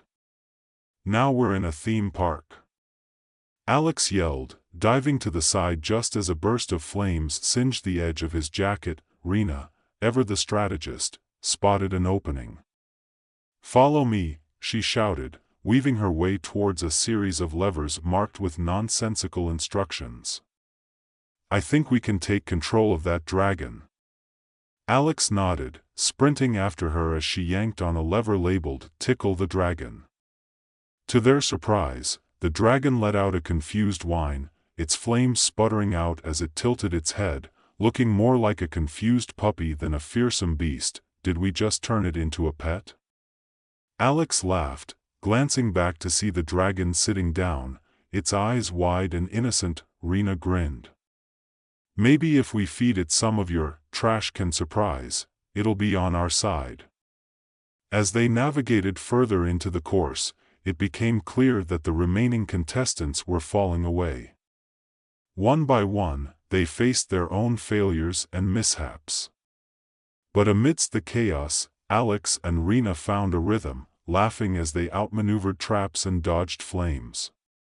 Their teamwork became a symphony of absurdity, and the audience ate it up, cheering wildly as they managed to keep the dragon distracted and themselves unharmed. Finally, as they approached the final obstacle, a massive wall that seemed impossible to scale, Alex felt a moment of doubt creeping in.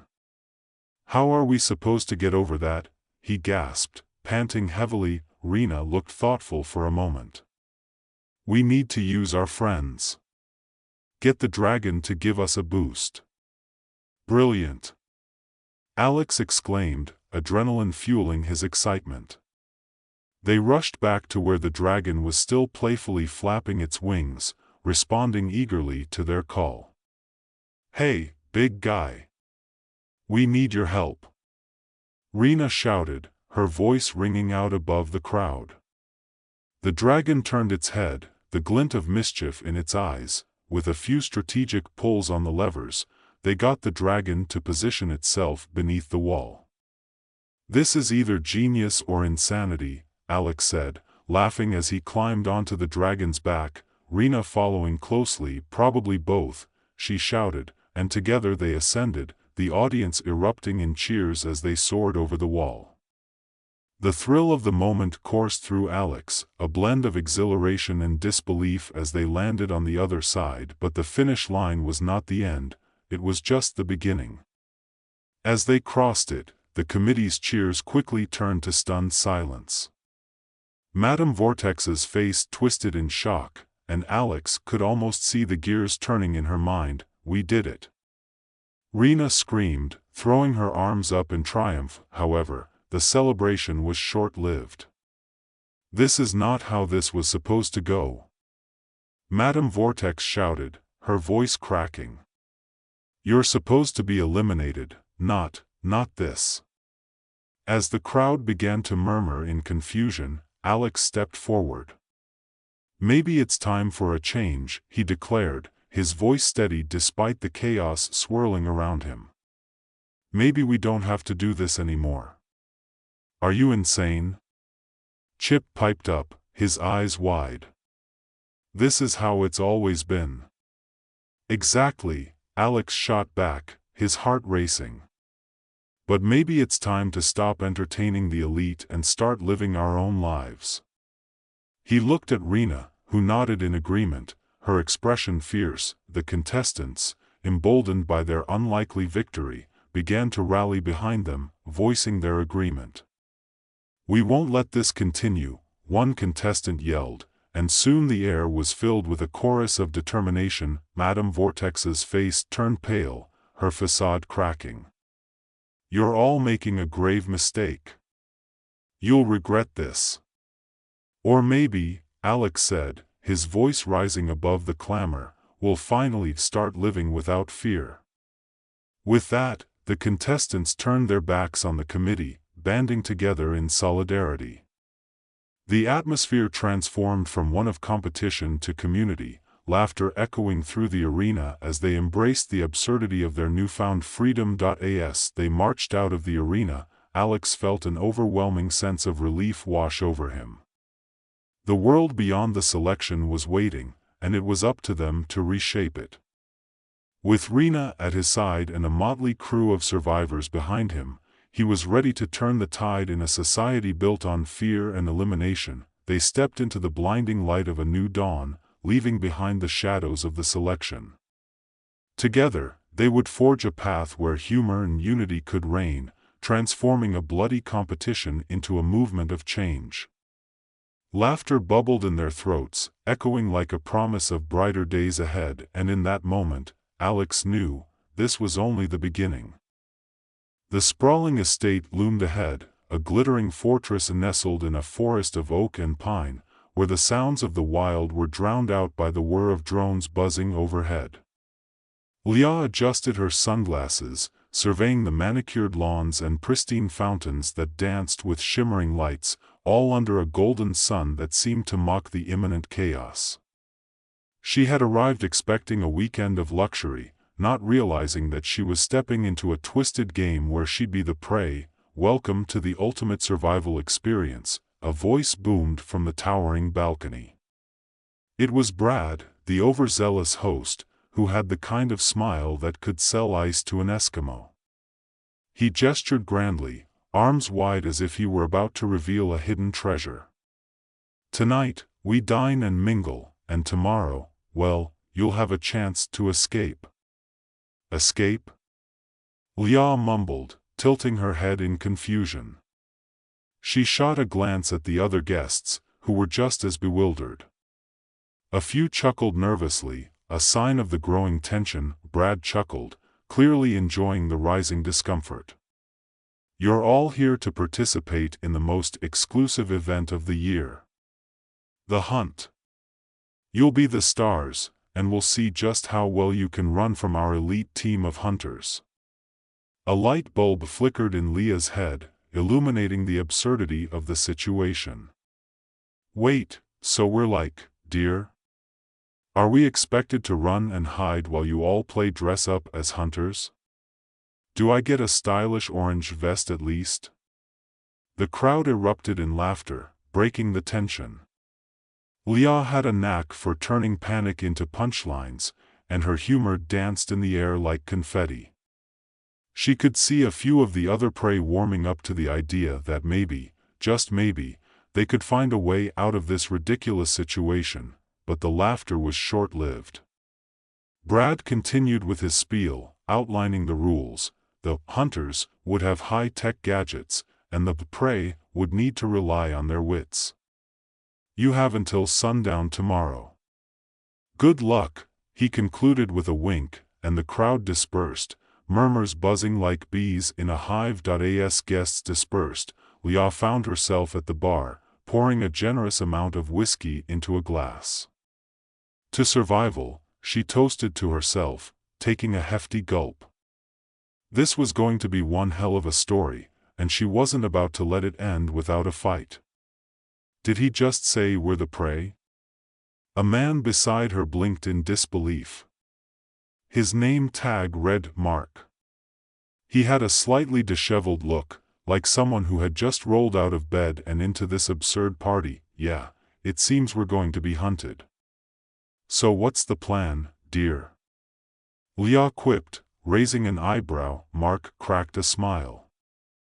"I mean, if we're going to be hunted, we might as well make it interesting. Let's figure out how to outsmart these rich idiots." With a newfound camaraderie, they formed an unlikely alliance. Mark was a tech whiz, and he revealed he had a knack for hacking.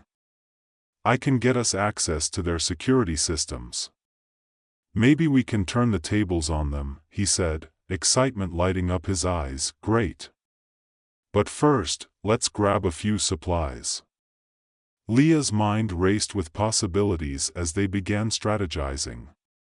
The night passed with more laughter than fear, but as the clock ticked toward midnight, the atmosphere shifted. The reality of their predicament loomed larger than the grandeur of the mansion. When morning came, the laughter would fade, and the hunt would begin. As the sun rose, casting eerie shadows across the estate, Leah gathered her group, 6 other guests who had decided to join her cause. They convened in a small nook of the garden, hidden by towering hedges. "All right, team," Leah said, channeling her inner motivational speaker. We're going to treat this like an extreme game of hide and seek, except we really need to avoid being caught. Mark, what do you have for us? Mark pulled out a tablet, his fingers dancing over the screen. I've managed to tap into their security cameras. We'll know where the hunters are at all times. But we need to move quickly, they won't be hunting forever. The group nodded, fear giving way to determination. They planned their escape route, mapping out the property and identifying potential hiding spots. Leah couldn't help but feel a rush of adrenaline mixed with the surreal humor of it all. Here they were, planning their escape from a rich man's twisted fantasy, like characters in a movie gone awry. As the sun climbed higher, they scattered into the dense woods bordering the estate, laughter punctuating their fear. Did you see that squirrel? Leah giggled as a furry creature dashed across their path. That thing looked like it was training for the Olympics. Their banter kept spirits high, but lurking beneath the surface was the reality that they were running for their lives. They set up a few traps, using fallen branches and rocks, creating distractions for the hunters.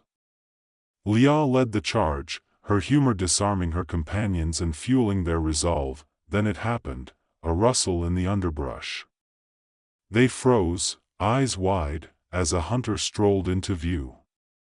Dressed in camouflage, he was the quintessential image of a predator, holding a high-tech crossbow and surveying the area with an arrogant smirk. Leah's heart raced. This was it, split up, she hissed, her voice barely above a whisper. We can't let them catch us all together. In the chaos that followed, they darted in different directions. Leah found herself alone, crouched behind a tree, her breath coming in sharp gasps. She could hear the distant laughter of the hunters as they scoured the area, enjoying the thrill of the chase. But just when the fear threatened to overwhelm her, a sudden thought struck. I can't let them have all the fun, she muttered, grinning at the absurdity of her own courage. With a deep breath, she emerged from her hiding spot, and in a stroke of inspiration, she decided to confront the hunters head-on. Hey! Over here, she called out, waving her arms. The hunter turned, surprise etched on his face. Come and catch me if you can. As he charged forward, Leah dashed into the trees, laughing uncontrollably at the wildness of it all. It felt liberating, this dance of life and death. But soon, the tables began to turn. Leah led the hunter deeper into the woods, using her surroundings to her advantage. She ducked and weaved, leaving him trailing behind. And just when she thought she was in the clear, she stumbled upon the remnants of an old, abandoned cabin. This will do, she thought, pushing through the door and crouching low. The cabin was dark and musty, a perfect hiding spot. As she caught her breath, she noticed old traps lying around, remnants of the place's past. An idea sparked, maybe she could use this to her advantage. Moments later, she heard the crunch of leaves outside, and her heart raced again. The hunter was closing in. But this time, she had a plan. She quickly set up a makeshift trap using the remnants of the old cabin and hid behind a broken door. With a sudden crash, the hunter entered, oblivious to the snare she had set. You think you can escape that easily? He taunted, stepping forward, right into her trap. In a glorious twist of fate, he stumbled into her makeshift contraption, triggering a cascade of fallen beams that sent him sprawling. Leah couldn't help but burst out laughing, a blend of relief and exhilaration washing over her. Not so tough now, are you? She called out, reveling in her triumph. But as she made her way to the door, she heard more voices approaching. This was far from over. As the hunter lay entangled in her trap, Leah felt a surge of adrenaline mixed with laughter bubbling up inside her. She couldn't believe she had actually managed to outsmart one of them. But the sound of approaching voices reminded her that this was only the beginning. She took a deep breath, steadied herself, and ducked behind a rotting wooden beam, her heart racing as she strained to hear. 2 more hunters entered the cabin, their confident banter echoing off the walls. "Did you see that? She thought she could outrun us," one of them sneered. The other laughed, a cruel sound that grated on Leah's nerves. "Let's find her and put an end to this little game. She's just a scared little rabbit." Leah clenched her fists, determination replacing any trace of fear. They were underestimating her, and she wasn't about to let them get away with it. She peered around her hiding spot, noting the dusty old tools scattered around the cabin, rusty nails, a heavy hammer, and an ancient saw. Inspiration struck. If she could use the environment to her advantage, she might just make it out alive. Carefully, she grabbed the hammer and crept toward a window, listening closely as the hunters continued their taunting. "She's probably hiding under a rock somewhere," one of them joked, and they both burst into laughter. Taking advantage of their arrogance, Leah reached for a loose plank on the wall and pulled it away, creating a small opening. With one swift movement, she hurled the hammer out the window, sending it crashing into a nearby tree. The noise echoed through the woods, and she watched with satisfaction as both hunters turned, their heads snapping in the direction of the sound. "Did you hear that?" one of them said, eyes narrowing. "Let's check it out." They moved toward the noise, and Leah seized the moment to slip out the back door. She raced away from the cabin, the adrenaline coursing through her veins. She couldn't believe how exhilarating this was, the thrill of the hunt, except she was the one doing the hunting now. As she navigated through the trees, she couldn't shake the feeling of exhilaration mixed with the underlying tension of being hunted. Every rustle of leaves, every snap of a twig sent her heart racing. But she kept her wits about her, focusing on the plan she and Mark had devised earlier. They had to regroup and figure out their next move. She darted deeper into the woods, breathing heavily but unable to suppress a grin. The other prey might still be out there, and she hoped they were managing to hold their own. After what felt like an eternity of dodging trees and weaving through the underbrush, she spotted a clearing up ahead. Peeking through the foliage, she saw Mark standing there with a few other members of their group. They were all visibly shaken but unharmed, and Leah's heart swelled with relief. "Hey! Over here," she called, waving her arms wildly. Mark looked up, his face lighting up with a mix of joy and surprise. "Leah! You made it!" He rushed toward her, pulling her into a tight embrace. "We were worried. We saw some of the hunters heading this way." "Yeah, I had a close call, but I got one of them caught in a trap," she said, grinning like she had just won a gold medal. "We need to figure out what to do next. Did you find anything useful?" Mark nodded eagerly, gesturing for the others to gather around. "I managed to hack into their main system briefly before the connection dropped. I found out there are only a few hunters left, but they're armed with some serious gear. We need to be strategic." Leah glanced around at her group, who all looked ready for action. "All right, then. We can't just wait around to get picked off one by one. Let's set some traps of our own and use the hunters' arrogance against them." The group began to buzz with energy, ideas bouncing back and forth. Leah suggested using the cabin as a base, where they could prepare their defenses. They moved quickly, setting up makeshift barriers and camouflaging themselves with branches and leaves, just like kids playing army in the backyard. As the sun began to dip low in the sky, casting long shadows through the trees, they took their positions, hiding and waiting. The hunters would be back, and they were ready to fight back. Hours passed, and the anticipation was palpable. Leah found herself whispering jokes to Mark to keep spirits high.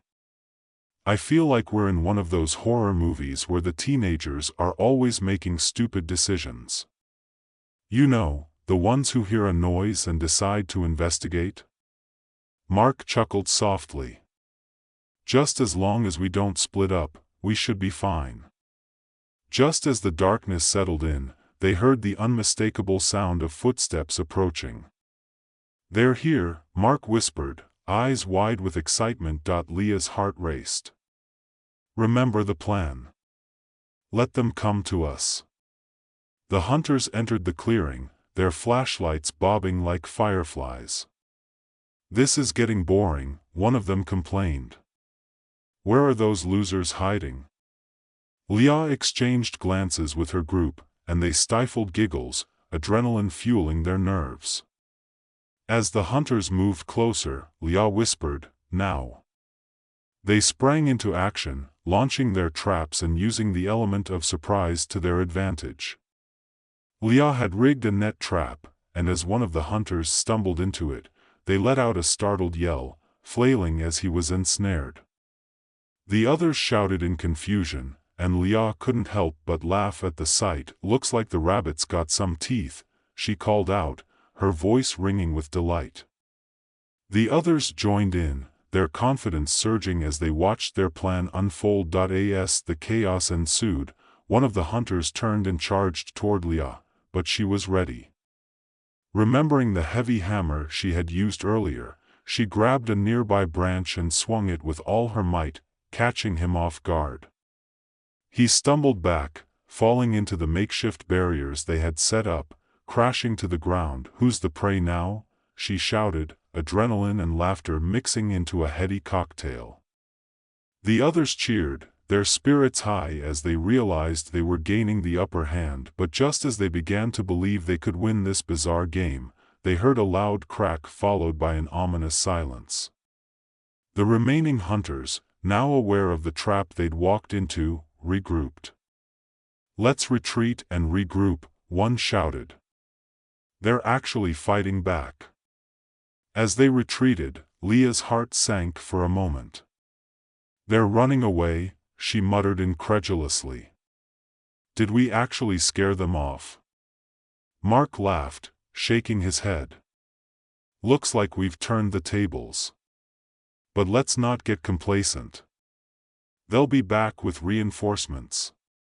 The group exchanged excited looks, a sense of victory washing over them. They were no longer mere prey, they had fought back and made their mark. But they needed to prepare for the hunters' return. They set to work, fortifying their position and gathering any tools they could find in the woods. Leah took charge, organizing the group into different tasks while keeping the atmosphere light. "If we're going to survive this, we might as well have fun, right? We can tell our friends we spent a weekend in the human hunting grounds, the best vacation ever." Laughter echoed in the darkness, and for a moment, the reality of their situation faded away. They shared stories, making light of their circumstances, which helped ease the tension. As the night wore on, they stayed vigilant, taking turns watching the perimeter. Leah couldn't shake the feeling that this was a turning point. They were no longer just trying to escape, they were fighting for their lives, and they were doing it together. Hours passed, and just as dawn began to break, the atmosphere shifted again. The sound of engines revving pierced the quiet of the morning, followed by the low hum of drones flying overhead. Leah's heart sank. The hunters had returned, this time with reinforcements. "They must have called for backup," Mark said, his voice low. "We need to get ready." Leah nodded, her pulse quickening. "Everyone, take your positions. Remember what we practiced." The group scattered into the trees, hearts pounding as they readied themselves for what was to come. The hunters began to spread out, searching for signs of their prey. Leah took a deep breath, calming her racing heart. She would not let fear take over. She had led them this far, and she was determined to see it through. Just then, she spotted a familiar figure among the hunters, Brad, the host. His confident stride made her stomach churn. "Looks like our friendly host has come to join the party," she muttered, gritting her teeth. "Time to show him what we're made of." As the hunters drew nearer, Leah caught Mark's eye. "On my signal," she whispered, raising her hand, ready to give the command. The first hunter stepped too close, and with a swift movement, Leah called out, "Now." The group sprang into action, launching their traps and employing their improvised weapons. Chaos erupted. Leah and her team fought back, using their surroundings to their advantage. She ducked and dodged, her movements fueled by determination and the thrill of the fight. They scattered, drawing the hunters into their carefully laid traps. Brad's voice boomed above the fray, ordering his hunters to regroup. "Don't let them escape. They think they can turn the tables on us." Leah's heart raced. She had never felt more alive. "We can do this," she shouted, rallying her group. "They're just a bunch of overconfident fools." With renewed vigor, they pushed forward, using every ounce of creativity and resourcefulness they had. One by one, they managed to ensnare the hunters, turning the tide of the battle. The woods echoed with laughter and shouts, the absurdity of the situation amplifying their resolve. Finally, after what felt like an eternity, the remaining hunters began to retreat. Brad, now visibly frustrated, shouted orders, but the confidence in his voice was wavering. Leah and her group had fought back fiercely, and they were winning. As the last of the hunters fled, Leah couldn't help but laugh, the sound echoing in the trees. "We did it. We actually did it." Her group erupted into cheers, celebrating their hard-fought victory. It was surreal. The once hunted had become the hunters, and they had triumphed against the odds, but just as they began to let their guard down, a chilling sound cut through the air, the roar of engines approaching fast. Leah's heart dropped. "We're not done yet, are we?"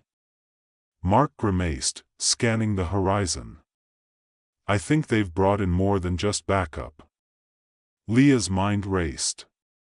They couldn't let their victory slip away now. "We need to regroup. We've proven we can hold our own, but this might be the real test."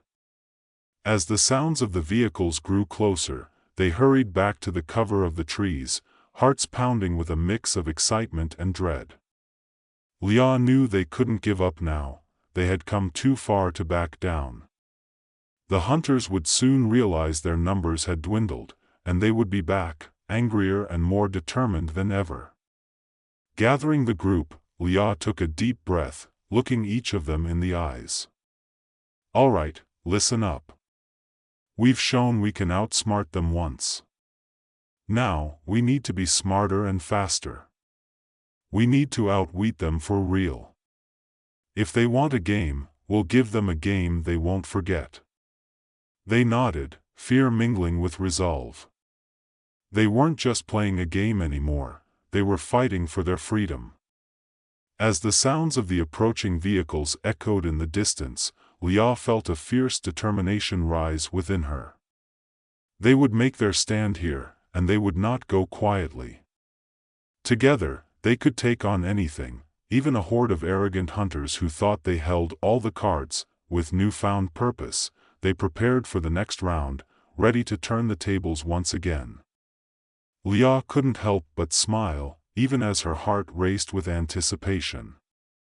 This was their moment, and she intended to seize it with everything she had. As the vehicles rolled into view, she readied herself for the challenge ahead.